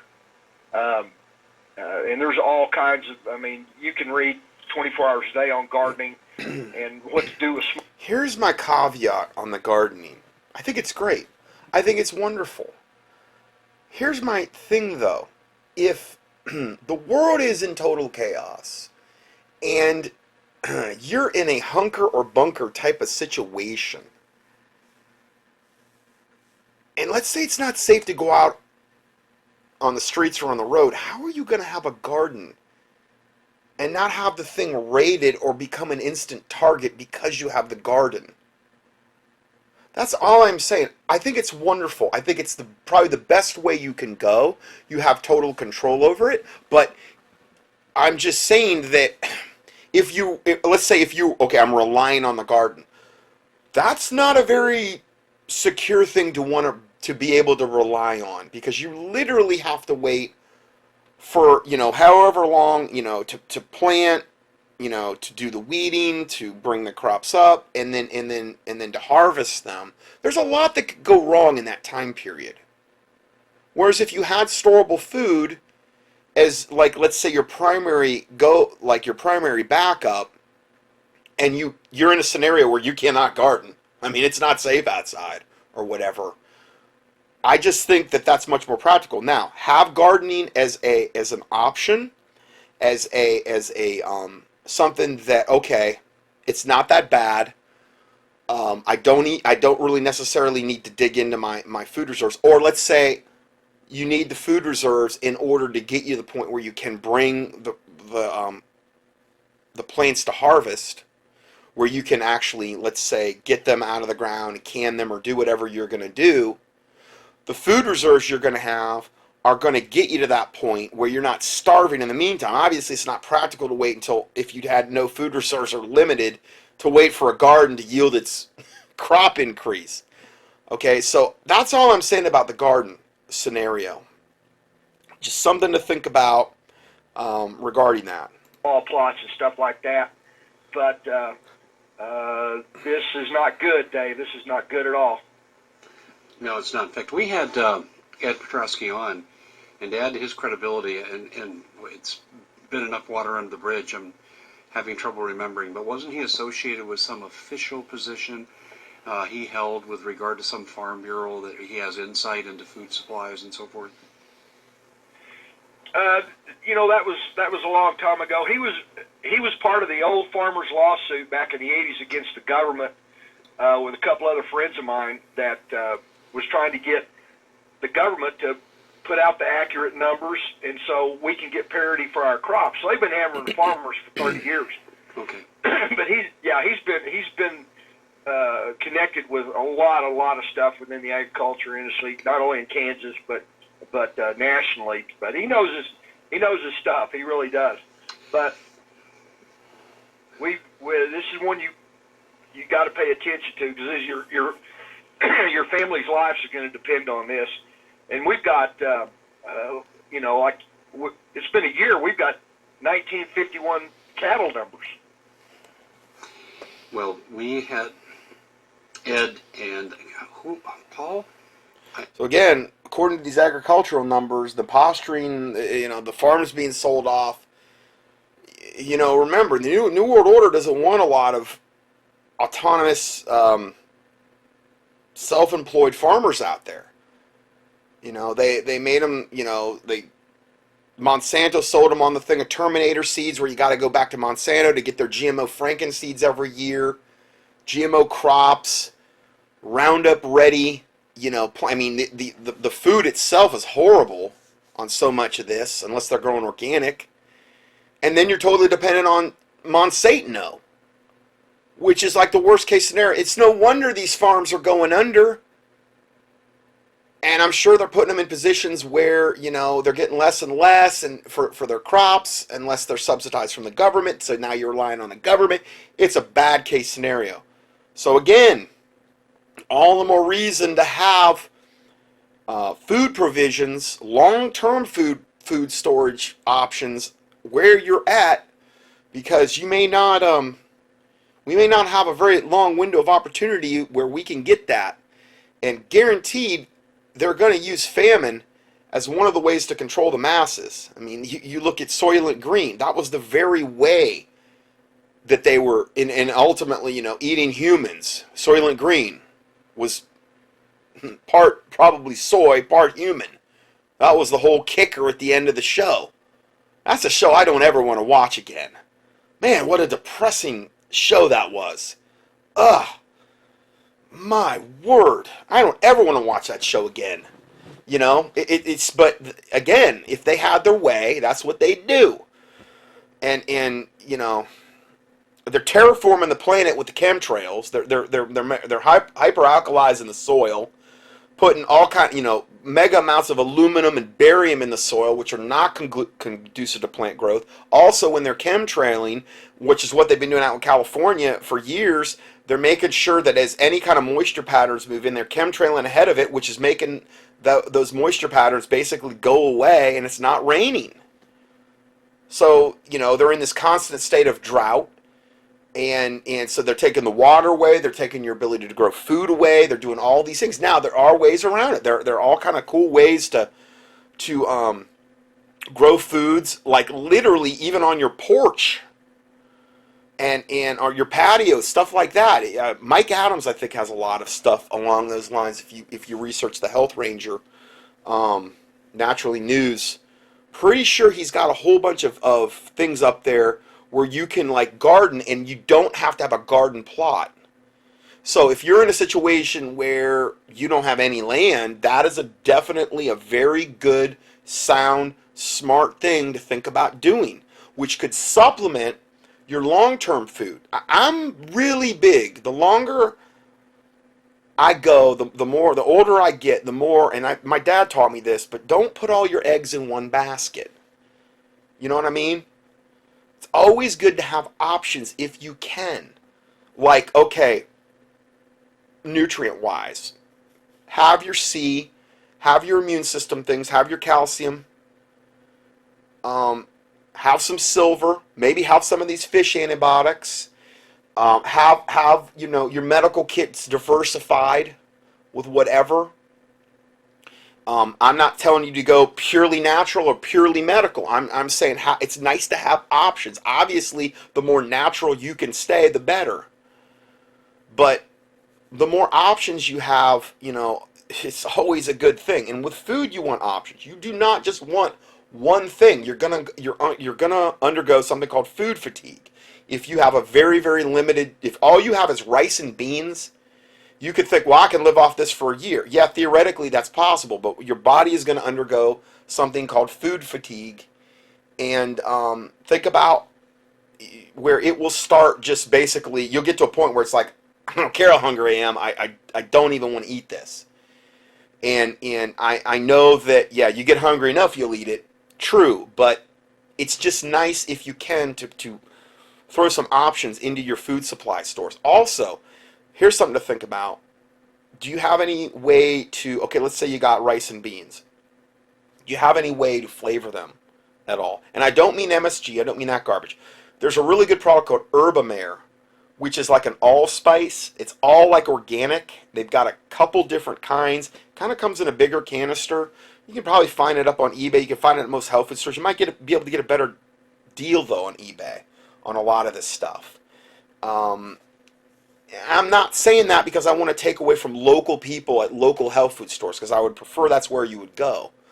But I'm just saying, if you're on a budget and you're really, really tight, sometimes you can find some really good deals on eBay, Amazon. I'm not wild about Amazon because of what stuff they've sold in the past, and they're pretty big brother. I'm not saying eBay's perfect either. I'm just saying if you're on a budget, you might find one thing on Amazon way cheaper than eBay, and vice versa. I've seen it before. I don't hardly ever buy anything off Amazon if I can avoid it, but sometimes it's, a huge, huge difference. For somebody on a tight budget, it can make a big deal. So again, just something to think about there, Let's go forward. I'm having a senior moment here. We had Ed and another gentleman on. His name has just jumped out of my head. Benny Pope. There you go. No, not Benny. It was somebody else. I know Benny really well. But we had Ed and a guest on my show earlier this year, very early in the year. And Ed made a projection. He said, based on current trends, with farmers leaving, either voluntarily or involuntarily, leaving the farming industry, that they were expecting to have a 15 to 20% cutback in the amount of farms. And he was concerned at that time about food shortage. He said we could see some spot food shortages before the end of the year with all the farmers that are leaving. It sounds to me like now that it's no longer 15 to 20%. It's going to end up being a whole lot worse than that. Yeah, we'll stay in touch, and I'm sure that Ed's really working on this to get the word out, and we'll see within the next week or two if we can get some accurate numbers. But when a lifelong auctioneer tells you it's bad, and I feel so sorry for these families, because after they pay the taxes on these farms, they're going to wind up with nothing. Ed, 8 months ago, he auctioned off all of his equipment, and he had a lot of equipment, and he stays pretty tight with the agricultural bankers there in Kansas. And one of them was telling him, Ed, you know what? In about a year from now, you're going to be found out to be the smartest guy in Kansas, because he can rent equipment cheaper than he can own it and maintain it. So, but with all of these farms selling off, and he said this wasn't just Kansas, he said, this is nationally. And so we'll just have to see, about Indiana, Iowa, what's going on in Oklahoma and some other places, big crop growing regions, especially Iowa. But I think the audience ought to take heed of this and get, do your homework now. If you've never gardened, there's 10,000, there's gardening for dummies. I've read scores and scores of stuff, and you can grow a lot of food in a quarter acre. Or a big backyard. You just till it and plant it. And there's different crops for different seasons. You need to start looking that up. You can look up in your state government website. They will have when to plant and what to plant. It's in every state. It's here in Colorado. I read it. So it's time. Also, if you're going to go that route, the most logical thing to do, because obviously you can't eat all that food at once, nor would you want to. That food, I don't know how many growing cycles you have per year, but that food might have to sustain you a long time. So you're going to want to learn how to can, ideally. And I don't know if they have a canning for dummies. They probably do, like a book, Canning for Dummies. And that's like, they've got computers for dummies and whatever. That type of thing. You might want to look into that. And again, this isn't going to be something for every person. But maybe 5% of my listeners will get inspired about this last thing I just said. Gardening, canning. Again, we're the body of Christ. There's going to be certain people in the body of Christ that are doing one thing. There may be another part that are doing another. Like, let's say when everything hits the fan, what do I know how to do? Well, I know how to do what I'm doing now. I'm also a chiropractor, which I could see that being needed, because people are probably going to be throwing things out more than you can believe, because you might have to get back to a real manual labor lifestyle. I know a lot about nutrition. Of course, how much access I would have to nutrients at that point, and that may be very limited. But whatever skills you have, God can use those, and they might be skills that will end up being very, very important as a benefit to others and the body of Christ in the end times. So those are some things to think about. Now, like going back to his website, this Numana website, and again, I have nothing to do with this website. I'm just honest appraisals. They've got a Numana organic family pack. Now, again, if you had the money and you could do this is one of the ideal ways to go. If you could go with that. They've got a no gluten family pack. So some people are, man, I got one patient, long-time patient. They live in Alabama. In fact, they went to my old church with me when I went to Independent Fundamental King James only unincorporated Baptist church back in Fort Myers area, Florida. And they've been my patients forever. Or not forever, but for a long time. And their daughter, she has one little trace of gluten, and she is projectile vomiting and breaking out in hives and life or death. Like, people have peanut allergies almost. So for some people, it may not be an option just to go with any kind of food. They might have to have. So they've got a no gluten family pack, which it seems to me would be a really, really good option. They got the organic family. They got that grab and go bucket, which is a good bucket. But the problem is in a grab and go situation, it's a little misleading because you grab and go and wait. Bring 6 cups of water to a boil and then saute for 20 to 25 minutes. That's not an ideal, like, get you out the door, get a quick meal in you type of scenario. You got to remember, freeze-dried foods are the most dehydrated form of food you can put in your body. They're more than even dehydrated. They're a whole other level than dehydrated, the freeze-dried. So they take even more time for that boiling hot water to actually rehydrate the food than even dehydrated would. So just understand. And again, this is the whole thing about not having all your eggs in one basket, having the proper stuff in your bug out bags, having the proper stuff in your house, and knowing your preps, knowing what preps you have. And the time you put into it, I don't believe is wasted time, because these are things you can. Let's say we have another 5 years, and let's say expiration dates are coming up on some of your whatever. Well, you can eat that food. You can, and most of the time, what you're going to be eating is sometimes better quality than what you might have been eating. Just normally, maybe, and maybe it's a lot better value as well. And so those are things just to think about there. Anyway, I just wanted to say a little bit more about that because I like that website, the Numana. It's a good one. I think for the money, it's a good happy medium. Because the Legacy one that I said, it was all freeze-dried, and man, their stuff's expensive up there. Woo! The Numana is a little bit more doable, if you ask me. And I'm trying to find a good happy medium where you're not buying garbage food that's loaded with MSG, that's loaded with GMOs, which is almost universal, which is loaded with all kind of chemical things to make it taste better, but that are probably going to constipate you, make you feel terrible, make you feel lethargic. It's not what you want to be putting in your body.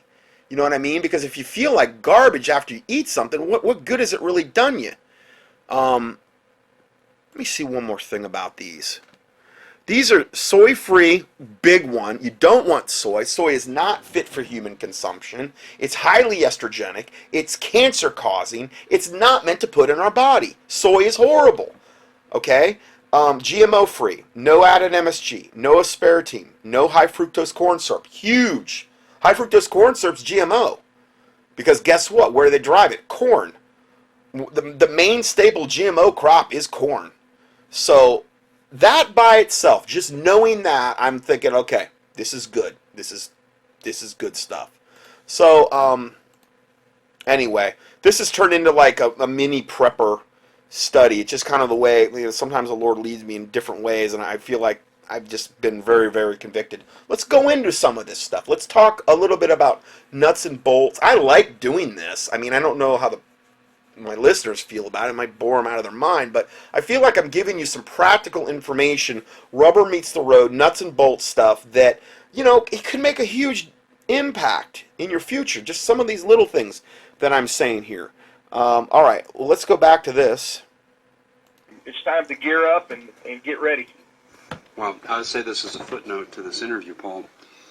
When the leaders can rule over a nation that has a food shortage, or in particular, as you're using the word famine, they can bend the people to their will. Stalin did it with the Holodomor, Mao did it, Hitler did it, and it sounds to me now like the globalists who've hijacked our government are going to try to do it.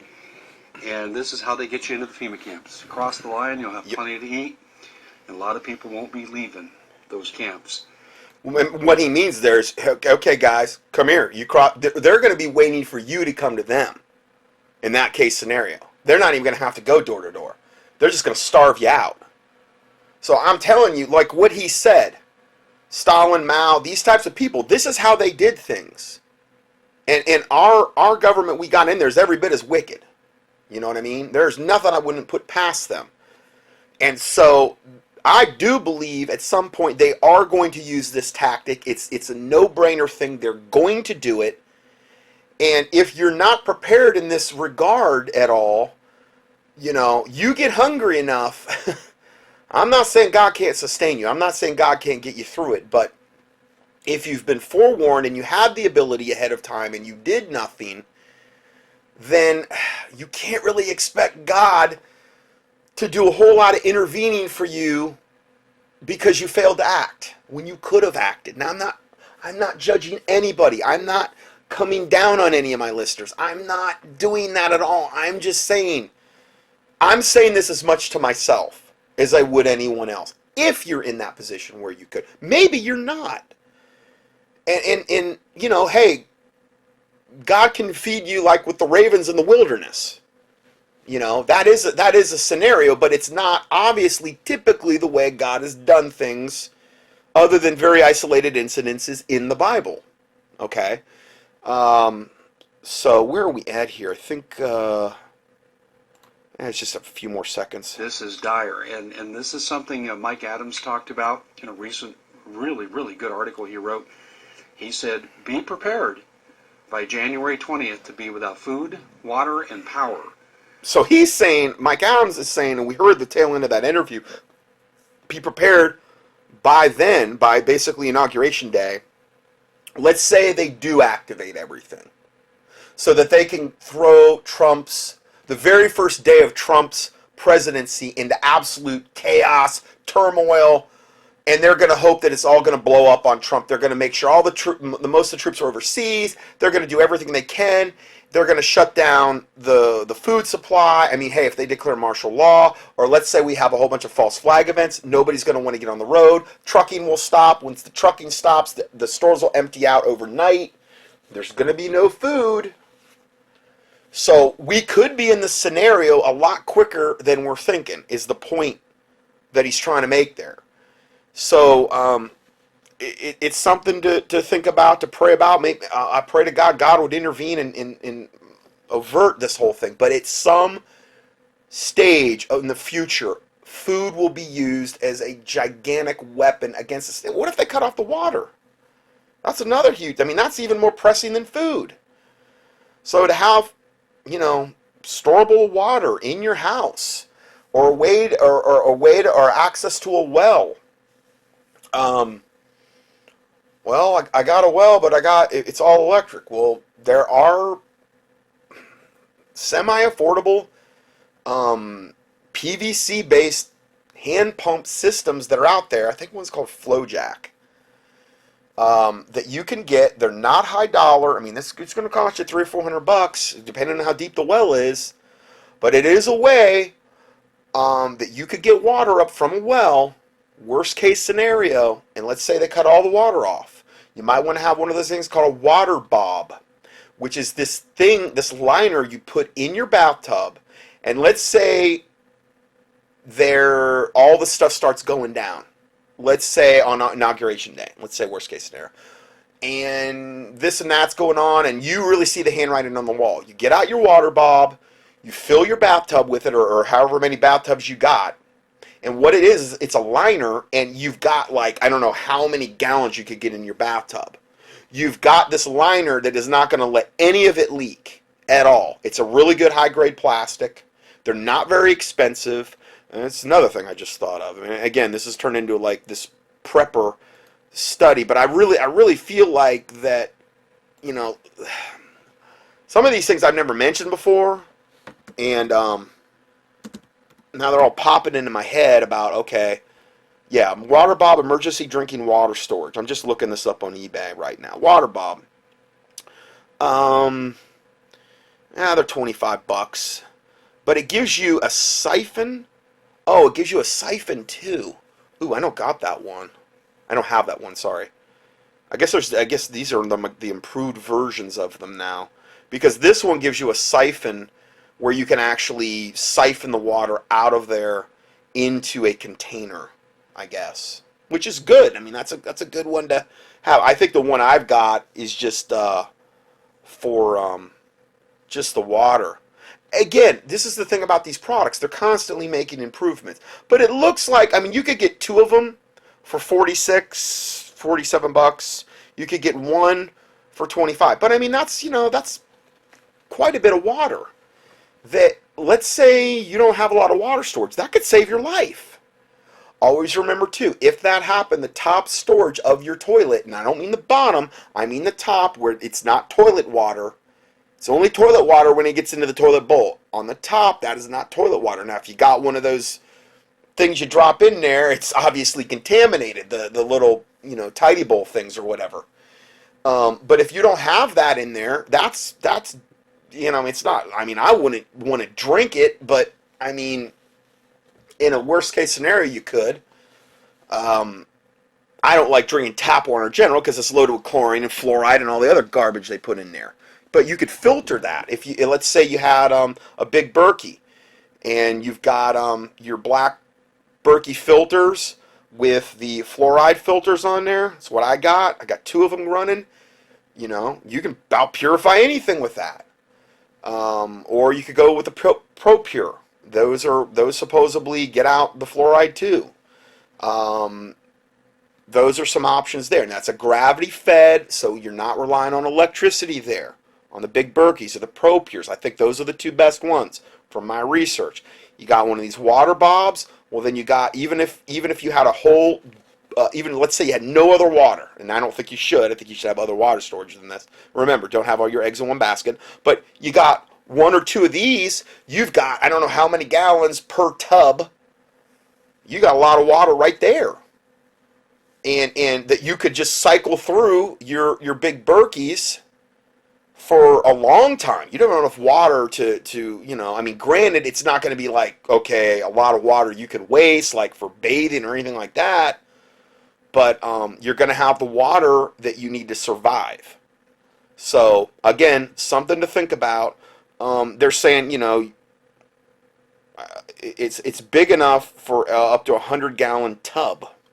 So you got 100 gallons. Of course, that's a big tub, but you could really get some that could save your life. That could save your family's life. Okay, and that's as far as water storage goes. I know you're thinking, well, it's 25 bucks for a liner. Well, still, I mean, it's if you tried to bring that much water in, like let's say you try to bring 100 gallons in. I go to the springs. I know what that's like. I bring them back in 5-gallon things, and this spring is at the bottom of a church. It goes down these steps. They're stone. It's dangerous. It's very dangerous. And I have 2 5-gallon things per hand. I don't know how much weight that is. I don't see anybody else doing it, but I like doing stuff like that anyway. And I bring them up the stairs, and I mean it's a load. I mean it is a pretty big. You keep going down there. You do that about 4 or 5 times. You've gotten a really good workout. So what I'm saying is that for me to bring back 100 gallons, man, it is a huge effort to do that in my truck, okay? Whereas your bathtub's already in your house. All you got to do is fill it up. You got to worry about lugging it around. I'm just using that as a dramatization to kind of show you the thing there. All right, let's go further. Let's see here. Okay, let's go to the next one. Hi, this is Dave Hodges from the Common Sense Show, and we are the show that is freeing America one enslaved mind at a time.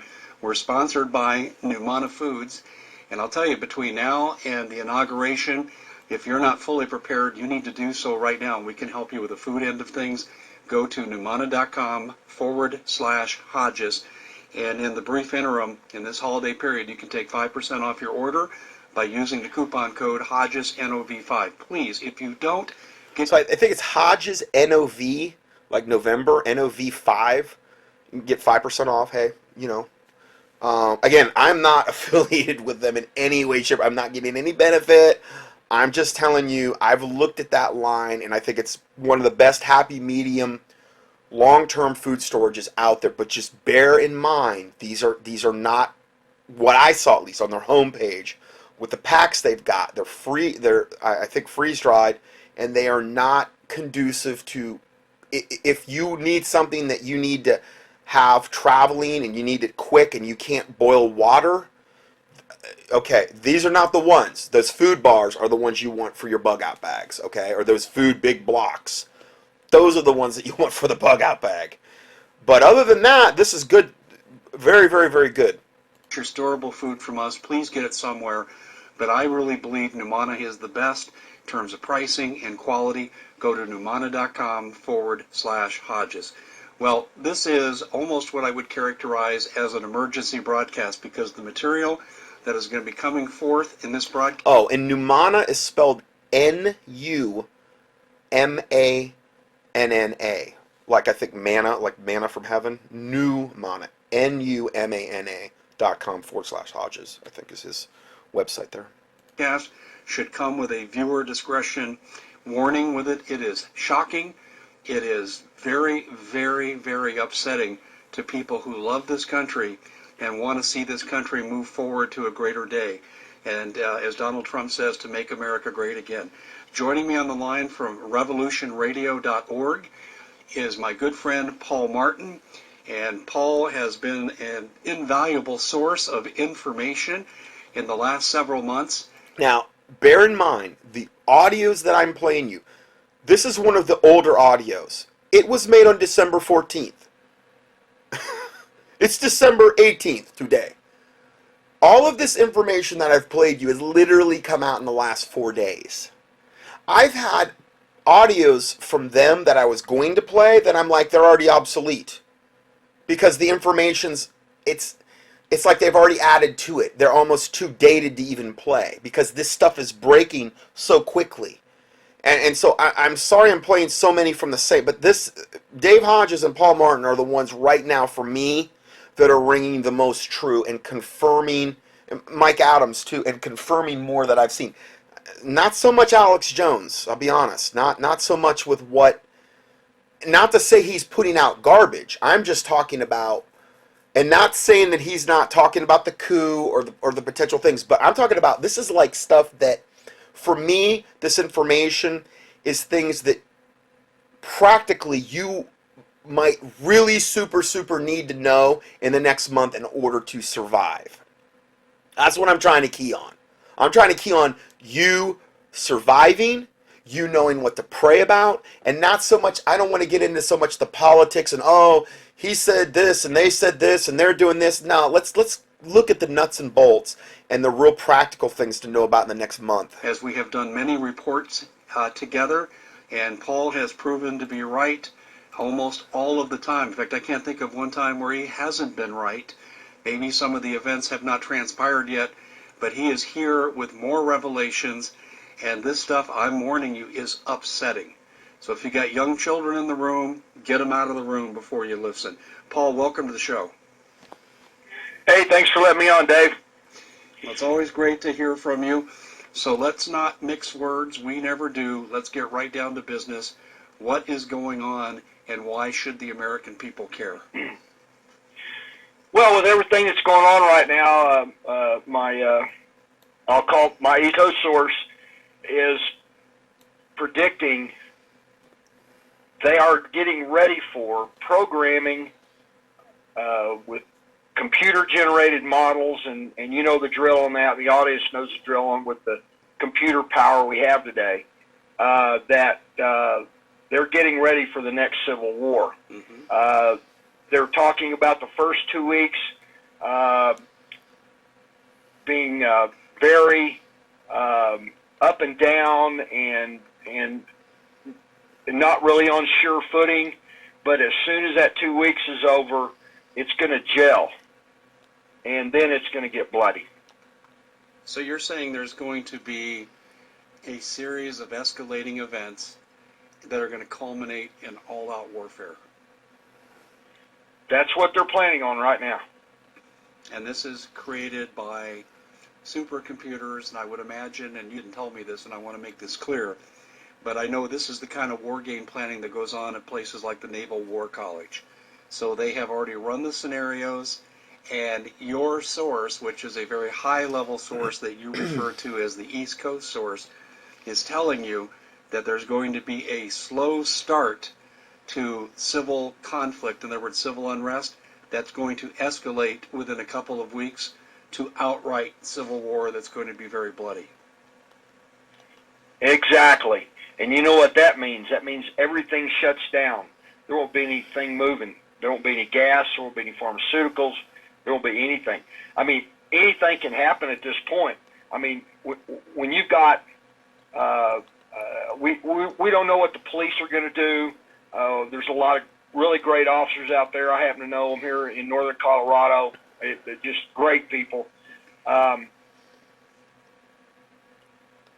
with the amount of foreign troops in here, when you get something chaotic going, they can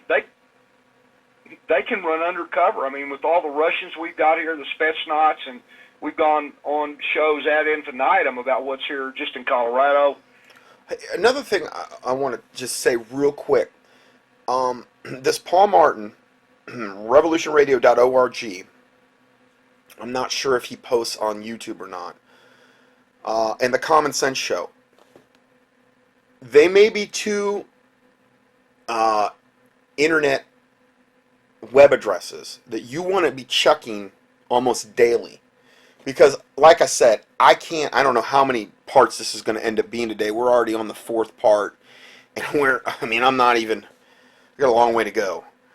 And I can't keep up with it. These guys are much more geared to on a day-to-day basis of keeping up with all of this information. They seem to me, from what I am looking at right now, they seem to be pretty much most on the cutting edge with this particular topic that we're looking about. Now, we might have something totally different next month where they're not near as relevant. Not to say they're bad, but they're not near as relevant for this particular topic that we could be facing. You might want to check them on a daily basis. revolutionradio.org, the Common Sense Show. Now, what I would do with the Common Sense Show is don't check his website. When I go up to his website, it's like, what is this? I mean, I don't know what was posted most currently. I'll see his most currently posted stuff a lot of times on Before It's News, which, it's like, come on. But what I found is that his YouTube channel is where you're going to get all the breaking audios. The audios he's doing, he'll generally put them up the same day. He doesn't mess around. His interviews with Paul Martin. That might be something. If you're going to check one thing, I would check the Common Sense Show on YouTube, his channel, Dave Hodges, because if you could only check one thing, he's going to be doing the interviews with Paul Martin, and that might be where you want to look on a daily basis, from at least for the next month, because I won't be able to get all this information out to you in a breaking format like they can. So anyway, let's go further. Yeah, we've got them in your sources back east in the Great Smoky Mountains. Quail's got them up in Montana. Excuse me. And so anything can happen. I mean, you've got for the grid to go down. Everything's shutting down. I mean, this could get bad quick. I mean, if you look at the history of the quote-unquote the New World Order, the global elite, I mean, they've had a 600-year run, and we're at the end of a 300-year credit cycle. There's tons of stories. You can just click on the economics button on revolutionradio.org and read for days or weeks. But I mean, there's a lot of we're hitting we're hitting a vector point right now. They're not going to let I don't know if they're going to let Trump take the oath or not. We've got this Russian hack and everything on. I mean, they're pulling out all the stops. But the bottom line is that the listeners need to get ready. See, that's a whole other thing. Obama's putting our troops over there, okay, which gets our good troops over there against Russia, which is provocation for a war with Russia. And so he's doing all of that, and then Obama can turn around. Let's say if they steal the Electoral College and they want to use excuses, they could say, well, Russia hacked the election. When those devils are the ones that rigged the election, but it just wasn't quite enough rigging to put it off because of the overwhelming voter turnout for Trump, regardless of all the ways they tried to rig it. And I've mentioned all those earlier. Wasn't enough. So Obama could turn around and say, well, Russia hacked the election. You know, they did this, they did that. We need to go to war. We already got our troops pre-positioned over there, bringing us into World War III. Declare martial law. Trump doesn't get into office. Some type of scenario where Trump, either Obama stays in office or Hillary gets into office. That would be their ultimate goal. For some really serious days. Yeah, and I had a conversation with Mike Adams of Natural News, Mike Adams, the health ranger, and we both are in agreement that within some specific period of time, shorter rather than longer, you're not going to be able to get essential resources. In fact, people would even do well to turn off their power for a weekend just to see what it's like and to also help them anticipate their needs. It's a really good point he just brought up.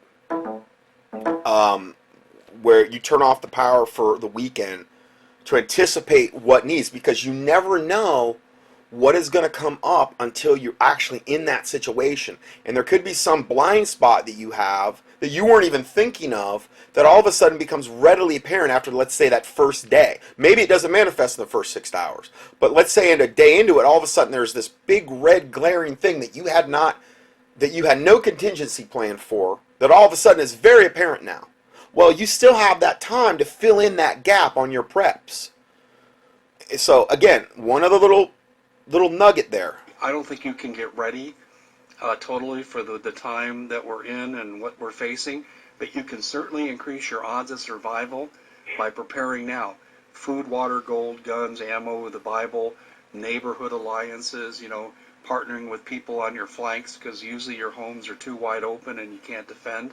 So you're going to need to have help. And Paul, those are the essentials people can take care of now. Do you agree with this statement? We're going to go to bed one evening and we wake up in the morning, the world is going to have totally changed. I've been saying that for 5 years. I mean, after Lehman collapsed, John Moore called me and he said, well, Marine, we got one mission left. I said, what's that, John? He said, save as many lives as we can, because we knew where this was going. All fiat currencies die. And we're in the midst of that right now. I mean, the word fiat means basically fake. We have a fiat currency. There is no gold, there is no silver, there is no nothing backing our dollar. The only thing backing our dollar is air. There's nothing backing it. There's probably no even gold in Fort Knox, and we've been off the gold standard since 1933, off the silver since basically around 1968, when they took all the silver out of the coinage. There's nothing backing it. They print the garbage out of thin air. So, and I hate to say this, but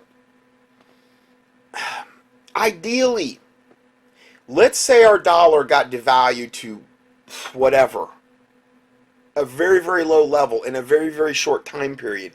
Could you deal with that? Could you deal with that scenario? You kind of have to ask yourself that question. Do you have any other fallbacks like gold or silver? And I hadn't mentioned that at all. But, and again, you might be in a position where none of this is even an option. And I'm not here to frustrate you or to get you worked up into a frenzy over all this stuff. God knows your situation. You might be new into this. You might have never been in an economic situation where you could do hardly any of this stuff. But I'm telling for the people that can, it may be something they want to think about, because one of the scenarios I have seen played out a lot is there's going to come at some point, one of the ways the New World Order is going to try to destroy the middle class of America is there's going to become a sudden banking holiday with a sudden devaluation of currency. A banking holiday will probably start on a Friday, go through the weekend. Banks might reopen Tuesday, Wednesday, whenever. And when that happens, there's going to be a run on the banks. but you're only going to be able to get a very small amount out. Most of your money may be gone because of this banking collapse, despite what the FDA says it insures your money for. And the money that you can get out may only be a half to a quarter of what it was worth before you put it in. Anything you have on paper, there's a good chance you might not be able to get any of it, because that's more complicated than getting your money out of the bank. You have to go in and do whatever rigmarole you got to do to convert it into money. There's always a penalty, and then it's probably going to be much devalued. They're printing the money out of thin air. Something's got to give at some point. There's nothing backing this stuff.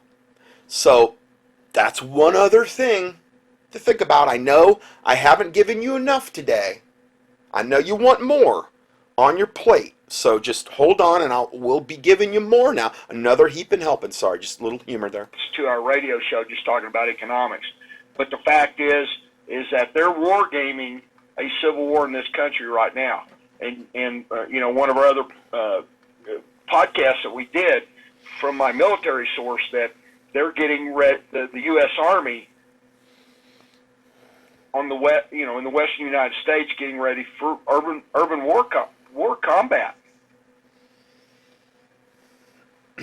Combat in terms of the establishment versus the people, or breaking up people going against people for essential resources? I mean, can you characterize the combat?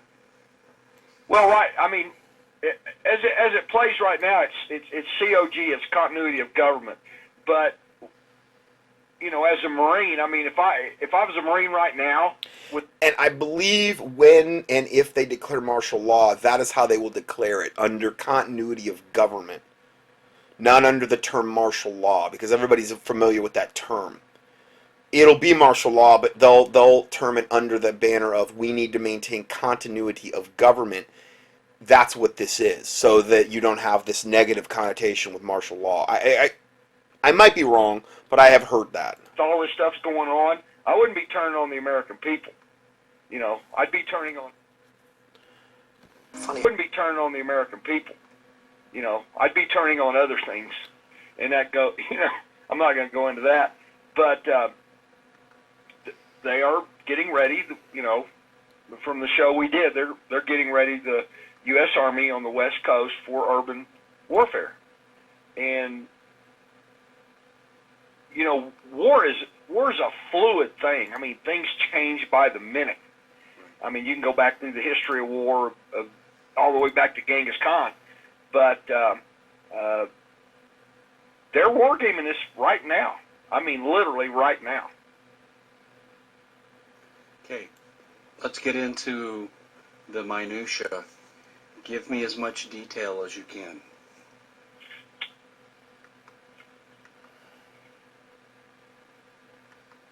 Well, I pretty much gave you everything I got, Dave.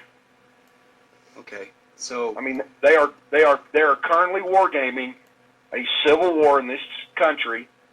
First 2 weeks, very tumultuous, unsettling.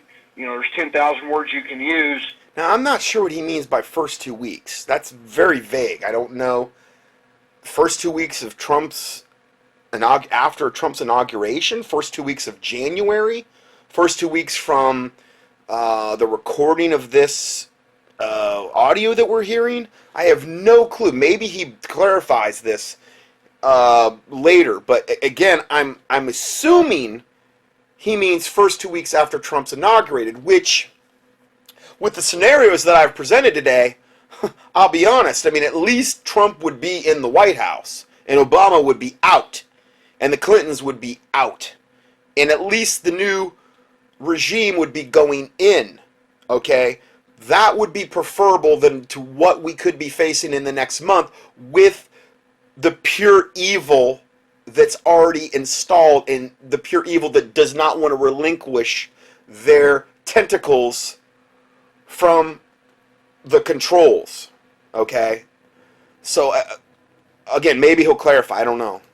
But at the end of 2 weeks, this thing will gel, and people kind of get a grip of what's going on. And from then on, it's Katie bar the door. Was there a feeling from your source that there's going to be an instigating event, a trigger event, if you will?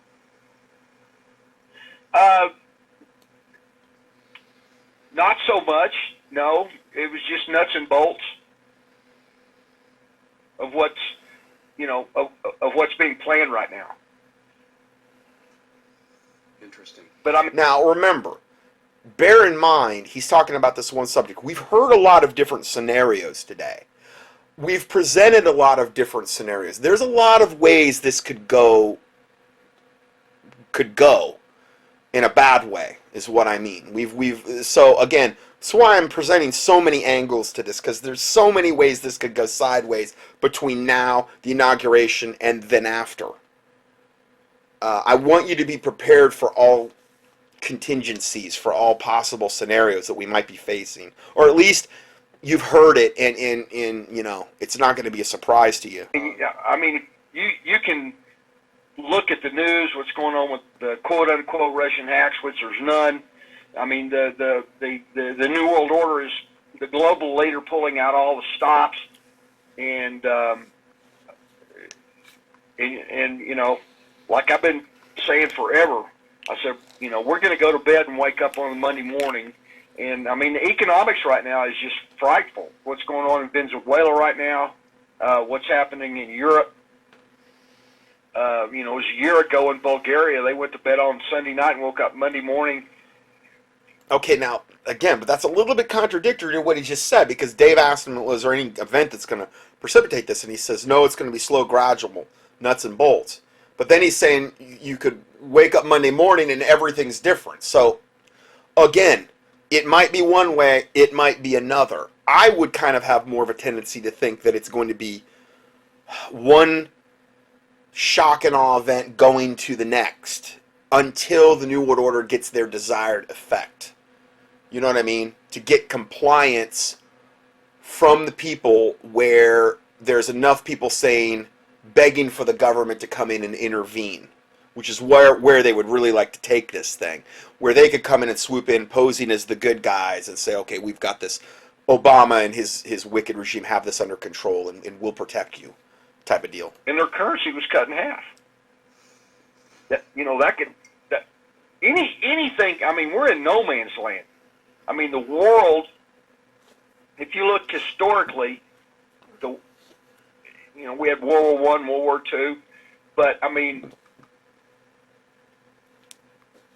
economically, the whole Western Empire is finished. It's done. The dollar's done. We watched Brexit. We may have Italy's getting ready to leave, probably going to leave, because they're kind of the hinge pin for Europe. And I think Italy's done economically. Greece is done. We've seen all the bail-ins. Another way they could attack Trump, obviously, is economically, and they could go in there, and as soon as he gets in the presidency, they could just start removing some of their protective measures they've done on the dollar, where it's the world's reserve currency. They've already taken steps of that. China has, like I've said, that there's a very, very good chance that the yuan would end up taking over as the world reserve currency, and then also taking the dollar off the U.S. world's reserve currency, the petrodollar, meaning that people that are going, or countries that are going over and buying oil and gas from the Middle East, they're having to do their transactions in the dollar. If that was removed, if that status was removed, that's one of the only things propping up the dollar right now. That by itself would crash the dollar. What if they just decide to do that one thing when Trump gets into office and the currency is worth nothing? How's he going to bring the jobs back when the dollar isn't worth anything? They could do that one thing to him, which would devalue the dollar, and then all those jobs, they're not coming back. They're not coming back because the dollars are not going to be worth anything. The USA would be in shambles. It'd be like the Weimar Republic, where you could $1,000 can buy you a loaf of bread. Venezuela's already seeing that. So I don't like to present that scenario of how we're so close and we're teetering on such a thing where something could be implemented, but when you print money out of thin air for decade after decade, and it's a fiat currency. It's not even real. It's like monopoly money. When you remove the very thing that's propping that dollar up, which is the world reserve currency status, which is the petrodollar, you take that away, dollars devalued to whatever, one half would be best case scenario. Who knows what it would go to? How is Trump going to do anything with the economy? It would be a really, really good way for them to destroy the middle class lock, stock, and barrel, and to ultimately do what they have planned on doing, which is creating an ultra elite and an ultra poor class. Because the middle class people that had their savings in dollars, and let's say anything they had in paper, let's say anything they had in savings, all of these things would be devalued to, unbelievably low levels. People that were millionaires one day might be, very, very different situation the next.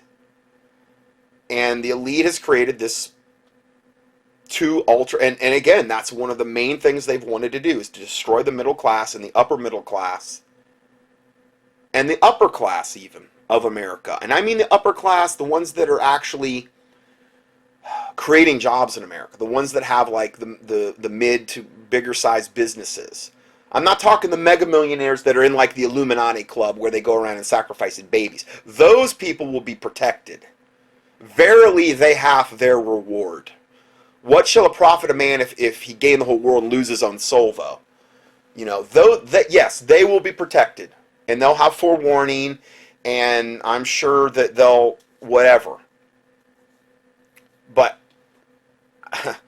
I pray to God that doesn't happen, but I'm telling you that if you've listened to my broadcasts over the years, to me, that would seem like a very, very, very easy way to attack Trump without them having to really get their hands dirty. Because they could blame it on China, as Trump would say. Well, China came in, they were declared world reserve currency, and now we're off the petrodollar. All of a sudden the dollar plummets to nothing, and what does Trump even have to work with at that point? How can he fix that? I don't care how good of a quote businessman that he is. I don't know how he gets around that one. I hope I'm wrong. I'm just saying. As they go to negative interest rates, that'll come here, and whatever you got in the bank, they're going to charge you for keeping your money. So there's 1,000 things, Dave, that can happen. They can shut the EBT cards down. If there's a calamity of like the welfare system, shut the EBT cards down. There's I don't know how many more millions of people are on basically welfare now. Food stamps, EBT cards, since Obama took office, but it's millions upon millions upon millions. All kind of people out of the labor force, despite their trumped up statistics, which is garbage. So, yeah, you do that? Oh, man. Yeah, that's a real bad scenario. I don't think any of us really realized, myself included, what a razor thin edge we are all on. From an economic standpoint and from a societal collapse standpoint. How many, just one, it's like a house of cards. One card could literally, taking one card out, especially near the foundation, could create a domino type effect where the whole house of cards comes down and we're left in like a third world type of situation. They want to create that. They want to destroy the middle to middle upper to upper class, at least the upper class that's not in the Illuminati, the job creators. They want to do away with that. They want to create that Hunger Games like scenario. With Hunger Games is the blueprint. It's where they want to bring us. Anything. ISIS setting suitcase nukes off. Yep. Anything. There's 1,000 things in play right now, Dave. Yeah, here, let me get my notes.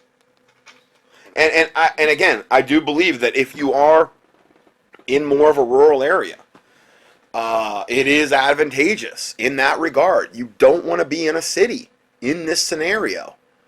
They shut those EBT cards down, and the hungry hordes start going from house to house, and the gangs, You know, I'm not saying God can't protect you, but I'm just saying you could understand. I think you could see how quickly you could be in a real bad situation.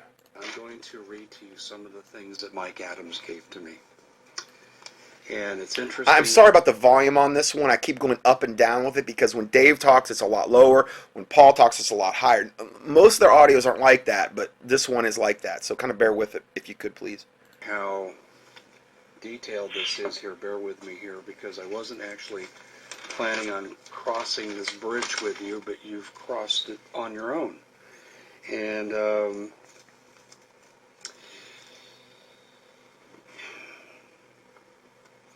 complete civil war, gun confiscation, the use of assassination drones for key people that have facial recognition. Now again, if they go into gun confiscation and these assassination drones, again, they've really crossed the Rubicon. That is, I don't think they're going to start out that way. I think that would be something where you would see that well into the conflict. I don't think they're going to start that way. That would be really over the top. Really bold move. Okay? But, again, it could be an eventuality. Technology is already in effect.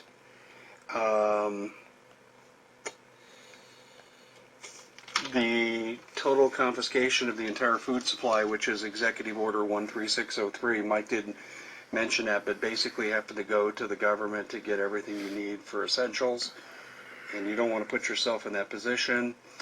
And people are buying fish antibiotics like crazy, and interestingly enough, the FDA is taking fish antibiotics off the shelf as of December 31st. So if you're going to get them, you better get them. And you can still get them. You can still get them. I haven't seen any place sold out of them. Maybe they've ramped up production in anticipation of this. At least as up till yesterday you could. But like he said, and again, it may not even be something that you use, but you might be something like gold worth bartering with in the very near future. You know, I'm not telling you what to do. I'm saying that some of those antibiotics are cheap enough where you're not going to break the bank. They're at a pretty reasonable price, much more reasonable than if you went out and got a prescription for them. So anyway, and here I'm just, like I said, I'm going through these notes that I took.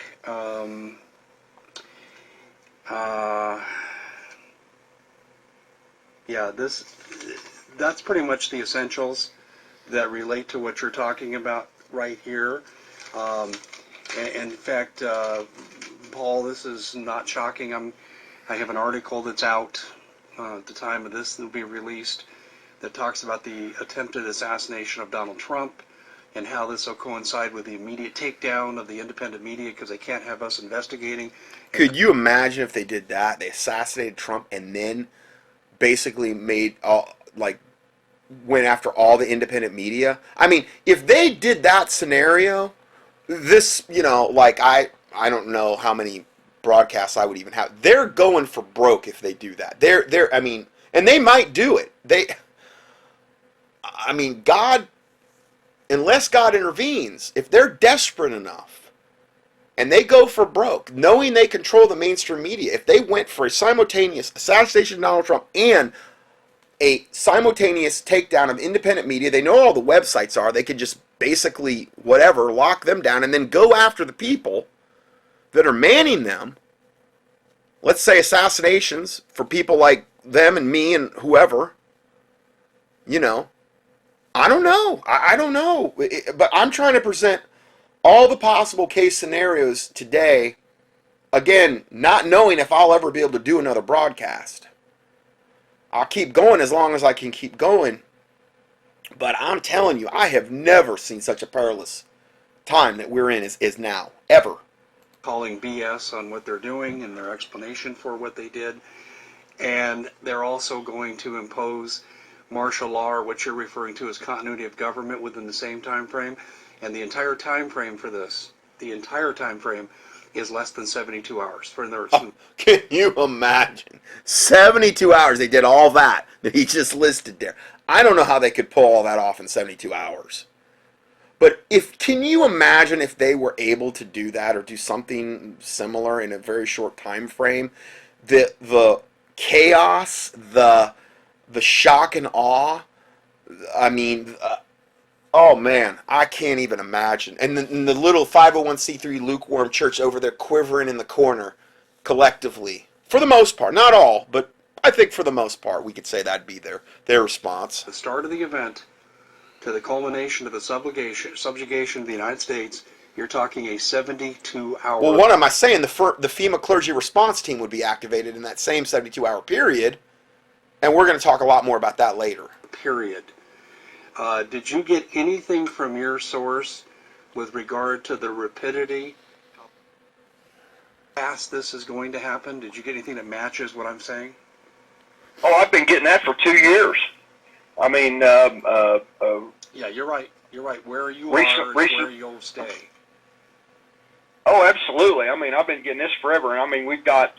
I've got And he said, where you are is where you'll stay. So when all this stuff starts to go down, wherever you're at, that's where you're going to stay. You're not going to have the opportunity to go to bug out location and get out of there. I mean, unless it's like within, let's say, walking distance. But if, let's say you got all your supplies under your house, and how are you going to get all of them to another location if you can't even drive there? I mean, it's possible, I'm sure, but I mean, obviously that could become impractical depending on how much you have, depending on how far away the location is. So, a retired brigadier general, contractor. John Moore's got a high-ranking officer out of JSOC, Joint Special Operations Command. I can go on and on, but everybody's saying this is going to be quick and it's going to be ugly. I've been getting that for 2 years. Well, that's what we're getting now. It was interesting. If you could have just heard the unfolding of the conversation I had with Mike Adams. I come at this with my sources. He came at it with his sources. Mike and I have not talked off the air at all since our last interview. And here we're hand in glove, and it matches entirely what you are saying right here. In the events that you and I reported on with regard to... So you've got Mike Adams, Health Ranger, Dave Hodges, Paul Martin. All of them have their own separate talk shows, sources that are independent of one another. You've got John Moore saying it. You've got Steve Quayle. You've got Hawk. You've got Hagman and Hagman. You've got all these different sources pretty much all coming to the same conclusion. I mean, even Alex Jones coming to the same conclusion. Are they all wrong? Knowing that the mainstream media is just the absolute, it's gotten so bad where this fake news thing, they're just such unmitigated liars. Everything they're putting out is just pure propaganda and lies at this point. So who do we believe? I mean, you got all these cross-confirming sources on the alternative media side. That's who I would tend to believe. Covert military operations, probably involving foreign operatives, and the Chetsons in Denver. This all coincides with this event. By the way, what I have found out, Paul, and I haven't had a chance to talk to you in the interim, but 2 days ago, I had 2 conversations with law enforcement people I know in Colorado. And one of these people I grew up with. So we're not talking that these sources just fell off the turnip truck. In fact, one of these sources was instrumental in feeding me information on the H1N1 planned roadblocks for mandatory vaccination 8 years ago that the government was forced to back away from because of the exposure we gave it. I talked a lot about the H1N1. That's the swine flu. I did a whole series of teachings on that. You can even go back, key that in, H1N1 swine flu, where they were going to have roadblocks with forced vaccinations. And I believe getting the word out, well, the tour I did back in 2006 to the Prophecy Club, talking about avian flu, which is different, a different strain. That was H5N1. This is H1N1, which is the swine flu. Through that exposure, getting that out, and hopefully enough people praying about it, those were things that were averted. enough public awareness of things of this nature. And this is why I'm doing this now. This is going to be one of the biggest teachings I have done. This is going to be every bit comparable to a mega study once it's done. And yeah, that's why the urgency of what we're facing here. There's so many facets to it. And this is just in the next month to a little bit after that. Who knows what's coming in the next year? I mean, it's probably going to be a combination of these things we're talking about today, but there could be a lot of other scenarios popping up as well. So here's what these two sources told me, and it's what I thought was going on when we had that last interview, that the Chechens are located primarily in the west end of Denver proper, largely between I-25 and the Platte River, extending out to Sheridan Boulevard, which is a distance of about 3 miles, and they are about 2 miles north of I-70, which cuts east-west through the city, and as far down as 6th Avenue corridor, headed up into the mountains. So that's a distance of about, I believe, 6 or 7 miles. So that's their area of concentration, and what lies there are the, let's put it this way, I'm not expressing this properly because I'm not enough of an expert in this kind of equipment to speak articulately on it, but what they have and what they're gathering, what they're stealing, are supplies you would need to create your own power source in the aftermath of a grid down scenario. Paul, this has been confirmed for me by 2 law enforcement people in West Denver. I believe he said those are Chechen troops, foreign troops, United Nations troops, I'm sure, like, you know, the Russians and the Chinese and all of these other different nationalities that we've talked about. They're from all these different countries. None of the countries are Christian, put it that way. They're all pagan type countries that have a hatred for Americans. And so I believe that each one of these demographics of troops, a lot of them are in Colorado as well, maybe have their own subspecialties, and maybe they're concentrated on doing different things when we have that grid down scenario or whenever things go hot, and they're called to go active. I believe it. I mean, you and I have talked about this ad infinitum. There's a lot of, I mean, when you've got the most heavily armed population in the history of the world, there's a couple of really easy fixes. Now that's us. We're the most heavily armed population. Thanks to Obama especially, Americans now are more armed to the teeth. And I do believe probably prepared, which has been a good thing. That is one positive thing that the Obama administration has produced. If we were under a Republican, let's say Bush, and a lot of the people go to sleep in the Patriot community, they shouldn't be going to sleep, but a lot of them probably would. Particularly in the 501c3 church. I mean, I'm sorry, but I've been there. And, you know, he was referred to in, like, the Baptist churches I was in as Brother Bush. Like he's a brother in Christ. Please. I mean, you know, and so, but what Obama has done is record-breaking gun sales, basically, you know, for years. And that would corresponding ammo, and I really believe that would also be corresponding increase in preppers, doing a lot of what we've been talking about today. So from that standpoint, that would be a good scenario, and because there's a lot more people now that are prepared than if we had somebody like Trump in the White House for the last 8 years. You know, so anyway. A bioweapon, you and I talked about that. I got a source on it. You got a source on it. Okay, so he's talking about things that would even the playing field and throw a monkey wrench into any scenario we're looking at. First thing's a bioweapon. And just pull the plug on the grid. You know, I said on a previous program, IT guy that I met I was asked to come to a party to meet this guy, and IT tech with the U.S. Army, and he just told me blatantly, he said, all of the software in the grid is Chinese. They can shut the grid down anytime they want to. Yes, that's right. Isn't that comforting? Doesn't that make you feel all warm and fuzzy? I mean, doesn't that warm the cockles of your heart? Sorry, I'm giving some little examples there.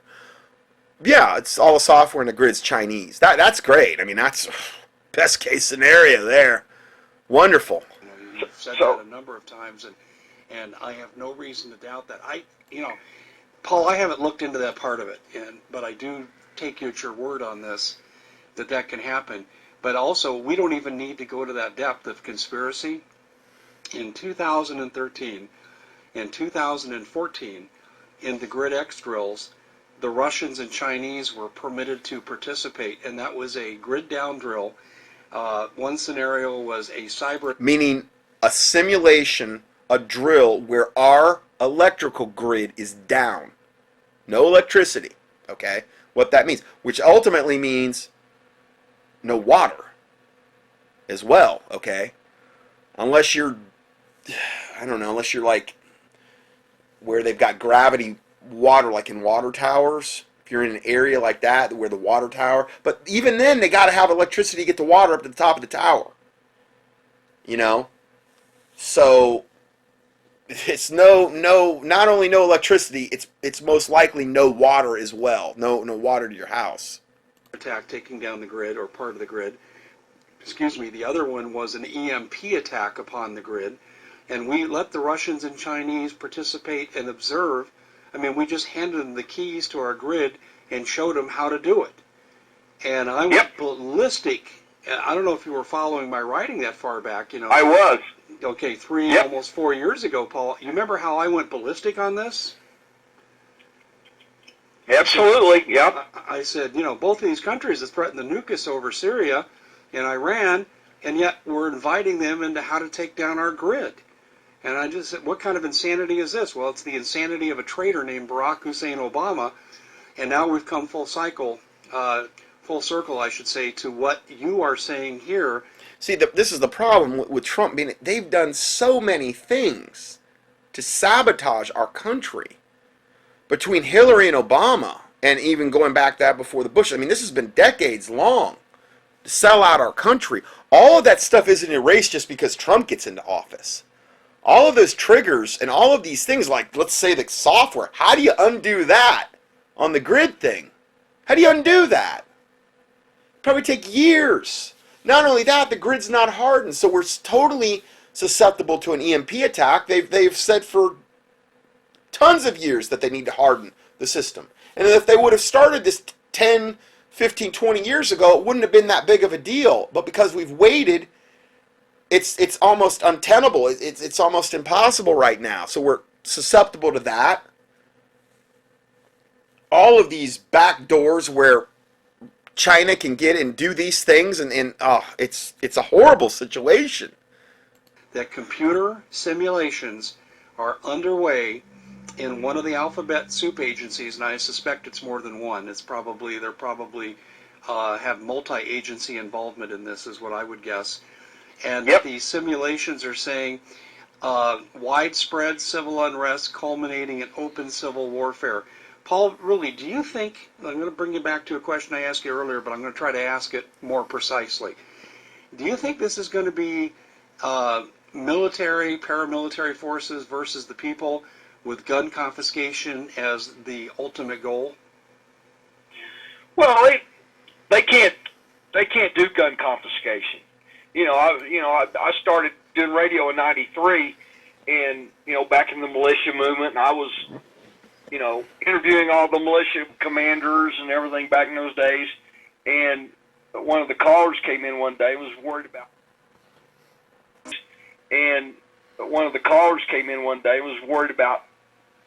Called in about, they're going to come and get our guns. I said, we don't have enough people to come get our guns. I said, let's look at this scenario. And this is before the internet. And I was saying, so they get city A.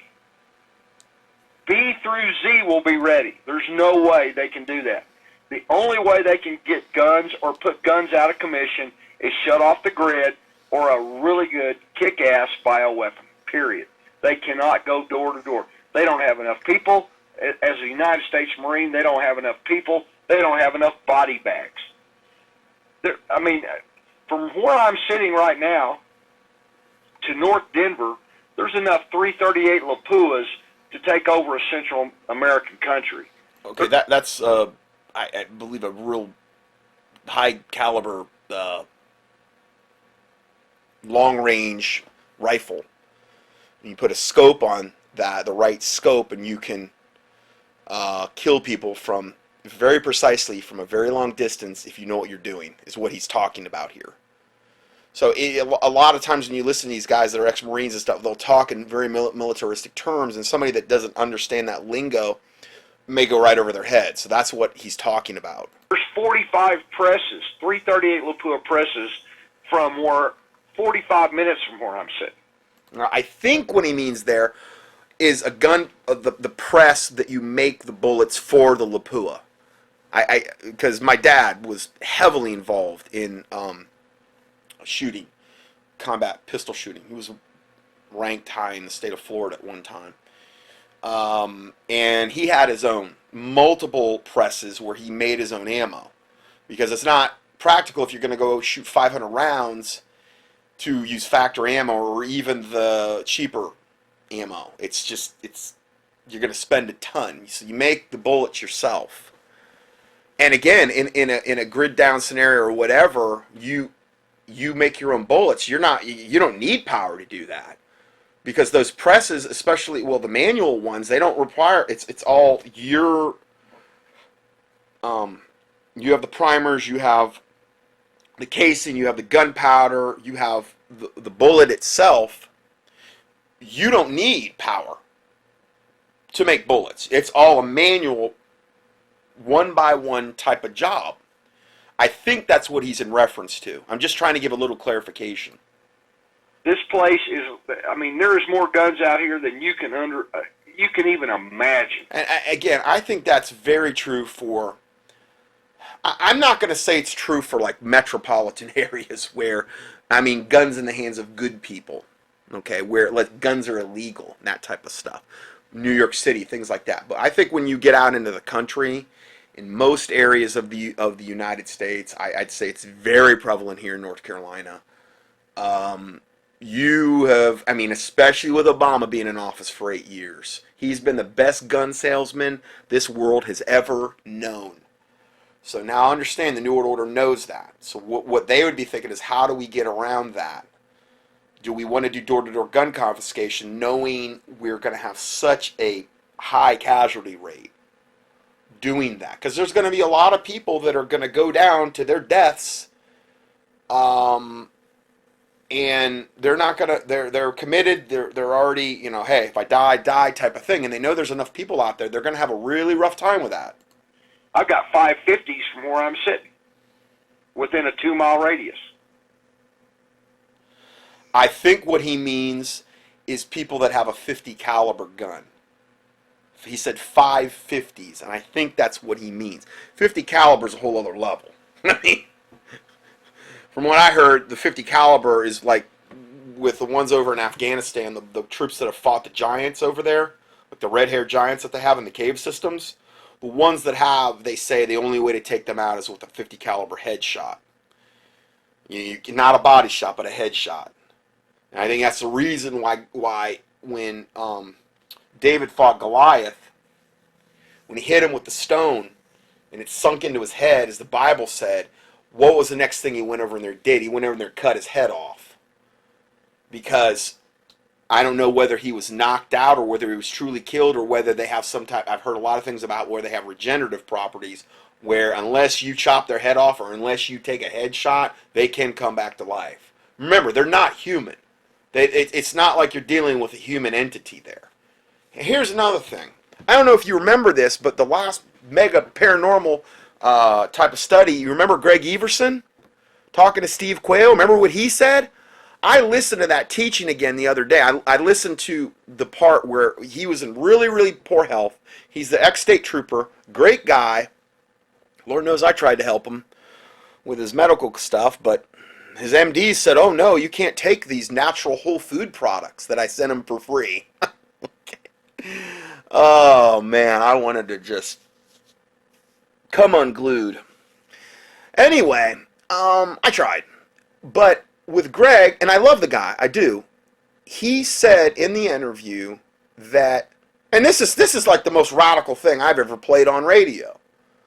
Okay, so if you haven't heard it, you might want to go back, just key in Greg or Everson in the keyword search box, the most recent teaching I did, mega study. Remember what he said? Not only did he talk about the Muslims being activated and all the terror cells, and every time you see a mosque, just understand they're there. It's the fifth column troops being prepositioned here to kill you because they're mandated by the Quran to slay and kill and behead the infidels and rape and subjugate the women and, convert or die type of deal. Not only is that going to be one of the main factions the wicked government's working with, and that's why they don't want Trump to get in, because if he installs these good generals that were ousted by Obama, that's going to come to an end. But he said there's tunnels down in the Andes Mountains, and was it Antarctica, and I don't know if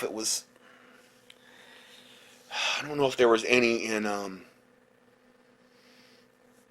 Washington, Oregon area. I forget. But anyway, remember what he said? He says the Giants are coming back. And this is all by design. And they are coming back. And they are going to be released on humanity.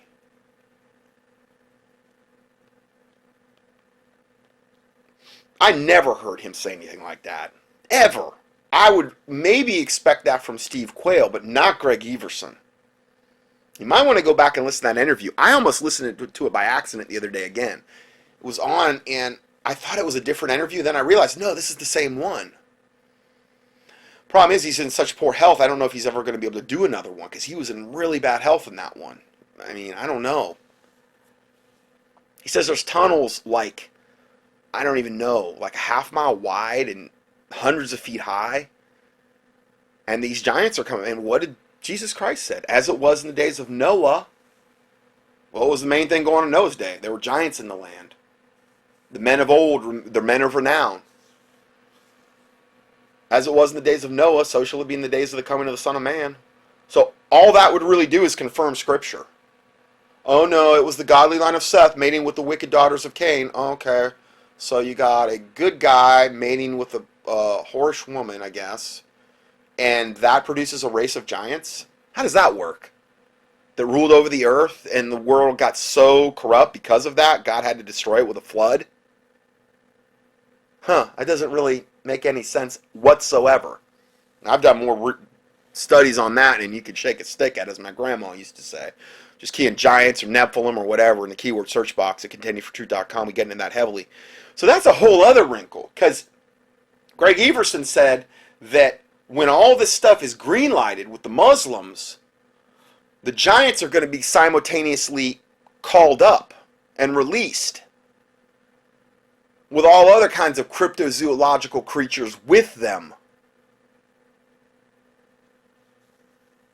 I got a listener, that my one listener, longtime listener friend James, you can't even believe the stuff that he's seen out in the woods in Virginia as of late.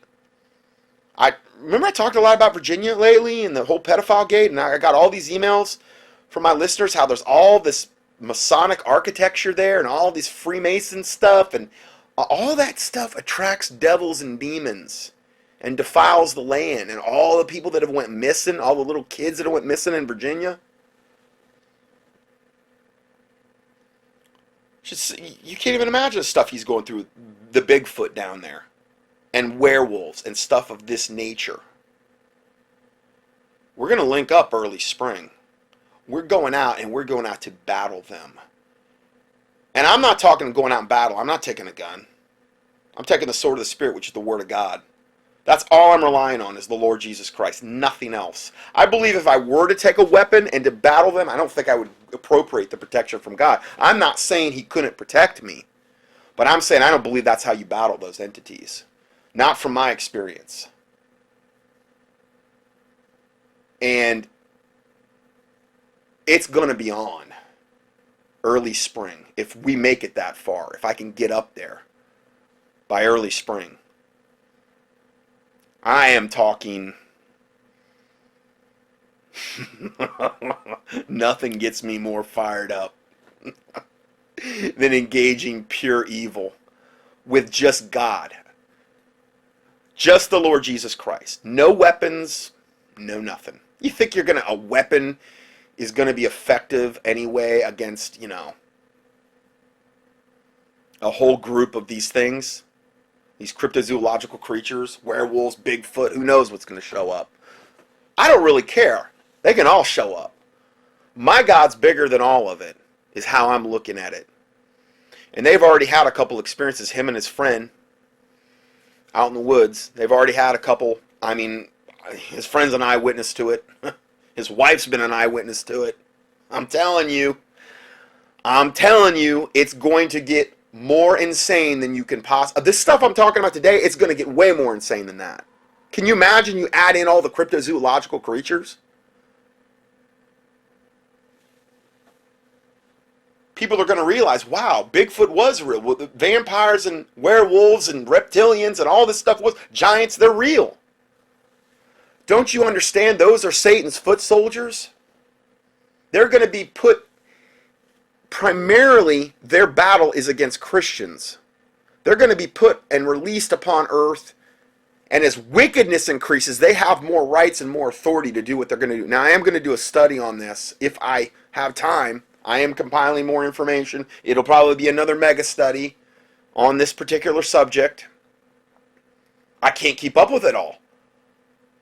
I'm getting all kind of my listeners emailing me. I got 2 different listeners I've never heard from before telling me at their jobs that they have seen people with reptilian slits in their eyes. Just working in there. One's a guy at a deli at Walmart. He works in the deli at Walmart, and another one is a lady that cleans houses, a listener of mine, in an apartment complex. And they have had face-to-face interactions with people with full reptilian slits in their eyes. And I'm talking, these are people that they saw before that did not have slits. And then with the one guy at Walmart, he said as soon as he said something, and I'll get into that later when I do the study, as soon as he kind of said something that kind of called the guy out, he immediately went to full slits.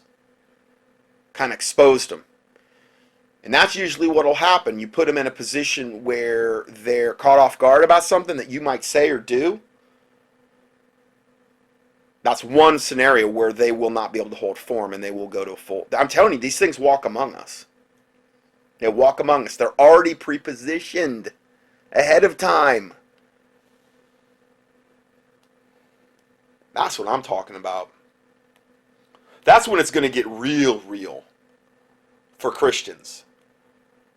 Because this stuff I'm talking about today is just, this is a whole other level, the other stuff I'm talking about.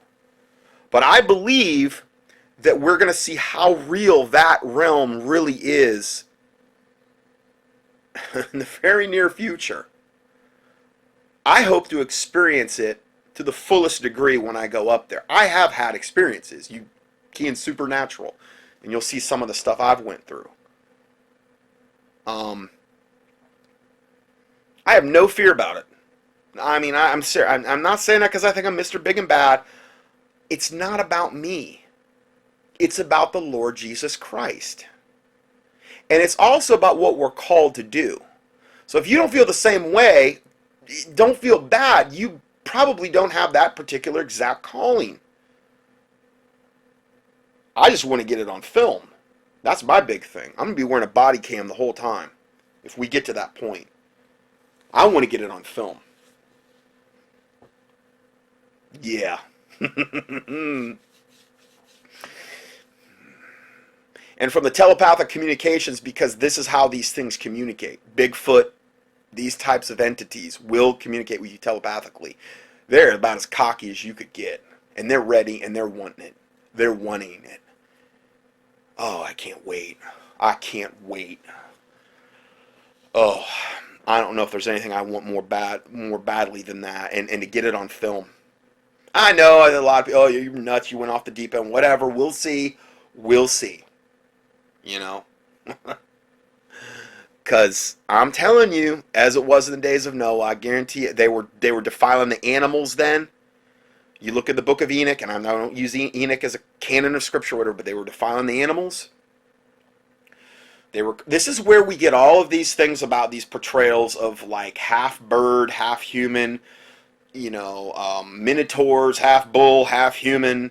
Uh, you could go on and on and on. There's all of these different half human, half. They were defiling the animals. They were literally reproducing with the animals, the giants, because they had to defile everything. That's their mandate. That's what they want to do. They want to defile God's creation. And they produced all these hideous creatures, altering their DNA. It's always about altering the DNA of mankind. And we're going to see it again. I really believe that. We're really going to see it again. And if you've never heard any of this stuff, you might want to go listen to my teachings I've done, my recent teachings I've done on just keying aliens. Probably come up, mega teachings on aliens. I've done several. Probably do another one in another, if I can, another couple months. It's just like this teaching right now. We're on part 4, and I'm probably way over 6 hours already. I started 6, it's already 11. I'm going to be getting into, I don't even know how long this is going to take me. So, I know I've been on beyond long-winded. I'm just trying to cover all the bases. I'm trying to prepare you for all the eventualities that I can think of. So let's go back to this report. They can't do it. You're right about the bioweapon. I've told this story before, but not in this context, Paul. As you know, I had a very, very close family friend who was in FEMA. And I won't go through the long details of how we became affiliated, but we were effectively 20-year friends until in my last year of coaching, he shows up at my basketball office with his wife, and they announced to me in October of 2012 they're bugging out by the end of the year to a specially prepared area that is as terrorist-proof as it can be, mostly subterranean, portable air, portable water, infinite food supply, and very well armed with like-minded people from the same agencies, in other words, FEMA and DHS. I know where they went. I know I couldn't go there and find them, but I know the general area that they've located in, and I mean to within about 20 miles. And what he told me when he left, he said the American people are starting to wake up thanks to blankety blanks like you, Dave Hodges, kind of a tongue-in-cheek LOL comment. And I said, well, that's a good thing. He said, well, you may not say that in a couple of years, Dave.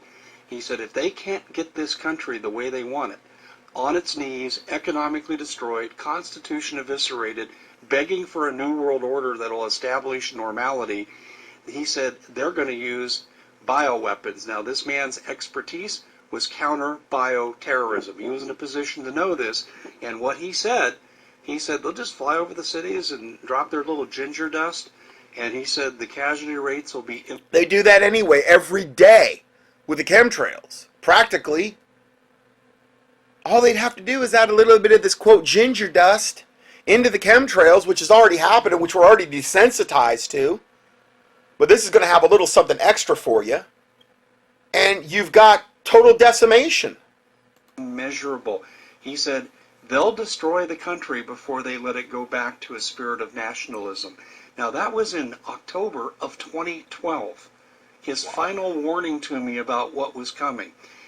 And now we see these asthma attacks, spontaneous by the hundreds in places like Kuwait and Australia. They're beta testing, Paul. They're beta testing. Oh, absolutely. They're beta testing what they're going to do to us. And I think my friend from FEMA is 100% correct in that they are going to try to execute this. Now, there is one fly in the ointment, if you will, from the globalist perspective, and it's this. If the U.S. military ain't on board, they could get really dicey for the globalists. Well, I can guarantee you from my sources that the basis of the U.S. military is not on board. The fly in the ointment, and this was 2 years ago, is a lot of, and this is military intelligence, they've been infiltrating the gangs into the U.S. military for about 2 decades. Paul Preston is all over this. You're absolutely right. And so with that in play, and they'll follow whatever orders are given to them. the the older hands, the sergeants on up aren't going to play. But you've got an immense amount of gang members. Now we've got immense amounts of Mexicans that join the military to get citizenship and all that. So we've got a fractured military as well as a politically fractured country. So, we're in the most dangerous times this country's ever been in. It's changing by the minute. The Republicans, Paul Ryan, McConnell are turning on Trump right now. No tax cuts, no massive injection to fix the infrastructure, none of that. So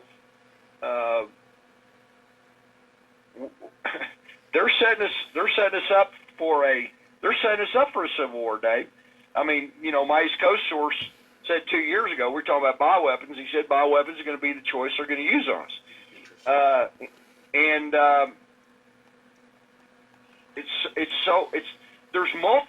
There's a lot of easy fixes, and they can press several buttons to get a civil war going. They can shut the banks down. They can shut the EBT cards down. They can do spotty, complete grid down scenarios around the country. There's a multitude of weapons these people have right under their fingertips.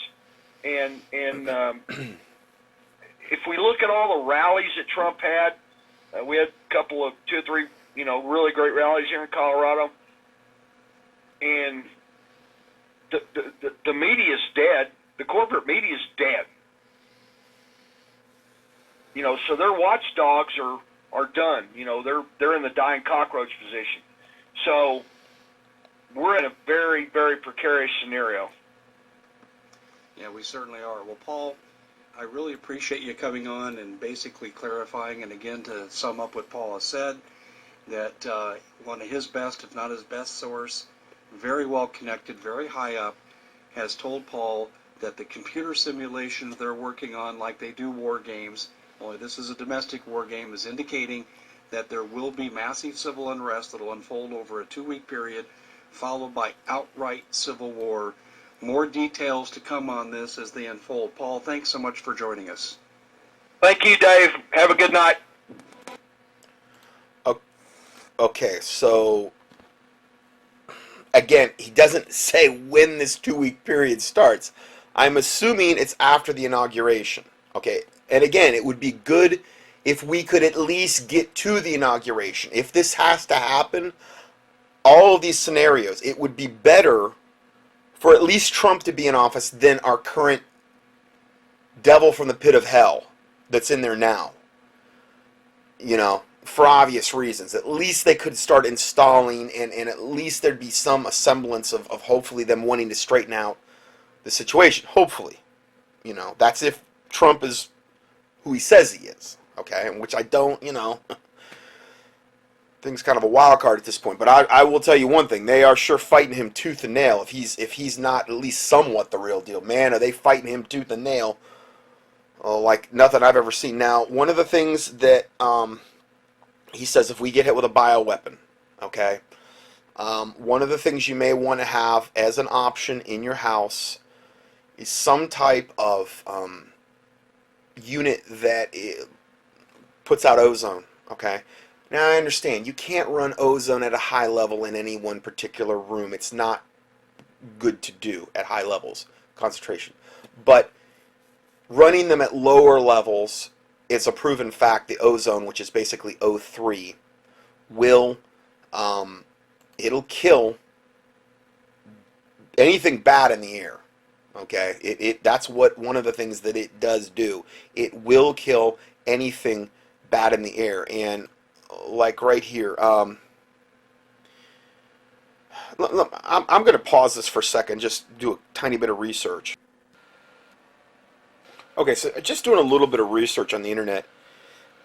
If we got hit with a bioweapon, if you were in your car, and again, here's the thing. How do you know? I mean, when it's happening, Nobody's going to know right away. It might be something that's delayed.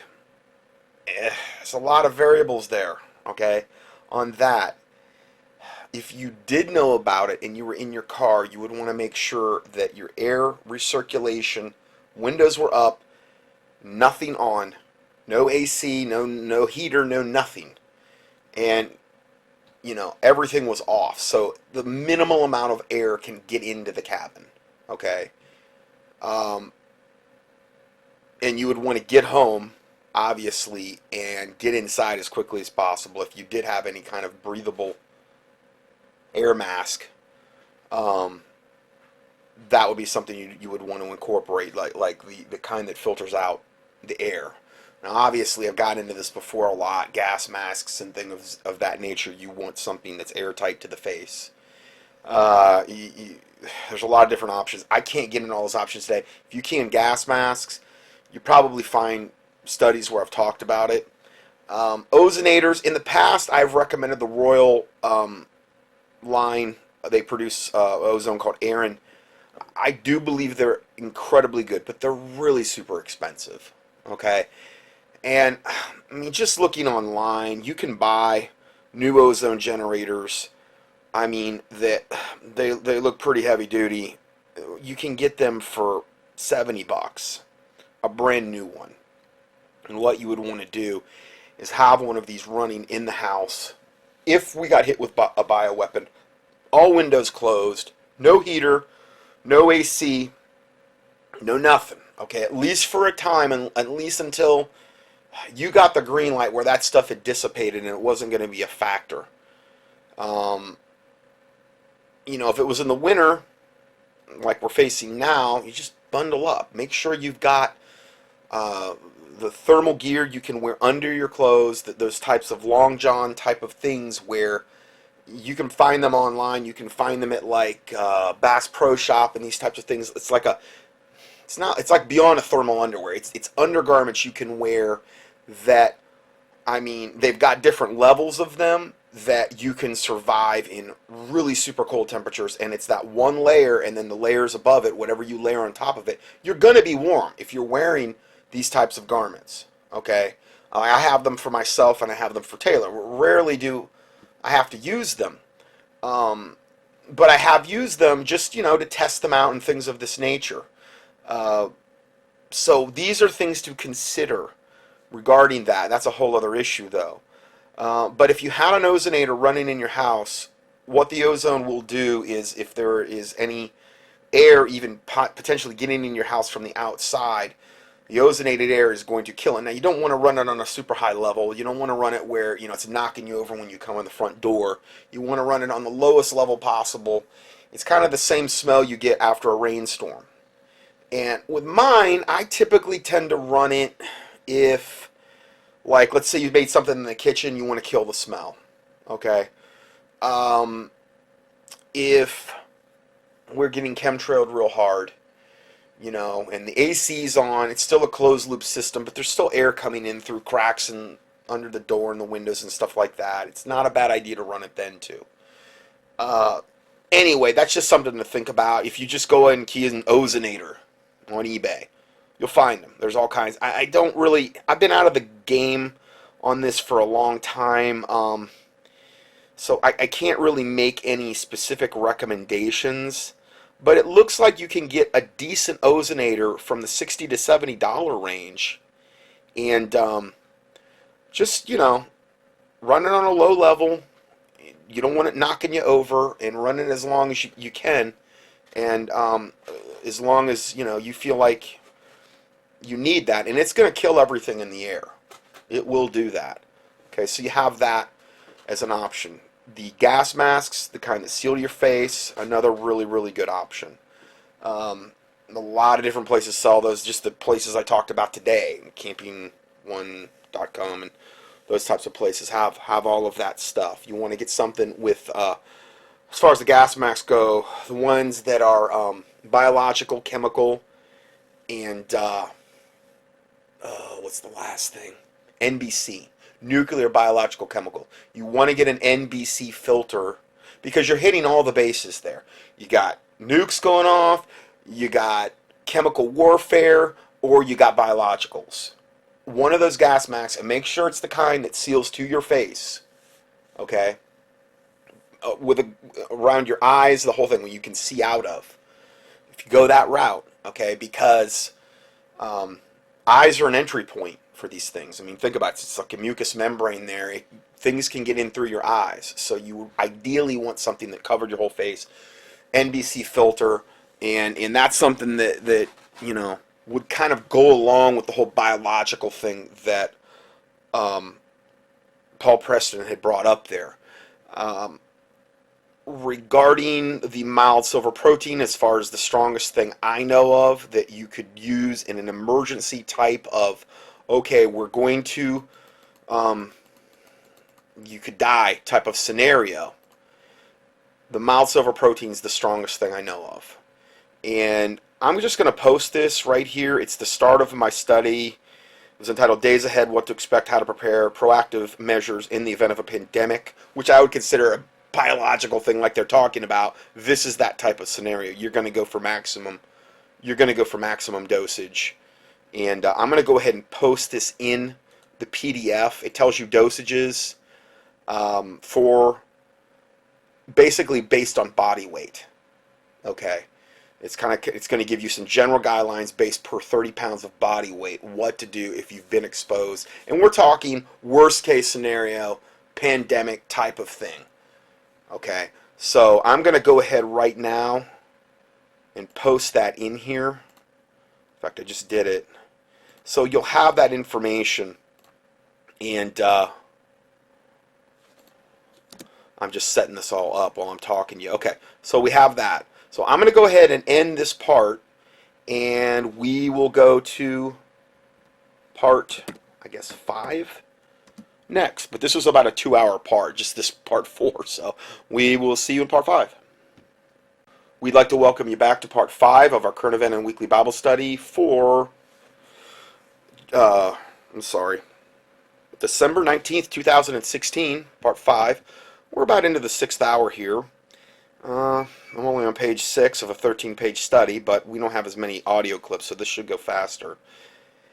Again, the one cool thing, I'm kind of doing mega studies every 2 weeks now. The one good thing about it for the listener is that I give you plenty of time to listen to all these audios that we're putting up. It's a ton more work on my end, and I can't do it every week, but putting up these mega studies every 2 weeks, and again, I'm not saying it's going to be like that way forever, but with the level of severity of news, gives you plenty of time to like listen through this. There's a lot I'm giving you in this particular study to digest, particularly from a proactive prepper type of angle. The next report is Trump supporters headed to FEMA camps if he loses electoral college vote. Okay, again, this is Dave Hodges with his doom and gloom, garbage that I can't stand. Why does he have to put out a headline like that? Okay, so if he loses electoral college, all the Trump supporters are going to FEMA camps. Come on. Why do you have to do that? Again, it's very, very aggravating, but that's the title of his report.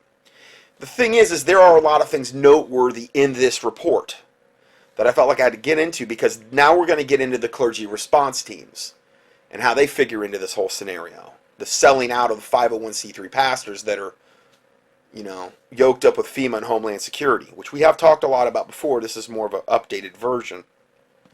FEMA camps are being readied. FEMA camp conversions have been underway since Jade Helm 15.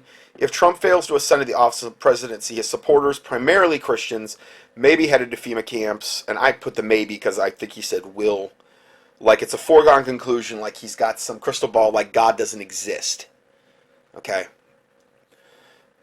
We are entering into the most dangerous time in American history. I have never seen such a time as one we're living in. I agree. I totally agree with that. We have so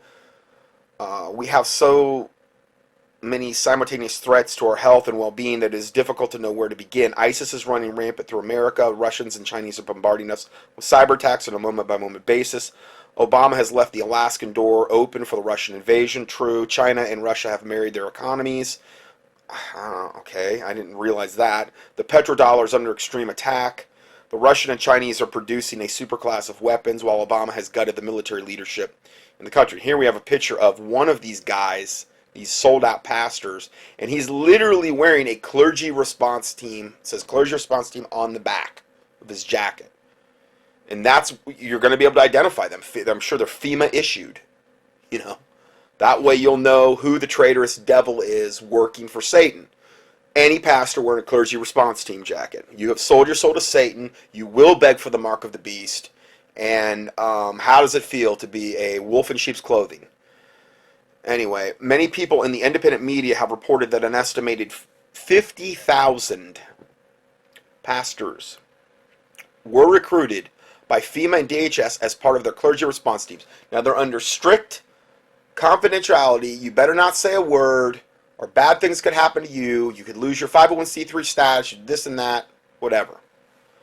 So they're keeping their mouths shut. And that their initial and primary training was to tell their flock to obey the DHS version of Romans 13. Now, I did a whole teaching, which I posted here. Romans 13, an unlimited subservience to the government. Where should a Bible-believing Christian draw the line? I did this all the way back in 2007.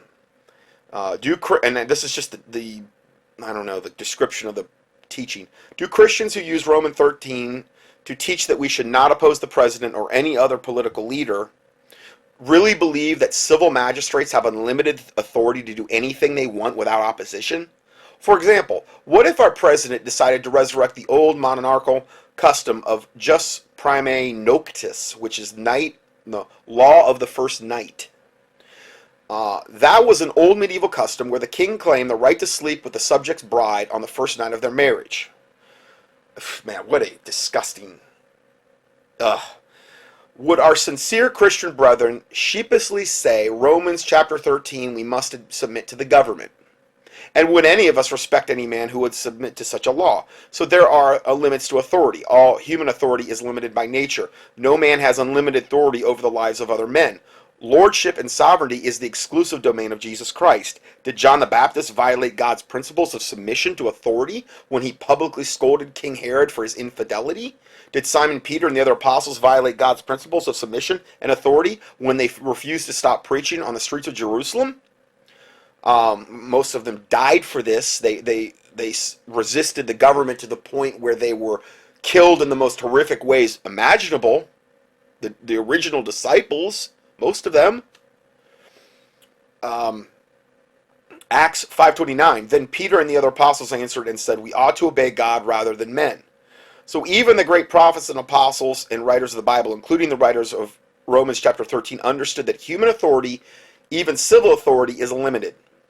Many of us have been quick to point out that the bastardization of Romans 13 is designed to force compliance to the government edicts. Okay, now I'm back to the Remain report, okay, of Dave Hodges. The bastardization of Romans 13 is designed to force compliance to the government's edicts who might not otherwise comply. Certainly, all governments are not established by God, because that's what they'll claim when they misinterpret Romans 13. Were the governments of Stalin, Hitler, Pol Pot all ordained by God? Of course not. Now, his contact, that I guess was, I don't know if he was part of it and he came out, or whether he was, I don't know. But he's talked about him a lot. This Pastor Mansfield is one of my main contacts regarding the FEMA pastors, and his revelations stem from legislation known as the National Emergency Centers Act, or H.R. 645, which mandates the establishment of national emergency centers to be located on military installations for the purpose of providing temporary housing, medical, and humanitarian assistance to the individuals and families dislocated due to an emergency or major disaster. The legislation also states that camps will be used to provide centralized locations to improve the coordination of preparedness, response, and recovery efforts of government, private, and not-for-profit entities and faith-based organizations. So they're going to be literally these 501c3 sold-out devil church pastors are going to be basically in these camps to provide which will provide centralized locations to improve the coordination and response and recovery efforts of the government, and also for these non-profit entities, faith-based organizations. The bill also provides that camps can be used to meet other appropriate needs, whatever that means, as determined by the Secretary of Homeland Security, and we know they're pure evil.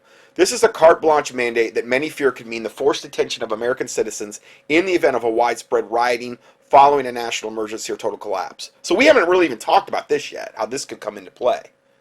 Because if all this stuff, or even a portion of it, goes down in the next month and shortly thereafter, well, guaranteed these guys are going to be called, and all of a sudden you're going to know who's on these clergy response teams, because they're going to be, card-carrying members all of a sudden. They're going to have the jackets most likely. They're going to have the badges. Maybe they won't. Maybe they'll still be low-key. I don't know. But I do believe a lot of them you will be able to, if they're telling you to go along with what FEMA and Homeland Security is saying, they're on the team.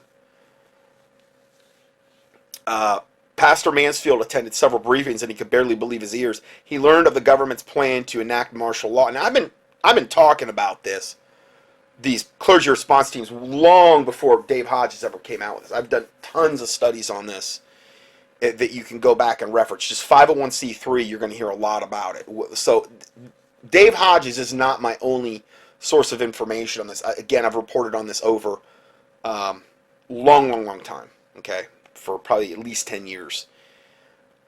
Going further, he learned of government's plans to enact martial law as well to implement forced population relocations. Mansfield emphasized that when martial law is enacted, the enforcement would be immediate. Again, how are you going to enforce this immediately? You're going to just, you think people are just going to, en masse, open their doors and say, here's my hand, here's my family, take us away to the relocation camps? Well, maybe a lot of the 501 sheeple people will. That wouldn't really surprise me. But there's going to be a huge swath of Christians, even ones in the 501c3, that will not comply with this. Guaranteed. Mansfield emphasized that when martial law is enacted, the enforcement would be immediate. In other words, family members will be separated from each other. That's one of the things they would do to you first. They're going to separate you from your family so that if you don't comply, they can say, oh, well, we can't guarantee the safety of your family. Oh, in fact, maybe, oh gosh, I think they're going to be tortured. Oh boy, do you really want that on your conscience? So in other words, in order you to rat out your other Christian friends who maybe they haven't caught yet, or maybe you're in hiding and maybe you know where they're at. I'm telling you, this is what they would do if they could do it. I'm not going to say God's going to let it get this bad, but it may happen. If you submit to their authority, just expect the worst possible case scenario, because you're dealing with pure evil here. Okay? In other words, family members will be separated from each other, and part of the training that the clergy received was how to comfort separated family members. All they're going to be doing is placating them unto the gallows, or slaughterhouses. Pastor Mansfield told me that the pastors were trained by FEMA to go to homes where people refused to be relocated by the authorities, and their immediate job was to convince the reluctantly willing to go to the relocation camps. Ostensibly, this was done in lieu of sending in SWAT teams. I asked me, but remember what Paul Preston said. They don't have enough SWAT teams. They just don't. Now, granted, they bring in foreign troops. They bring in all these other. They bring in UN troops. They bring in people that have an inherent hatred for a lot of ways this could play out. And again, I do these studies so that we can pray about this and go to God and pray for His intervention. And I do believe God's intervened so many times just since this ministry has been in existence, and I'm sure way before that. It boggles the mind how many times their timetable's been pushed forward. So let's go forward here. I asked Mansfield if the FEMA camps were real, and he stated that much of the clergy training focused around the scenario of pastors operating within the forced relocation centers. The main goal of the pastor sign was to bring order and encourage compliance of the DHS, hence the emphasis on Romans 13. So they're going to beat you over the head with Romans 13. They're going to say, all governments of God, and you got to go along with this or you're not a Christian. Okay? Disturbingly, well, it's exactly what Hitler did. He did the same thing with his pastors when he got in. He went to the quote, Catholics, Christians, whatever, the churches, and he said, you preach Romans 13, you tell them all governments are ordained by God, you better go along with Hitler. And the vast majority of them did just that. If they didn't, they were going to probably be exterminated. Or, maybe not that, but maybe in prison, I don't know. Disturbingly, Pastor Mansfield reiterated several times that the number one job of these pastors is to calm down the detainees and encourage their compliance within the people's, because they don't want any. The New World Order is they take you to the slaughterhouse or the gas chambers. They don't really want you to go kicking and screaming. They don't want that hassle. They would rather you just be a compliant sheep and go along with whatever they say, and that therefore it makes their job a whole lot easier. I'm just basically reading between the lines here. That's why it would be so important for these devils to placate their sheep as they go to the slaughter. Oh, you're a good sheep, Hugh. You go to the, the hireling. The Bible says that the true shepherd, loves his flock. He loves his sheep. That Jesus Christ is the true shepherd. And he loves his sheep. But the hireling, who is doing it for the money, okay, because he's doing it for the hire, has no true love for the sheep, his flock. He's going to sell them out the first chance he gets, if any kind of pressure is put upon him. Pastor Mansfield also stated that the pastors are being utilized as informants. So just understand, if you're in one of these churches, and they're mostly mid to larger sized churches, there's a high likelihood that especially if there's 50,000 of these guys, 50,000 churches, that's a lot. It's a high likelihood that they are data mining and keeping a dossier on their members, compiling information about you, and that's why the pastors are being utilized as informants, because they're little devils that have sold their soul to Satan, and they will beg for the mark of the beast. So you can't really trust that type of person, right? This violates the legal privilege of confidentiality between pastor and churchgoer that is currently recognized by the law. It's one of the big reasons that the Catholics have had their confessionals. It's just basically information gathering, data mining, and basically ways they can extort you, browbeat you, shame you, whatever, to get whatever the Catholic Church wants. They've done it since antiquity. All churchgoers can no longer trust the sanctity of personal confessions and revelations made to pastors or priests. This one illegal act by the DHS completely undermines the Christian church in America. Due to the fact that these clergy response teams will be utilized in the extraction process of America to forced internment resettlement camps, these team members represent the best clue as we have as to when martial law will be carried out. I guess what that kind of would mean is if you all of a sudden see your pastor start really preaching Romans 13 real heavily, and let's say we have a disaster and he starts saying, hey, I'm getting some inklings that DHS and FEMA are going to show up. We really need to hear what they say, and then they show up and they tell you all this stuff. One of the things I was going to say too, and I've said this before, is one of the things they would do is make sure they force vaccinate you at the church as you're brought in. That might be the first place you're relocated to, and then you get on. There are some churches, I've literally reported on this one particular church, and there's literally a rail car line right behind the church. So you could have the rail cars with the shackles in them, pull right up back of the church, they force vaccinate you, load you right on the cattle cars, and take you to the FEMA camp down the tracks. Literally, there are some churches that are set up like that right now, and I did a whole report on that. I don't know, it was a couple years ago probably. Okay, so this is the level of evil that we're actually dealing. And this is why I make such a big deal about this 501c3 church thing, because I don't know if there's anything that makes me more angry than this, other than probably Pizzagate. I can't. Don't they have any fear of God? Wow. No fear of God whatsoever. All they care about is saving their skin in this life, and verily they have their reward, because they're going to burn in hell. And oh man, I can't even imagine this. Mansfield told me that the pastors in America are being coerced to participate because when an emergency is declared, no pastor who does not have the FEMA-trained government badge will be allowed to be in the declared emergency safe area. I don't want to be in their emergency declared safe area. I don't want anything to do with it. But these devils are so delusional, they think, oh, it's the only way I'm going to save my skin. Talk about selling your soul to Satan. Pastor Mansfield also felt very strongly this was the government's way of removing Jesus from America's landscape and setting the stage for ushering in the New Age United Nations religion of Gaia. In fact, Mansfield, and I told you the coming backbone of the coming one world religion is witchcraft. I think the Bible's very clear on that. Mansfield shared with me documentation from which the DHS attempt to remove Jesus from the entire internment resettlement process. The pastors were also told not to quote scriptures.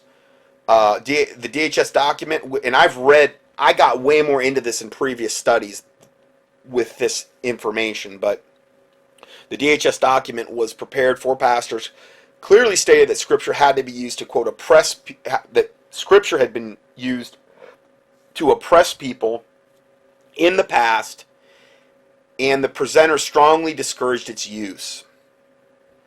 They're gonna say, oh, the Bible oppresses people, and we want to liberate them into our slaughterhouses. We want to show them the true way of Satan.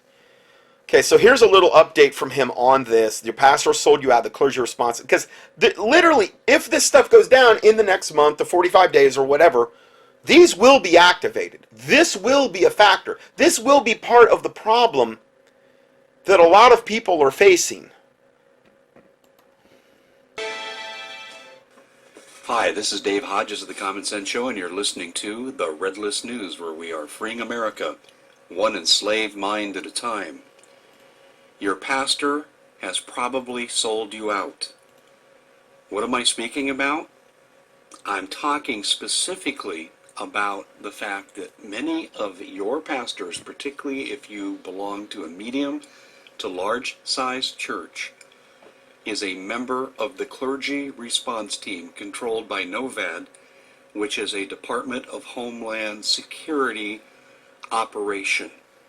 And what the acronym for that is NOVAD, NOVAD. They are all about is to guide you and yours to complete compliance. First, they base everything on Romans 13, render unto Caesar what is Caesar, and they morph and bastardize this particular biblical passage to mean that you should do everything that the government tells you because it says so in the Bible. Well, what if the government tells you to murder innocent people in a FEMA camp? Is that in the Bible? I think not. There are limits to Romans 13. We are under the rule right now of New World Order globalists who seek to depopulate the planet, and one of the examples that we can point to is abortion. Whether you're pro-life or pro-choice matters not. One cannot deny over 60 million babies have been butchered since Roe v. Wade. This is a depopulation move. Does this sound like something that Romans 13 and the Lord himself would support? I think not, but it gets a lot more serious than this. How many pastors are in what they call the clergy response team? The estimates say as many as 100 to 120,000 pastors have a strong to a moderate affiliation with the clergy response team.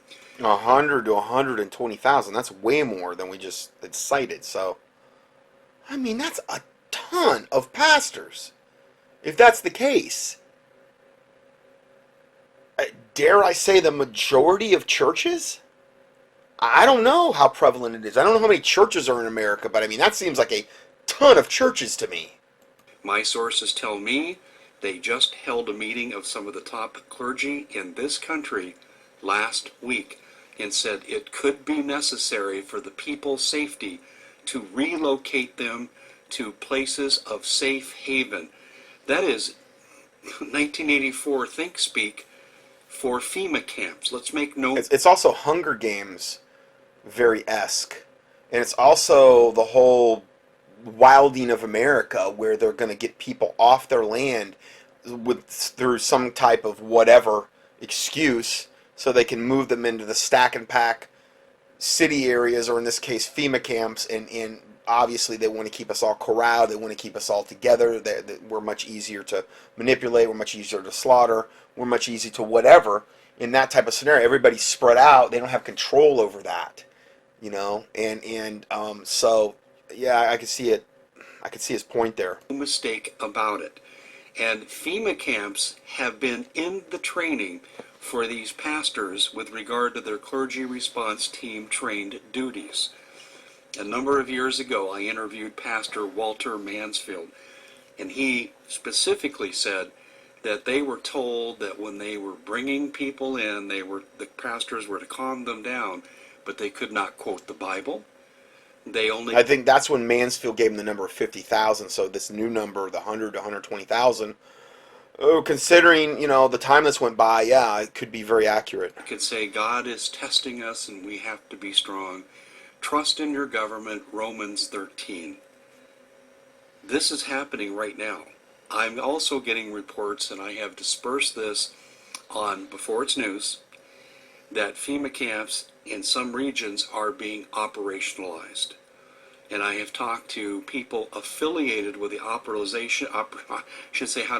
basically what I'm saying is people who would be manning these camps.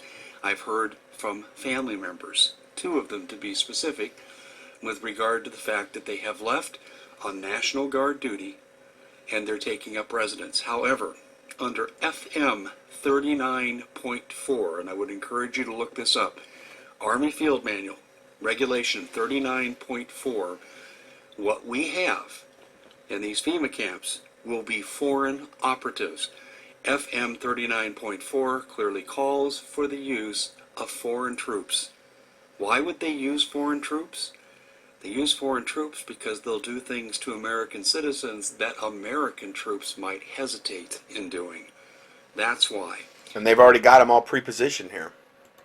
Earlier, I reported in another podcast that Obama was shipping combat troops out of the country, where most of our combat troops now are overseas, and we're adding to that number as we go. Why? Because when Donald Trump is supplanted as the president-elect and will not assume office, there will be uprisings in this country. Okay, so he's assuming that's a foregone conclusion. And again, this is the thing with Hodges. It's like, it's always worst case. The thing is, I have to present this because I think that we need to have a heads up for potential worst case scenario. But so much of the time he presents it as just like, this is going to happen this way, and we just might as well die. And we have no hope. It's over. That's the way that it's kind of presented. I mean, you don't hear very, very much about the Lord Jesus Christ, about prayer, about fasting, about God intervening, you saw a little bit, he said at the end of one of those. But it gets maddening over time listening to this guy. So I'm here to try to interject, God's still on the throne, and he can intervene. He's done it a ton of times. He always preserves a remnant in the Bible. And yeah, if we end up dying, absent from the body is to be present with the Lord. But man, with this guy, it's just all pure, most of the time, doom and gloom. Country. FEMA camps have been prepared for this purpose, and some of the clergy response leadership have been briefed on what their role will be in calming down the masses to have an orderly transition, what I basically am calling Trump supporters to FEMA camps. Yeah, I've given you a lot to chew on right here, but you're going to see other news outlets reporting on this after the election is stolen. That's provided that we still have voice to be in the media, because there are also plans to take us down, given evidence of the Washington Post preemptive move against organizations like my own, calling us a Russian propaganda situation. We live in very, very perilous times. I would encourage you to look up the clergy response team.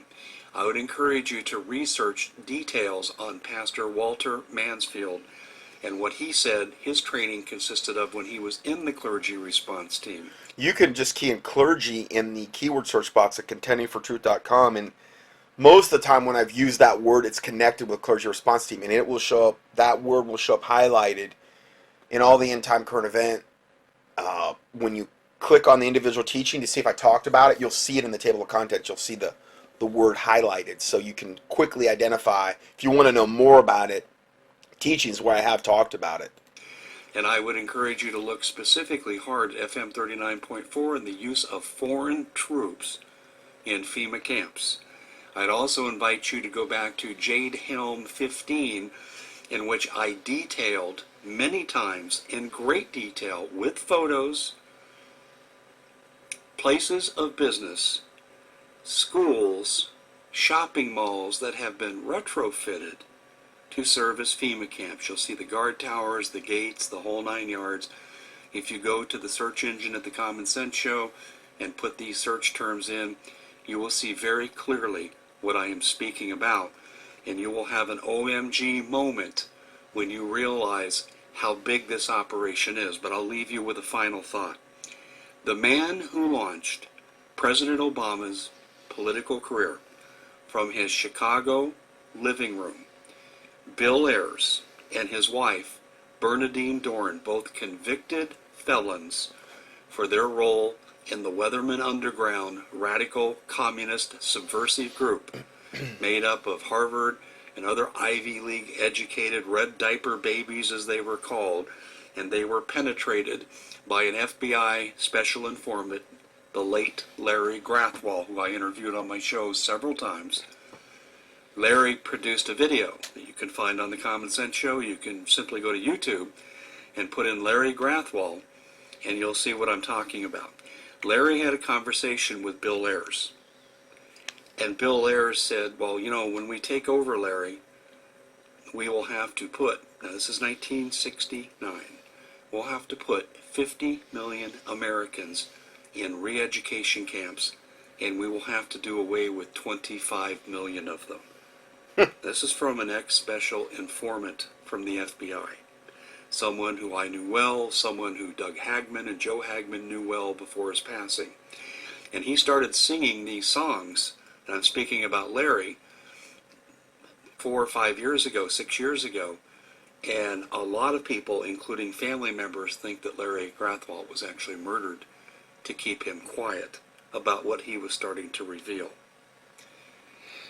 There are a lot of dots to connect in this particular podcast. I realized... I mean, you saw what happened to the Jews when they went willingly to the concentration camps, and the other ethnic minorities that the Germans took.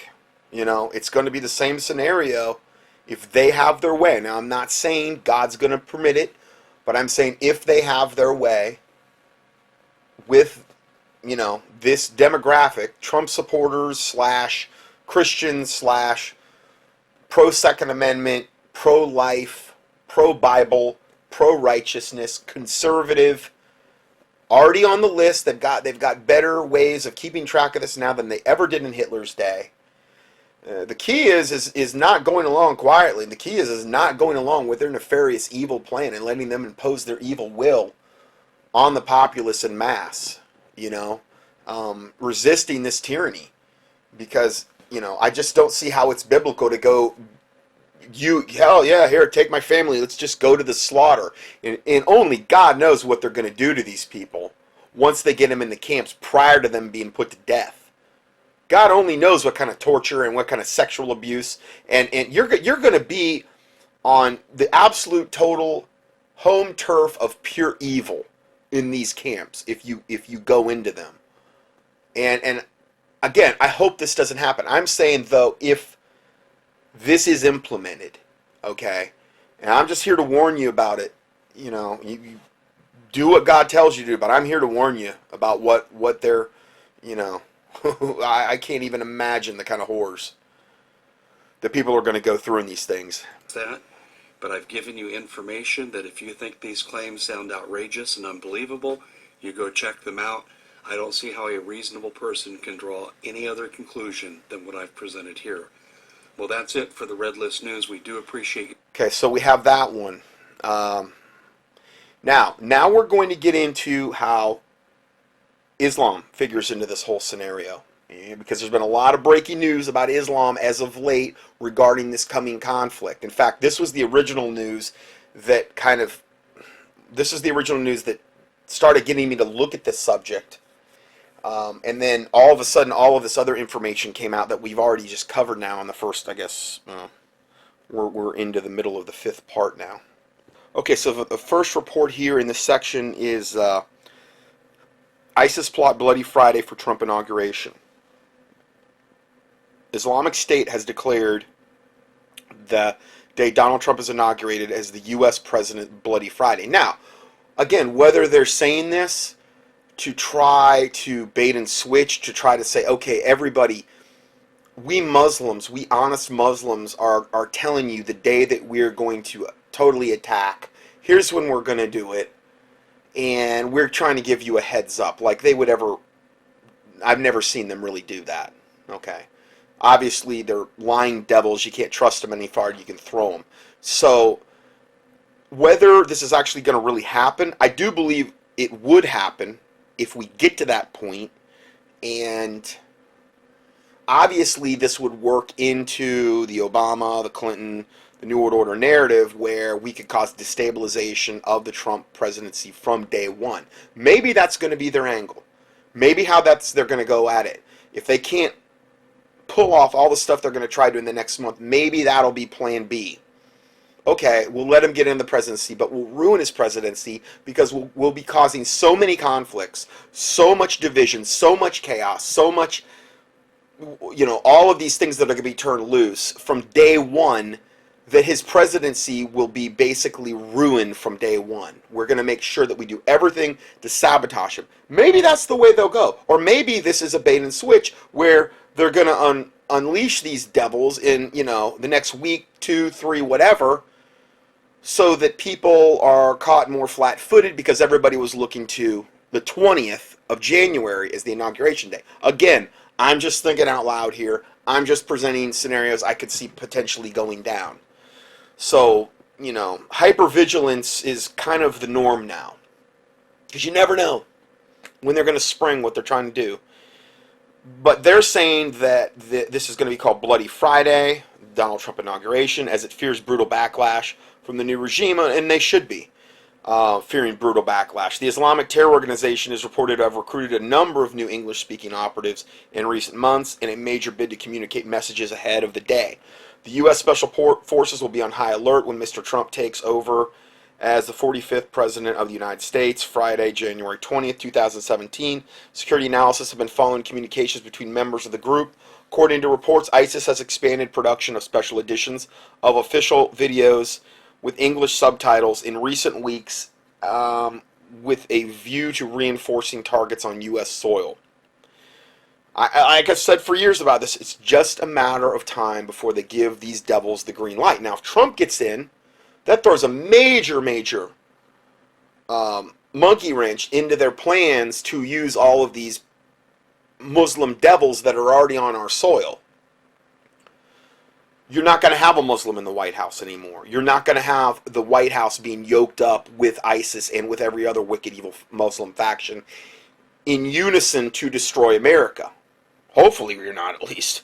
And ISIS-linked mock agency Telegram channels have resumed posting on social networks after they went temporarily offline following a terror attack in the U.S. last Monday. Next report. Battle-ready jihadis flood Europe. More than 1,500 jihadist fighters with ISIS in Syria and Iraq have returned to Europe. So evidently, they were in Europe, and then they went to go fight in Syria and Iraq. They returned to Europe with orders to, quote, carry out attacks in the EU. Like they haven't had enough attacks there in the EU. They've got it now. They've really got to step it up. An EU report warned that an estimated 5,000 European ISIS fanatics went to Syria and Iraq, and 15 to 20% of them died on the battlefield. Jihadis are now primed to attack Europe. An EU report warned about 30 to 35% have returned with specific missions, while the other half remain in the battle theater in, I guess, Syria and Iraq. This means that as many as 1,750 may have returned, based on percentages listed in the report, which EU counterterrorism coordinator Mr. Kirchhoff will present to the EU interior ministers on Friday. So now, again, when this attack goes hot in America, it's probably going to go also very hot in Europe, where it's already obviously they're way more taken over than we are at this point. Next one, and this is this happened, a while back, but not a while back, but like 5 weeks, probably 4 weeks. Muslim Arab, I had to put this in there though, Muslim Arab social media ablaze with Israel is burning posts celebrating fires. This is when Israel was having all of those wildfires, like we were having too.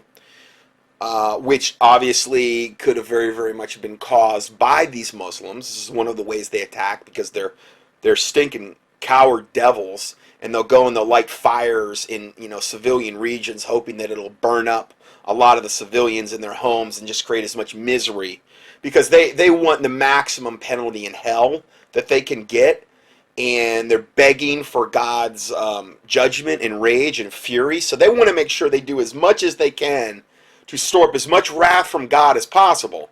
Evidently, is their game plan. It's the only thing I can think, anyway. Raging bushfires forced the evacuations of tens of thousands of people from parts of Israel's third largest city, Haifa, on Thursday, as firefighters struggled to control blazes across the country. Some residents were trapped in their homes as the army called up reservists to help cope with a third day of fires, which authorities speculated could have been started deliberately. Any of the fires, we had those fires in Gatlinburg. That was very, very suspicious. A lot of fires here in North Carolina. We know, a lot of them were in the mountainous regions near where I live.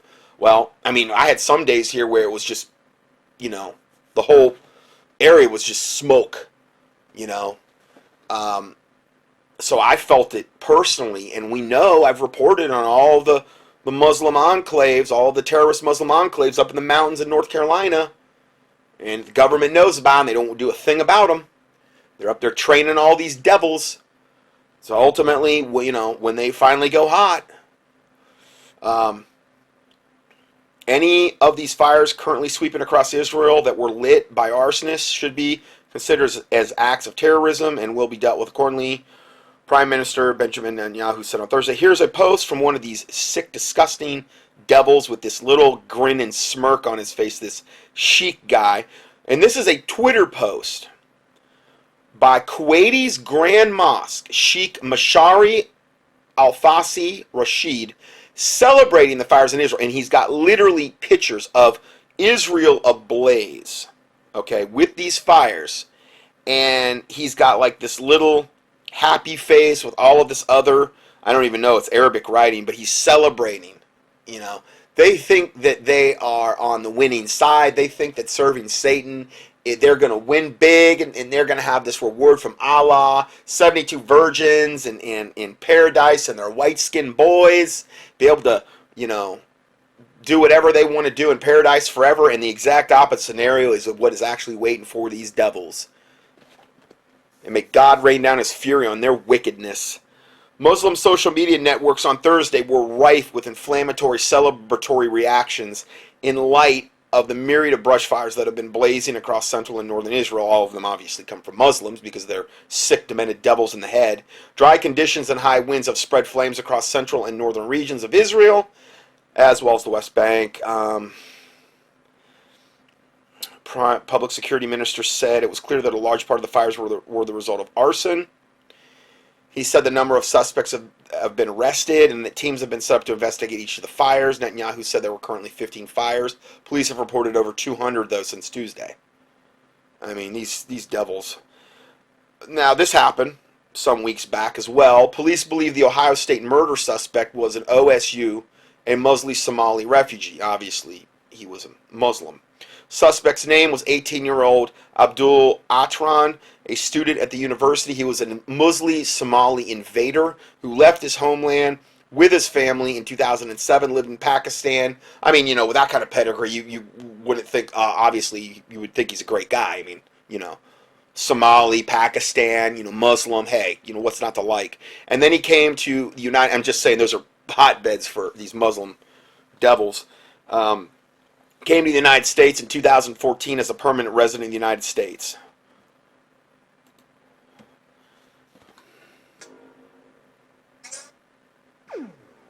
Right now on Infowars.com, shooting at Ohio State University today. Ohio State University is a gun-free zone. Yet somehow a bad guy with a gun got in. Ohio State I can't see how that's possible. He knew it was gun-free, even though they said later he wasn't using a gun. There's a lot of weird stuff about this story. Who knows what the real truth is? But again, even if he wasn't using a gun, a knife or whatever, it's going to be something where people are not going to be armed or typically have a weapon to protect themselves. It's going to be prime breeding ground for a devil like this to come on campus and to try to kill as many people as possible. It's what always typically happens. The gun-free zones are where all of these mass either shootings or running over people or knife attacks take place, because they know they're going to have a lot of, typically, people there that are going to be not able to protect themselves, at least with a weapon. University, where at least 9 people were shot today, is another gun-free zone, highlighting yet again the insanity of preventing responsible people from having access to firearms during a mass shooting incident. That was my first response when I heard this story. I can only imagine, if I was a student witnessing this, how I wish either I had a firearm or one of my friends around me had a So again, but they came out later and said it was a knife attack, and he ran people with his car. So again, you know, with these stories, you just expect to be lied to. So firearm. The school's Columbus campus issued an alert ordering students to shelter in place just before 10 a.m. this morning after reports of an active shooter. Imagine if that campus was already alert and the professors had guns and they had a protocol to activate the professors. According to some eyewitnesses, the attack began when a man on a bike was run over before 2 men emerged from a vehicle, one carrying a gun and the other carrying a machete. And here is a photo that was tweeted by Jack Posobiec today regarding the... So here was a photo from the incident, a guy that was there. He said, I ran over a guy on a bike, then one of them with a gun, and then a machete came out. Another guy with a gun. So he said, one guy with a gun and a machete. So he said both of them had guns. Yet that was totally scrubbed from what we heard within hours after this report came out. You know, they, again, whatever narrative they're trying to portray is really, you know, what they're after, and evidently that didn't fit into their narrative, but probably because they're Muslims and they want everybody to think that, you know, Muslims are just wonderful and pure people and, you know, puritanical. Anyway, this was a direct post from a guy on site, so. Hack. Ohio State University is a gun-free zone. Students are not allowed to carry guns on campus despite the fact that the state allows for a concealed carry under Ohio law. Well, we all have a Second Amendment right. Last year, the Umpqua Community College, where 10 people were shot dead, was also a gun-free zone, ensuring that the victims were left defenseless against the killer. Exactly. Like many leftist policies, they always are going to have human sacrifice. And I ask you, how many people are you willing to sacrifice for your gun legislation? How many people are you willing to sacrifice for your gun-free zone? This is Owen Schroyer from Infowars.com. I'm not gonna sit here and take it anymore. Talk show host is Alex Jones. He's a conspiracy theorist. Radio talk show host Alex Jones. Alex Jones. Jones is the wildly popular conspiracy theorist. Radio talk show host. Okay, sorry about that. Anyway, that's that was that report. Now again, some stories relating to this. He had complained about the lack of Muslim prayer rooms at Ohio State University. So he really, I mean, obviously he had every right. Now they're saying one, but at the scene, guy saw two, both with guns. But then it turns into always a lone assailant with just a knife in this particular case. So this is just the norm now. They just lie from the very get-go, or at first you might get the real information coming out, and then they're going to just cover it up later. But he had complained about the lack of prayer rooms on campus, so I think that's a good enough reason to commit mass murder. And then you have flashback. I guess this had happened. ISIS is calling for random knife attacks across the globe. So, again, whether it was a knife or gun, we know one of the guys had a machete and a gun. You know, killing two birds with one stone there, I guess. And then also, 43,000 Somali refugees settled in the U.S. under Obama. So only 43,000 of these people have been brought in, and with similar pedigrees. I bet a lot of them, because a lot of them are Muslim, and the Somalis are notoriously known for their brutal tactics and killing Christians and things of this nature. If you've ever seen any documentaries on them, it's just so beyond horrific. I can't even describe it. Here's another report, and this is entitled "Terrorists Across the Globe Know the U.S. Southern Border is Wide Open." Here's a whole other wrinkle to what is contributing about everything that we talked about today. It's just making it worse every single day. And this is why they're letting the border be wide open now. They want to get the maximum amount of devils in here so that when they go hot with their plans, they're going to have as many of their satanic foot soldiers already here on U.S. soil. Well, in our final segment tonight, we're going to be talking about the southern border. We have an in-house resident expert, Joe Biggs, reporter for InfoWars, that has been to the southern border, and we have some really troubling information for you. It turns out not only are people exploiting our border coming across illegally, but it looks like we have an additional threat, a 9/11 mastermind, an Al-Qaeda mastermind. He favors our immigration open border policy. Big surprise there, Joe. I know you have some more information regarding this, a piece that came out in the Washington Examiner. Let us know what you found. Well, there's a guy named James Mitchell. He was a CIA contractor who worked out at Guantanamo Bay and actually dealt with a lot of these high-level, high-tier individuals who really have done some bad things and continue to do bad things. And basically what this book is that he has written, James Mitchell, breaks down how enhanced interrogations have worked. And this is coming from the mouths of actual individuals who've been held there for years saying, hey, you know, this stuff, it actually works. Like, you know, I normally wouldn't have said half the things I've done, and it's led to, you know, a lot of things being stopped.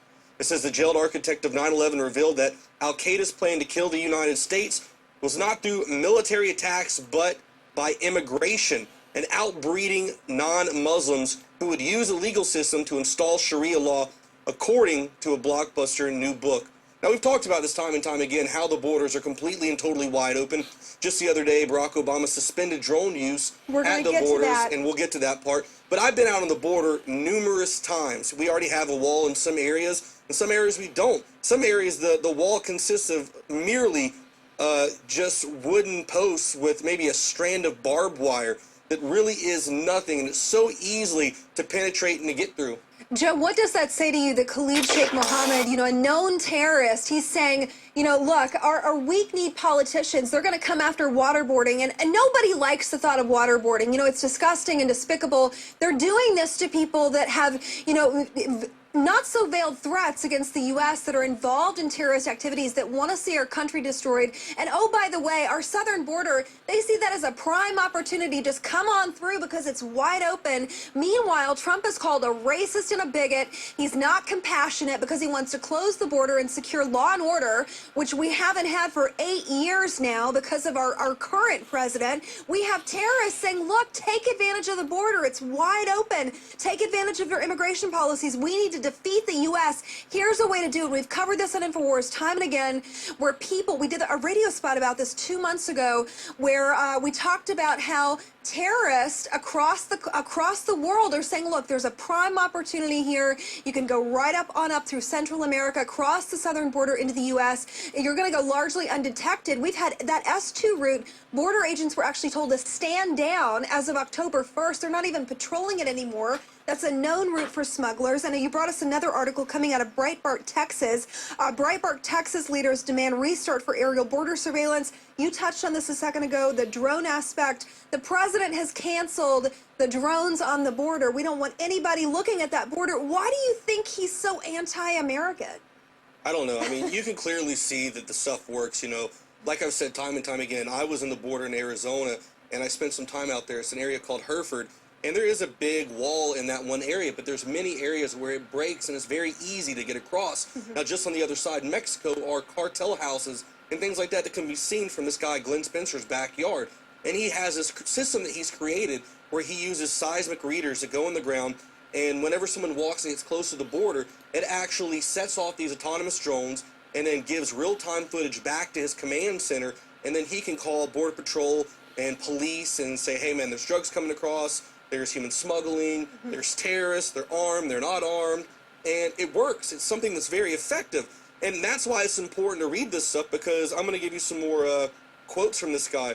It says, the book that's set for release next Tuesday from Crown Forums show that Muslim terror groups had a much bigger plan to crush America than just through attacks like 9/11. Instead, the plan is to fill the country with like-minded Muslims through the country's easy immigration laws and by having babies, and then using the U.S. legal and welfare system to turn the country into a system like Iran. Now, the terrorist, he said the terror attacks were good, but the practical way to defeat America was through immigration and by outbreeding non-Muslims. He said jihadi-minded brothers would immigrate into the U.S., taking advantage of the welfare system to support themselves while they spread their jihadi message. They will wrap themselves in America's rights and laws for protection, ratchet up acceptance of Sharia law, and then, only when they are strong enough, rise up and violently impose Sharia from within. He said the brothers would relentlessly continue their attacks, and the American people would eventually become so tired, so frightened, and so weary of war that they would just want it to end. And eventually, America will expose her neck for us to slaughter.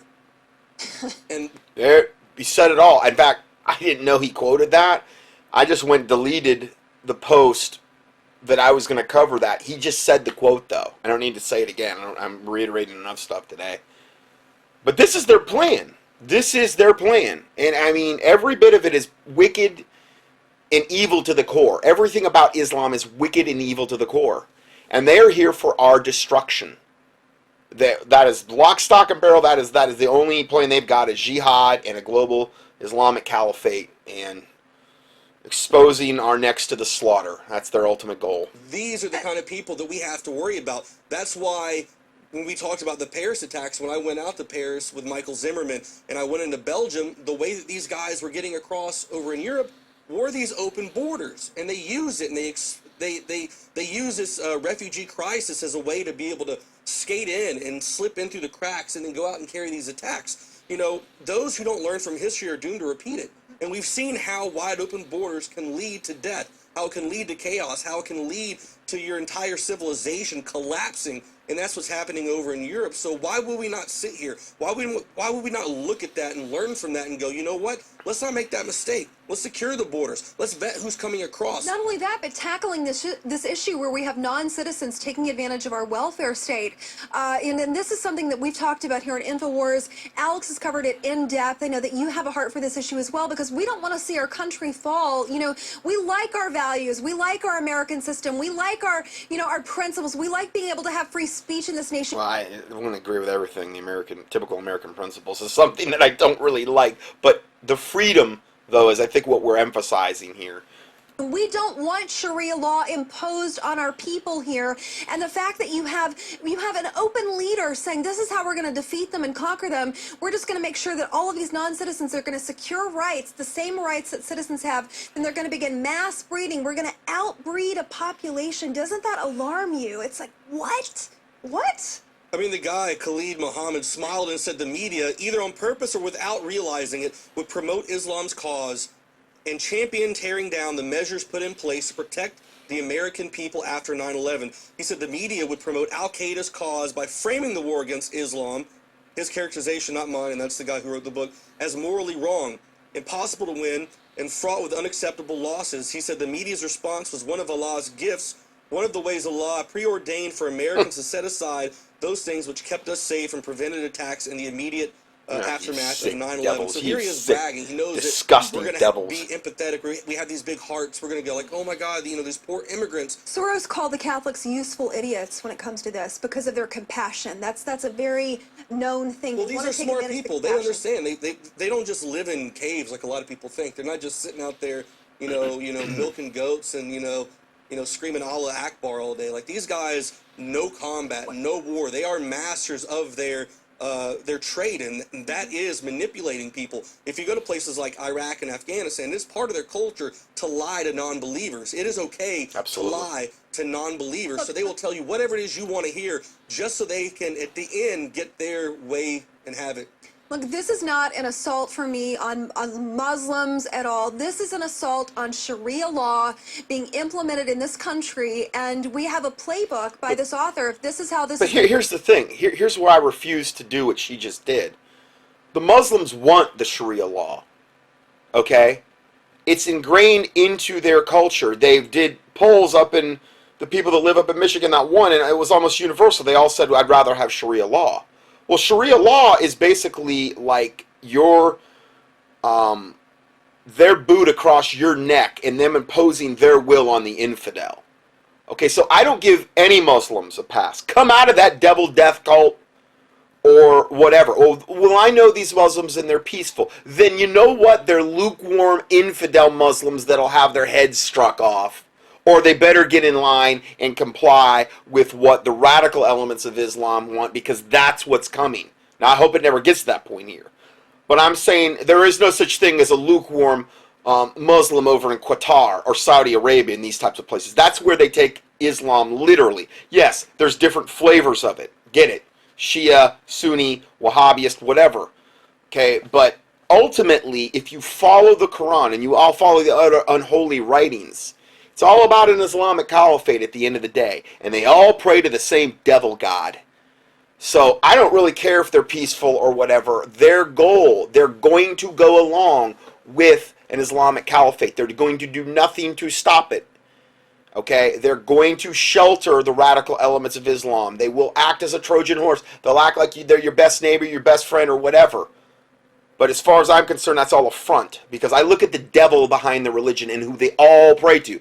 Because from the most radical elements of Islam to the most supposed peaceable, who are they praying to at the end of the day? Allah. Okay? The same devil, death god, moon god, pagan moon god that they've been praying to for that devil death cult since its inception. That's what I look at.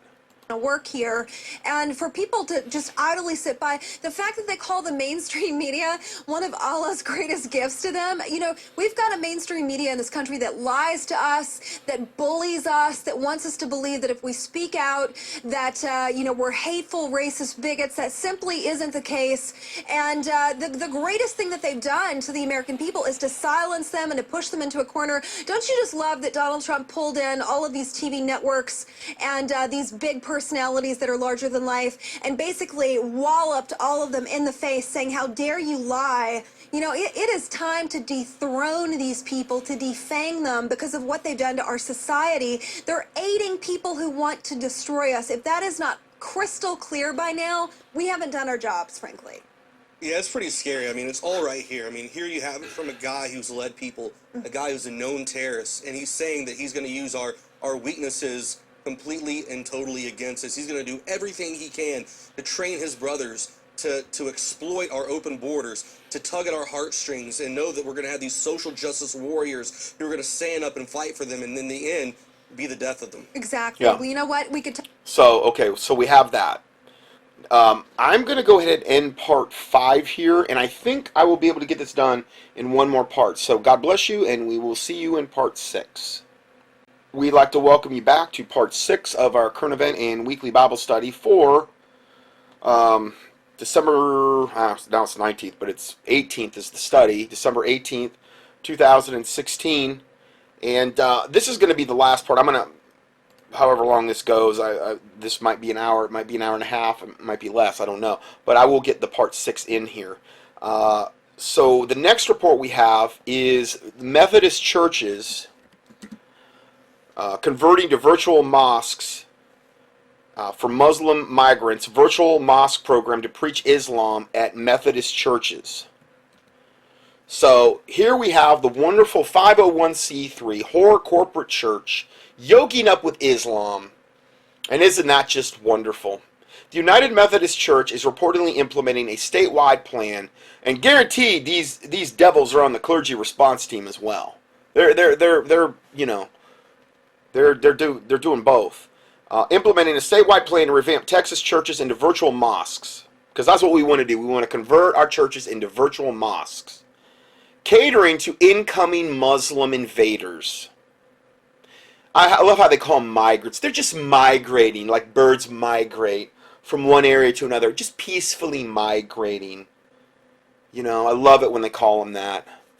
The UMC, which stands for United Methodist Church, has been criticized for perceived liberal drift in its theology.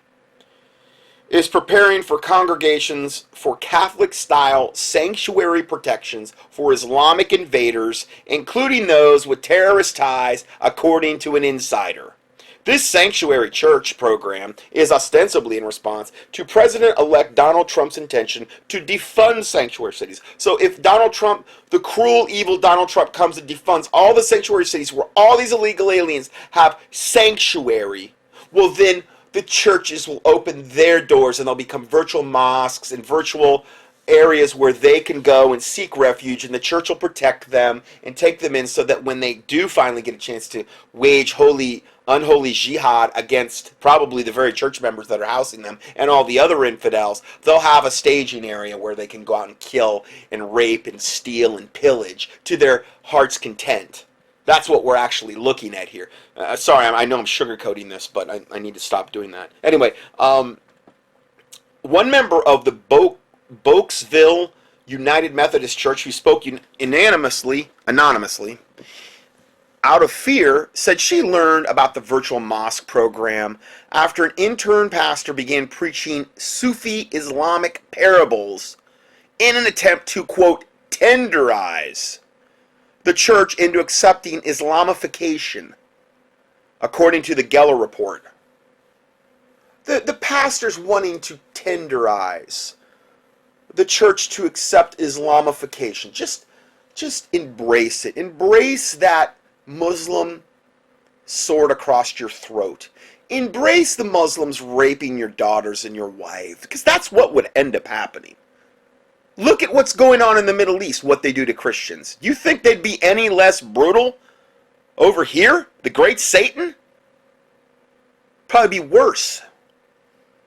That's why I will fight this tooth and nail every chance that I can get to expose this devil death cult in the harshest terms I can use.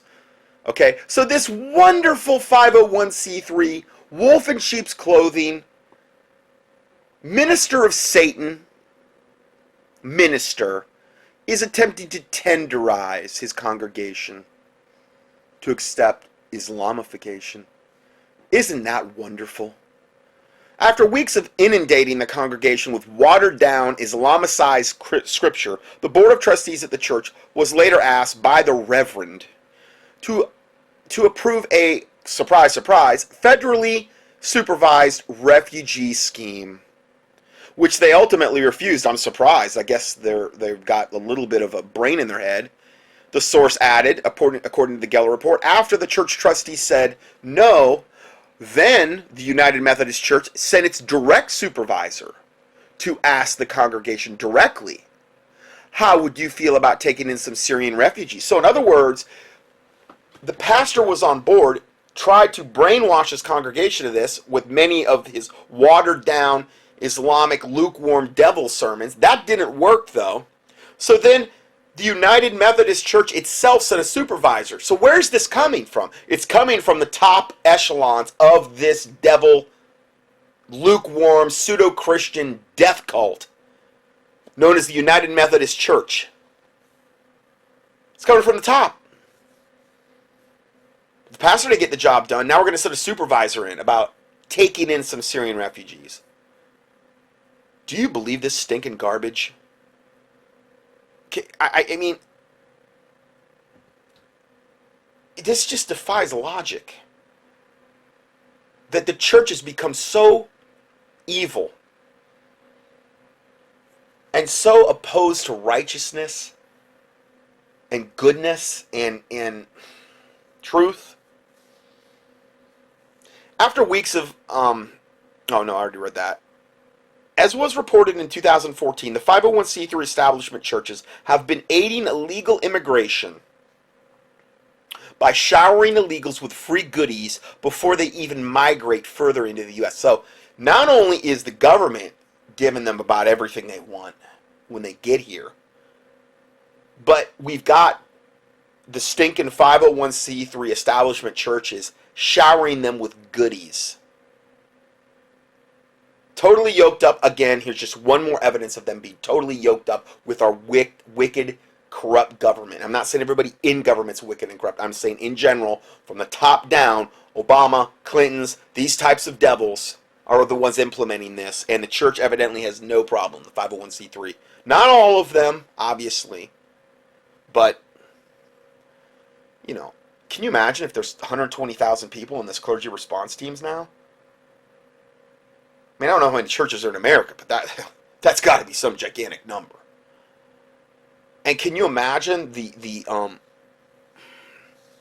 fact that if there's that many, that how hard that would be to keep under wraps, to keep tight-lipped about? The unbelievable compliance that they must be giving the government to keep their mouth shut to that point where people, their congregations, are not aware of this. They're not aware that their pastors are acting as informants on them and probably compiling databases on them and leading them like sheep to the slaughter. Man, I came out of the church a long time ago, and man, it wasn't even near this bad. Man, I can't even comprehend this. The word of this red carpet treatment spread through Latin America and the rest of the world, encouraging even more illegal invaders to make the dangerous trek into the U.S., but many of them, including young children, often die in the vast desert surrounding the U.S.-Mexican border. The death toll is so severe that South Texas residents refuse to eat wild hogs caught near the border because they are known to feed on the bodies. Half the time we see vultures, it could mean an illegal alien died on the property, said rancher Dr. Michael Vickers of the Texas Border Volunteers. Next report. American Islamic group preps for jihad against Trump. Here's a picture of a guy named Khalifa Hussein Abdullah. He's an Irish guy, obviously, you can tell by his name. Just teasing. Known as K1 within the group, for his top ranking as an original founder, is said to be a key supervisor in the preparations for the armed conflict. Let me tell you something. These devils are in full gonzo gear-up mode for what's coming. I mean, worst case scenario, this starts on Inauguration Day. No, best case. That's the way I see it. Worst case, it starts tomorrow. You know what I mean? Like this, they're going to unleash the Islamic hordes. They're all going to be green-lighted. And we're going to have suitcase nukes going off. We're going to have bioweapons, the suicide bombers with bioweapons are going to release these biologicals.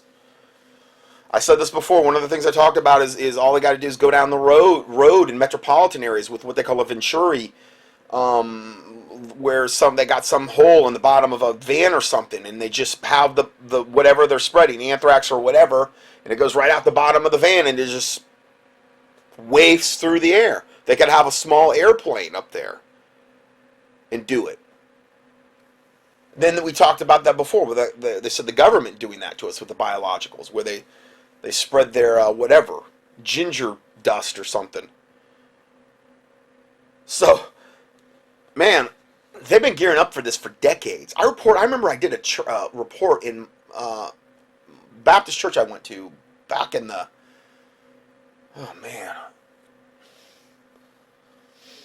back in probably around 2000, at least. If not a little bit earlier. No, it was about 2000, 2001 maybe. On this very thing.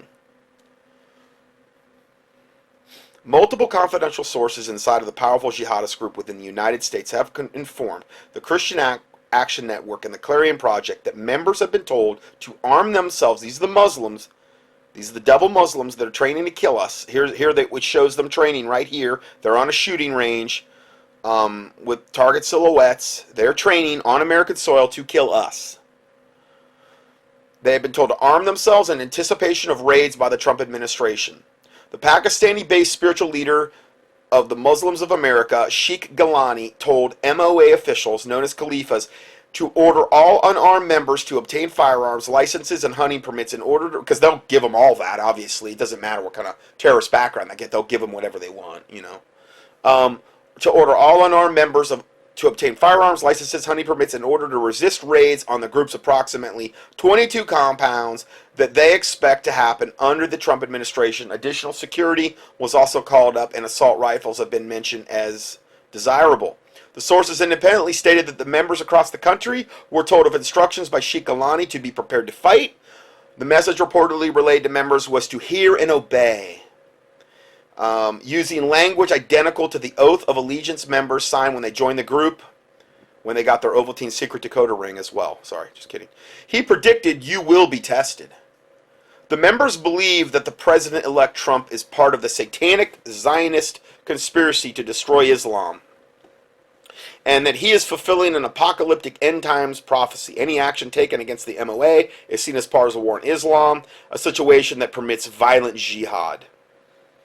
The preparations for armed confrontations are described as self-defense measures, of course, but one source cautioned that the group could decide to take offensive action if it believed armed conflict is imminent. MOA members have a long history of terrorism, extremism, and criminal activity, including weapons trafficking. It warned that MOA possesses an infrastructure capable of planning and mounting terrorist campaigns within the U.S. and overseas. Multiple independent sources emphasize that MOA membership is not confined to camps and reported a peculiar scattering of members into areas of the U.S. that had previously had no MOA presence. Imagine that. Scattering. They would want their members scattered. They wouldn't want them in all one nice tidy place if the government ever does raids on them. With Obama in the White House, they would never be raided. But under Trump, yes, that could be a very real thing. The sources warn that some MOA members have been in violent drug gangs, sometimes in a covert capacity. Where the gangs are not informed of their MOA ties, they express concern that non-MOA criminals could be utilized as to minimize traces of the group. Next report. Muslim immigration to the USA. This video says it all. Below is a video about the Muslims in Dearborn, Michigan. So here's a report where we're really going to see where the rubber meets the road. This is probably the best example and the most egregious one of a lack of assimilation by immigrants. They are not here to assimilate. They are here to dominate.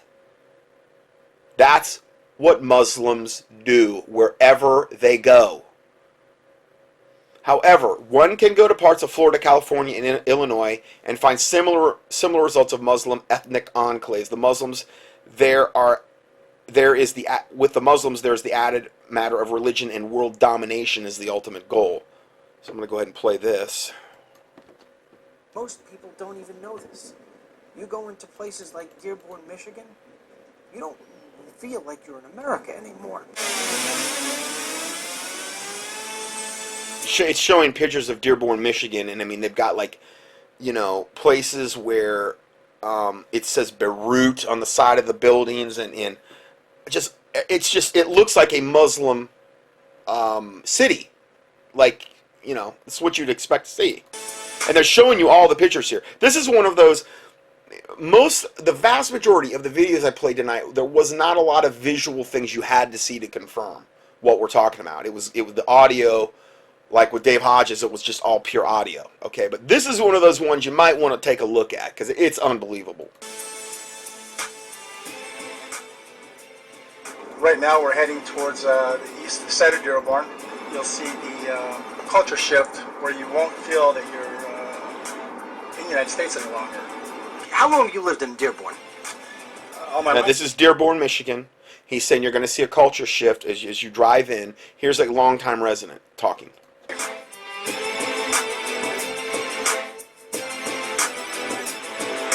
American Muslim society. I mean, this is unbelievable. They've got mosques. They've got minarets. I mean, it's like a Muslim country. Arabian Village. Yemen Community Center.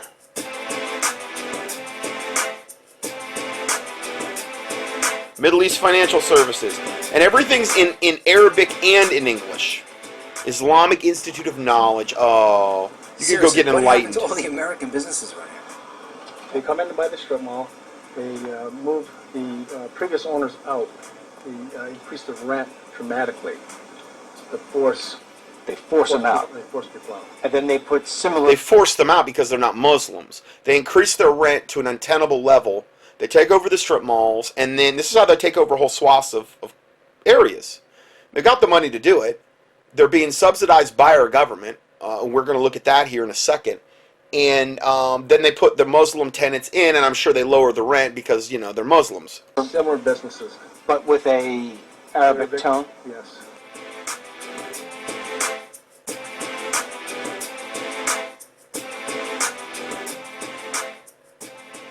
You think a lot of people here voted for Obama? Of course they do. Yeah? Why? Why do you think they voted for Obama?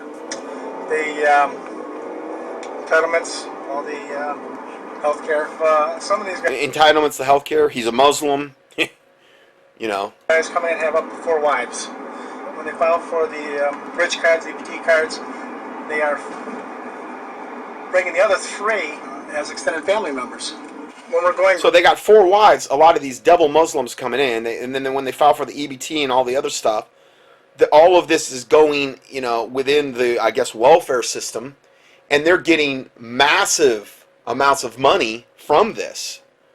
And it's showing all these Muslims driving around, all these fancy cars, and I mean, just decked out. And I mean, it is so disgusting. This is so evil. I can't even hardly watch this video. grocery shopping, you see these young Arab ladies, girls, with their kids, getting on Range Rovers, using their EBT bridge cards to pay for the groceries. I'm actually in the medical equipment business, so sometimes when they come in my office, they're in designer clothes, carrying Prada purses, pulling out their Medicaid cards. Medicaid, their EBT cards, all the things you would expect if you're on welfare, if you're basically, you know, at a very, very low income level. And they got their Prada purses, their Range Rovers. I mean, this is the most disgusting thing I've ever seen. I mean, I thought the illegal aliens from Mexico got treated good. This is a whole other level of entitlement that I really do believe this is happening because the Muslims are so near and dear to Obama's heart because he was raised a Muslim. He's a Muslim devil, and he wants to make sure that the infidels are killed and are destroyed, and this is his way of rewarding the Muslims that are already here. For their health care. And knowing the addresses and knowing where they live, I don't understand how they're getting welfare assistance, driving $60,000, $70,000 vehicles and living in $250,000, $350,000 homes. This is justice. This is the way things should be. Immigrants from the Middle East represent the fastest growing immigrant demographic in the United States. And over the past 3 years, the Obama administration has taken in more immigrants from the Middle East than Mexico and Central America combined.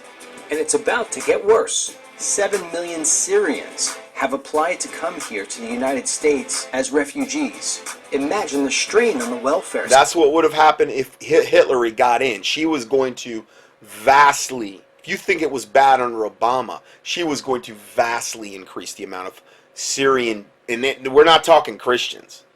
I'd have no problem if they were bringing the Syrian Christians over to escape all that persecution. No problem at all. No. It's all the most radical elements of Islam. That's who they're going to bring over in their families. Okay? So these devils are coming over here, living in $250,000 houses, using these EBT and these bridge cards to basically get all their groceries for free. Walking around with Prada purses and designer. I mean, this is the most disgusting thing. And meanwhile, a normal American wouldn't get any of these things. And I'm not even saying we should, but I mean, a normal American that's aware of this type of thing is considered the enemy. Whereas this is considered, you know, this protected class of these wonderful, peaceful religion of peace. And nothing could be further from the truth. Savages is what these people are. System. Today, 36% of Americans claim to earn less than $30,000 per year. But in the Muslim community, it's up to 45%. 5 or 6 years ago, was it anything close to where it is right now? Absolutely not. The population's probably doubled in this area in Dearborn Heights as far as the... It's just been 5 years. And again, if Hillary got in, this is only going to explode all the more. Middle Eastern population. Over the last 5-6 years. I mean, these people are walking down the street. These women are in full beekeeper outfits. I mean, we're talking the most radical elements of Islam. Every single woman I've seen so far is wearing at least a hijab, if not a full beekeeper's outfit. And you know those are the more radical sects of Islam. Sharia law is the bare minimum of what they would tolerate. I mean, you know, you kill and slay the infidel, man. These are the types of people that are going to do it. These are not like the supposed peaceful, moderate ones that you can't even really tell they're an Islamic person or whatever. You know, no. It's the most radical elements they're bringing in. 5 or 6 years. See more radicalization. Yeah. Arabs moving in. I mean, they're driving around and they're just showing all the Muslims walking up and down the roads. mostly women. Excuse me. He's trying to talk to one of these women in a beekeeper outfit. She's got her kids with her. They won't even talk to you. They won't even turn to talk to you when they hear your English. I mean, the arrogance and the coldness and just, you know, if you were laying there dying, I think they just walk right on by, or maybe they just slip another dagger in you and finish you off. Is basically the level and mentality that I'm seeing here. They view us like dogs and scum. But they don't want to mix in with Americans? Right, they're not mixing in. They're not learning the language. Reuter Street? Do you know where Reuter Street is? You don't know where Reuter Street is? Thank you. They won't even They're talk to not them. really becoming Americanized. In the high school where you have... It's I mean, they're driving up and down the roads, and it's universal. These women will not talk to them. They're mostly in full beekeeper outfits. I mean, this is, and they've all got a passel full of kids. So they're going to breed us out of existence. That's the goal. Muslim population, they have to serve halal food. The non-Muslim, it's actually two menus. Yeah, it's been basically all the meat in halal has been sacrificed to Allah. Well, they'll say Allah Akbar when they're sacrificing the meat. So it's been sacrificed to devils, to a devil. One for the non-Muslims and one for the... That's what halal food is. Now, granted, I know they don't do that like with cheese or something, but it is supposedly whatever, some kind of probably Islamic recording is played, and they have to bring in these Muslim clerics or whatever to do whatever they do. It's evil. Muslims. So now, what's the impact on that? That's an increased cost to the school systems. Oh yeah, because they have to have it for the public school systems to accommodate all these Muslim devils. You never see American flags? Never. Never. They're going up and down the roads, no American flags. Why is it none that the Muslim community is not blending I mean, these are some really nice houses too. in with the rest of American society? Because this is what they are being told in mosques across the United States, Dennis. And part of what they're teaching them in the mosque is do not assimilate with the Americans. They are your enemies. One of the things that bothered me is that as I traveled through one street after the Look at next, these houses. and I'm talking about many streets, I did not see homes with an American flag waving outside. Is there any chance we have that Muslims will turn around and start to blend in? And now there is no chance. We are seeing a reverse, actually, instead of them blending in, instead of assimilation. If you would take somebody, like an old neighbor who used to live in Dearborn but moved away, and you were to drop them back into Dearborn, would they know where they were? Not really. It's completely... Like a third world country. Remade.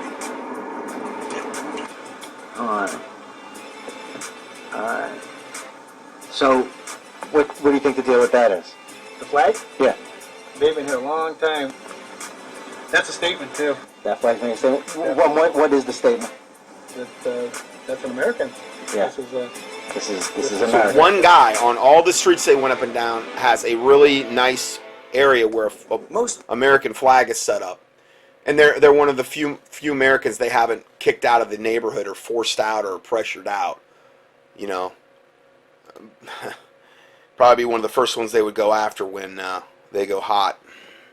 Okay, so our next report, Islamic Caliphate alert. Our kids are in serious danger. Expert warns of coming catastrophes. Expert warns of soon coming terrorist events. Not only is he warning, but many people are sounding the same alarm. Bridget Gabriel, William Forston are saying we are in serious danger. As you'll see in this video, children may very well be in more danger. Please pray. Get your houses in order. Please get right with God today. So here's this particular video. You told me something shocking in the green room.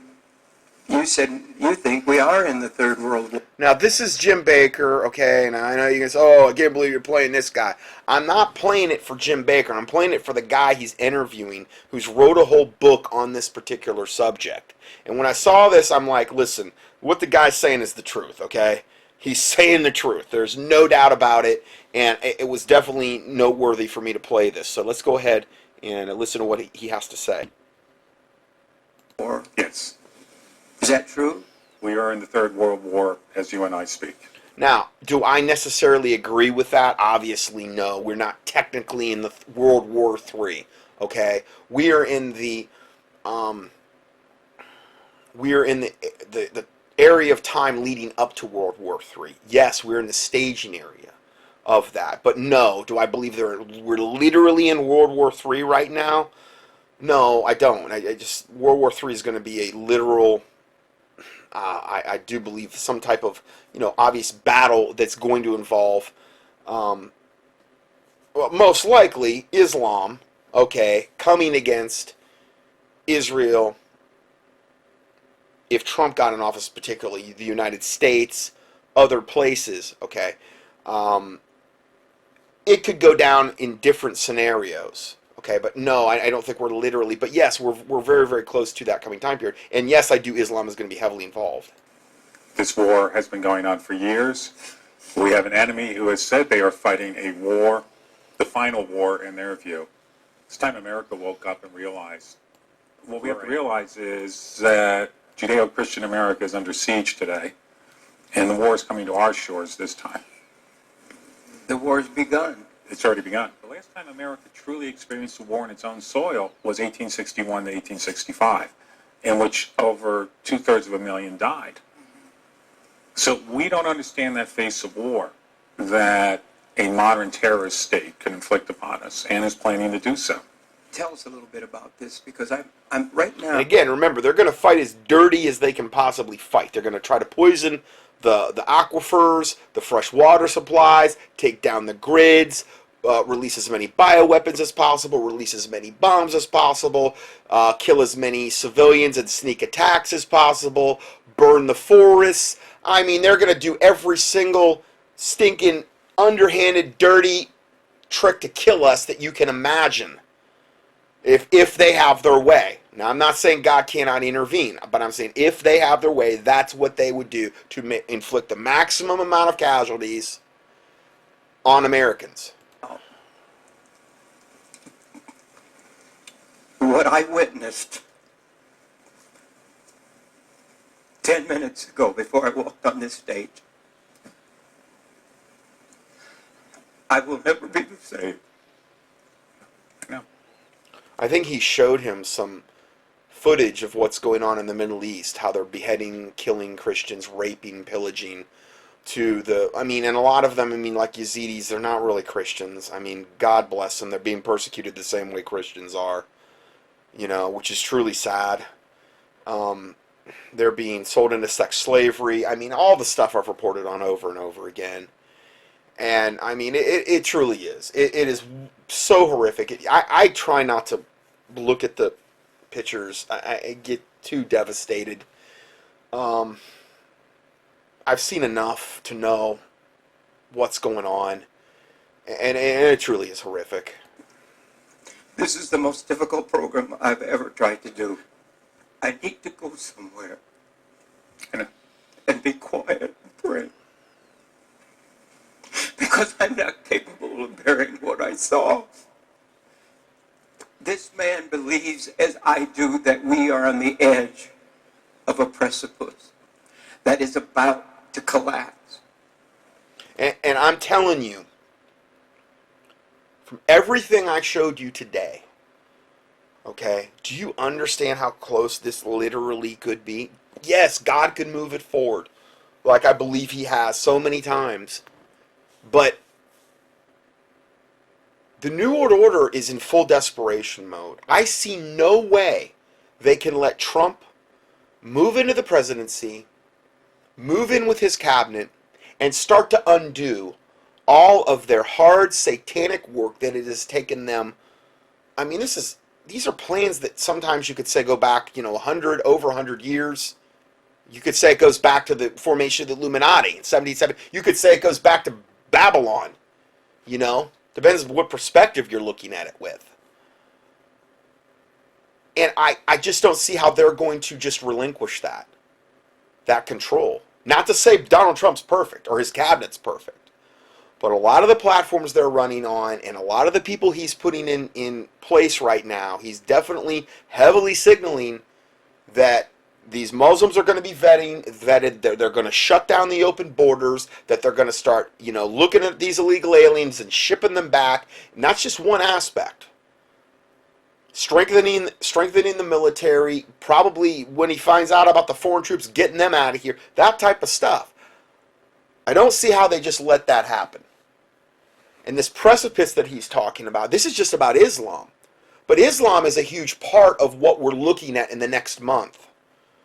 It could be the catalyst for everything to start happening.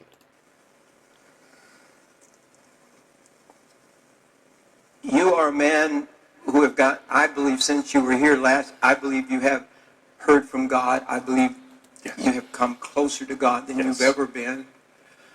I don't think you could go where you've gone and hear what you've heard. Either calling on God or go to a mental hospital, probably, if you're sensitive at all.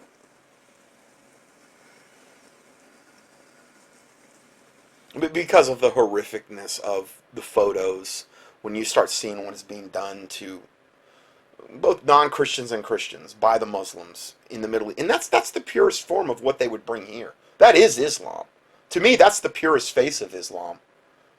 They're doing exactly what their unholy writings and what the Quran tells them to do. And it's the purest, most honest face of Islam that's out there. I need to gather my composure. We are at war.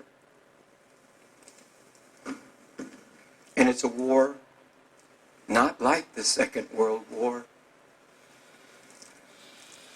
The enemy's already on our soil, in other words.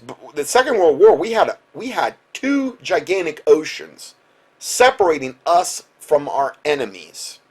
Okay? Two huge swaths of oceans.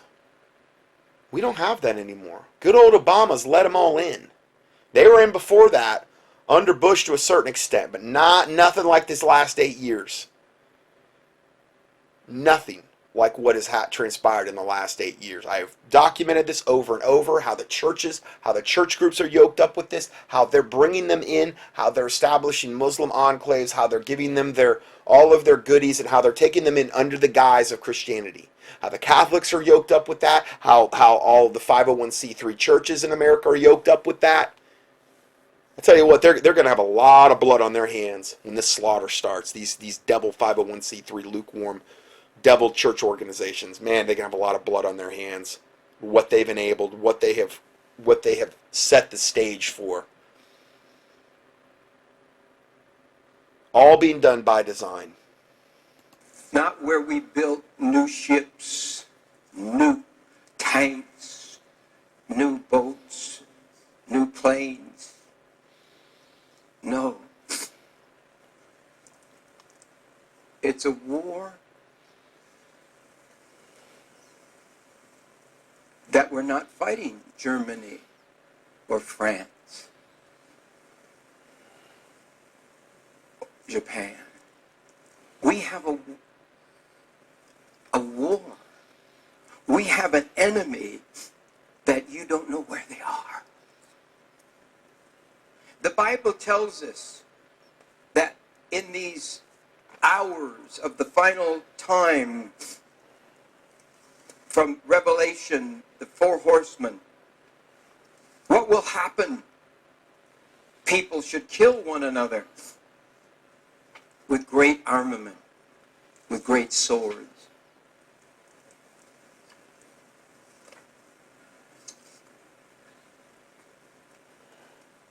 Isn't it strange that the war that we are fighting is against a warfare where they're using swords? Yes. And what do you think about all the beheading? The Bible talks about in Revelation. You lose your head. Take the mark of the beast. What is the primary way that Islam likes to kill their victims? Now, I know they choose a lot of sick, sadistic ways, but the primary way, if you could boil it down, would be beheading. Strike off the heads is what it says in the Quran. Strike off the heads of the infidel. I'm sure in more than one place. So this is a big reason why you'll see rows and rows and rows of heads lined up of like little Christian children and women and men and these types of things, because that's the preferred method of... So yeah, it does heavily figure into the book of Revelation if you look at Islam from that regard. Something like we've never seen before. Yes. My heart is leaping out of my chest. I was awakened with a dream last night that is one of the most startling I've ever had. And I want to give you a warning right now. If you're one of those that need to have your ears tickled, that you don't want to hear anything negative or bad, turn this off right now. What I got so clear in a dream last night that I believe is pretty imminent for our country, the United States. I first saw the most horrific gang I have ever seen. I mean, this was a demonized gang. They were invading the southwest United States. There were droves. It was coming like a plague. Now, you would expect, I've done a lot of teachings, particularly recently, on that area. California, Arizona, New Mexico, the whole thing about the Azatlan, which is where they want to give that land back to. It's another thing that Trump would obviously shut down. They already talked, you're hearing about California seceding, we talked about that. Talk about these other states that supposedly the gringo came in and stole from the Mexicans. It's one of the reasons they believe that they have every right to be here and take every right of every resource that we have because we owe them. And you would think that if they started this grand jihad, the Muslims are going to yoke up with the Mexican gangs, the Central American gangs, because the enemy of my enemy is my friend. And the enemy will be, again, constitutionalists, Bible-believing Christians, anyone that's going to resist that level of tyranny and not give in to it. And they'll probably be working in unison with the government, and this will give the government all the more reason to crack down and impose martial law, because we got all these roving gangs, they have to be controlled, when they're the ones that are actually enabling them and are funding them and are giving them the green light to go ahead and doing what they're doing. So yes, the Muslims are going to yoke up with these Mexican drug cartel. I mean, the Mexican and the Central American, man, MS-13, I mean, you can't get much more brutal. They're every bit as brutal as the Muslims, okay? And then you got Black Lives Matter. And then you have the radical leftists in those that will also be behind them. So I could understand that these attacks first really coming from those border states that are more obviously heavily infiltrated.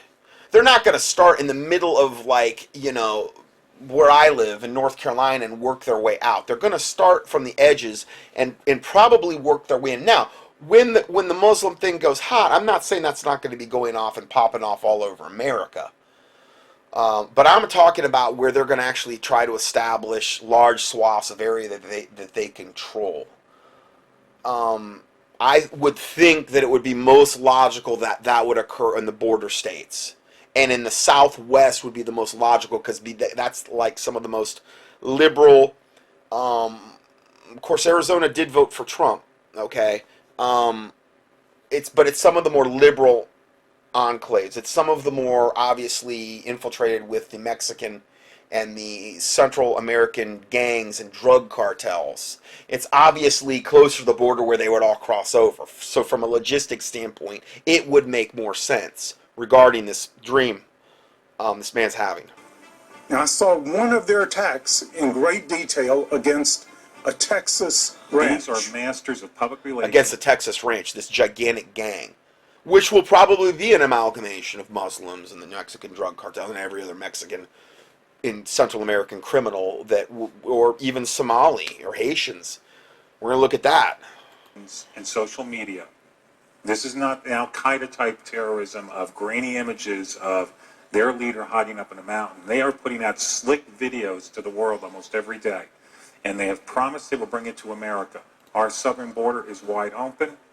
People I know who are connected to border security said it's an open river of hatred. And as I finished this book, I remember talking with Robin about it, and I said, I feel like I'm staring into the eyes of I think the book's called 1 Second After. Because something's going to happen so soon, he didn't have time. The guy's name's William Forstchen, Forstchen. And just if you want to get the book. Free in America to say what we know anymore. Is that true?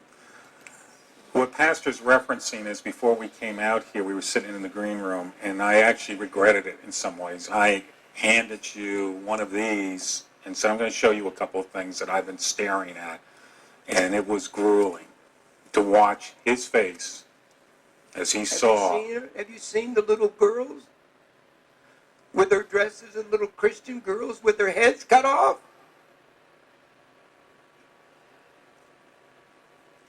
Have you seen the young men that were just had their heads cut off and they're just sitting in row like you would pumpkins, still with the expressions on their faces they were having their head cut off? You don't want to believe it. We don't want to believe anything. I don't know. I just saw something. This needs to be shown, though. This type of stuff needs to be shown now more than ever to the church. We don't have any right to live in our little comfort bubbles in America or even elsewhere. If you're living even in Europe or other places where maybe this type of behavior, of course, Europe is, that's becoming ground zero for this type of Muslim activity, not to the extent in the Middle East yet.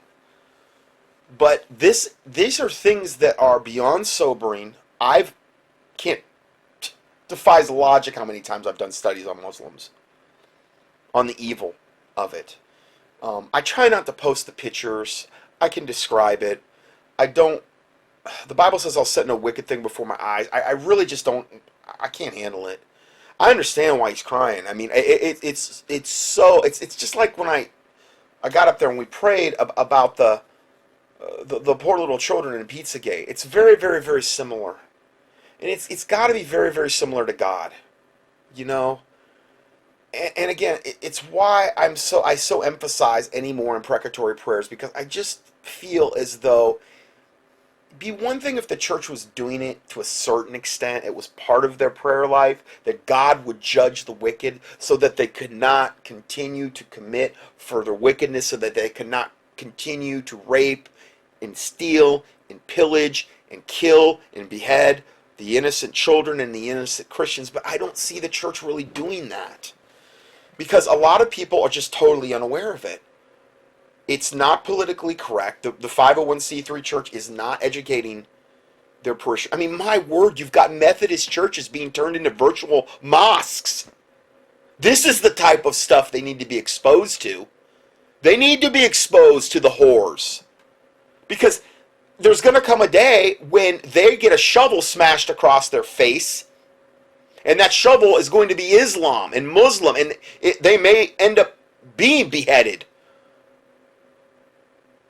or being killed in some terror attack or dirty suitcase nuke or some biological attack that they spring, or some sword attack where they chop off people's heads. It's going to be too late then. I've been trying to scream about this for years so that people would wake up. So it wouldn't come to this point. But I just don't think the lukewarm church in America really wants to hear this. I'm not saying they're all lukewarm. I'm not saying I'm perfect. I'm just saying I think that's way more the norm than any of us probably, well, no. I mean, I think we've all got a pretty good idea about it. It's just more the norm. My imagination, and I have a good imagination, forgive me for not being able to gather myself together. But what I have seen should not happen, cannot happen. But yet, biblically, people will kill one another. This is biblical. This is the last day. This is event. Yeah, he's right. I've got to say something about Pastor here. He just looked at some of the things I've been researching within the last hour. I had 8 weeks of processing, and my fiance was dealing with phone calls every day. And we say, I can't do this. And she was saying, you've got to keep pushing forward. You are fighting against Satan. I got to look into the face of hell, soft targets of America. And what is the softest target in America? Our schools. In 2004, Islamic terrorists seized a school in Russia, in Beslan, Russia. They murdered over 300 children. Gun-free zones, too, in America. I don't know about Russia, but gun-free zones here. the public school. Can you imagine if they just chose the soft, and they're going to. They always do it anyway. They're stinking cowards at the end of the day.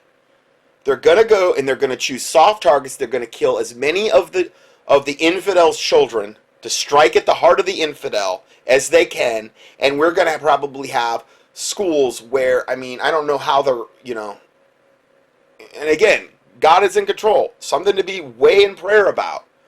But can you imagine the damage they could do if they activated these terror cells and they simultaneously on the same day went into these schools and set off bombs or even came in there with like machine guns and stuff? Nobody's going to be there to fire back, most likely. And faculty.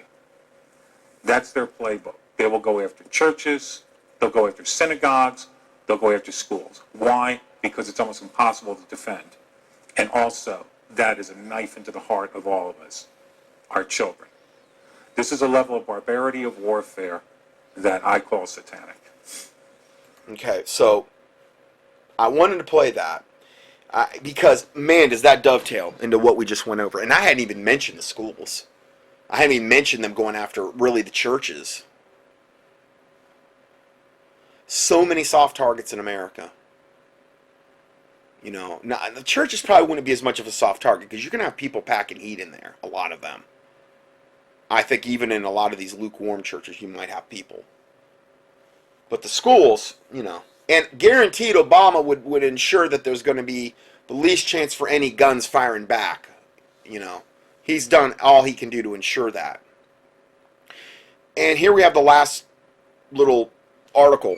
What is going on in Mexico? Viral video shows African migrants massing near U.S. southern border. Now, whether these are African or Haitians, I don't know, but it is very alarming.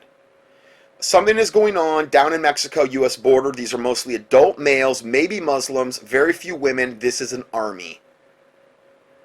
Via this particular news clip, a video spreading quickly across interwebs raises some disturbing questions. The video depicts hundreds or thousands of Africans, maybe Haitian invaders, I call them invaders, almost all adult males massing in an immigration station in Mexico.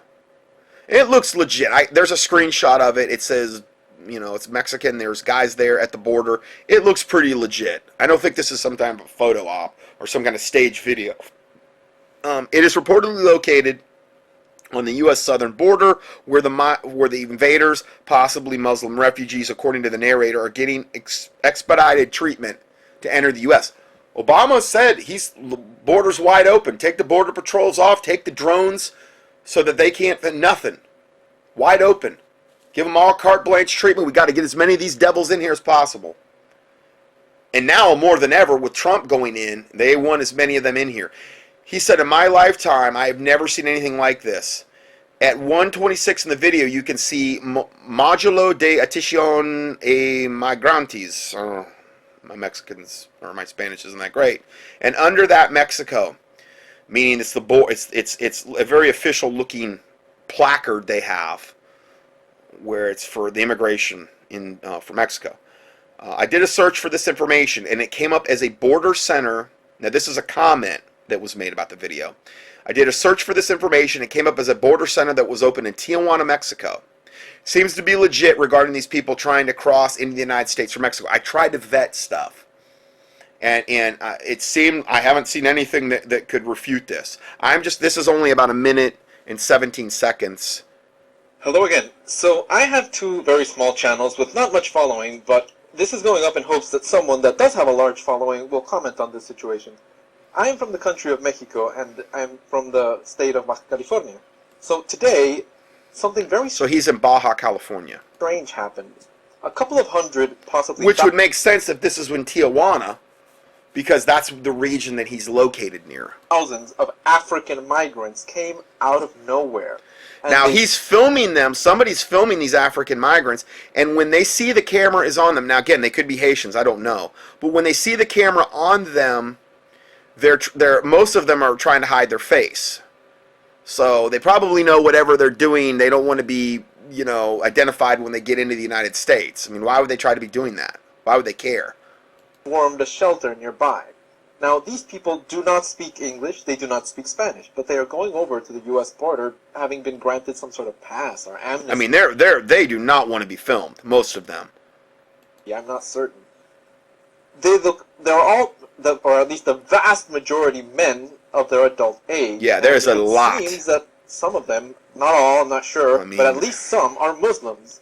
I don't know where they're from, and they're not saying a word. I mean, there's a ton. This is incredibly suspicious to me, and I think it is a very significant action, because having... I mean, what do you got all these black people on the border of Mexico trying to get into America? You know something is rotten in Denmark there. I mean, every single one of them are black. And I don't even mean light-skinned blacks. I mean, they're like dark-skinned blacks. And they're all together, and they all just so happen to be at the border in Tijuana, Mexico, trying to get in? This is one little thing. Hey, where did that guy have that dream of these gangs approaching these people on the southern states? Well, that's the most logical place you would start to see roving gangs of people like this attacking like ranchers and people that are, you know, on the red list, basically. They're probably going to be given that information in advance because they're going to be working with the government, the wicked government, if it's in place at that point. On the border very intimately for many years, I know that even one person crossing over from this specific border is very difficult to achieve. Now, crossing over hundreds or thousands of people is something that does not occur regularly. Not only that, this is very suspicious. This is something that is very significant. I hope this is broadcast by someone with a much wider net than I. Okay, I stopped it there. It goes on a little bit longer, but he cusses once, so I wanted to stop it before he cussed.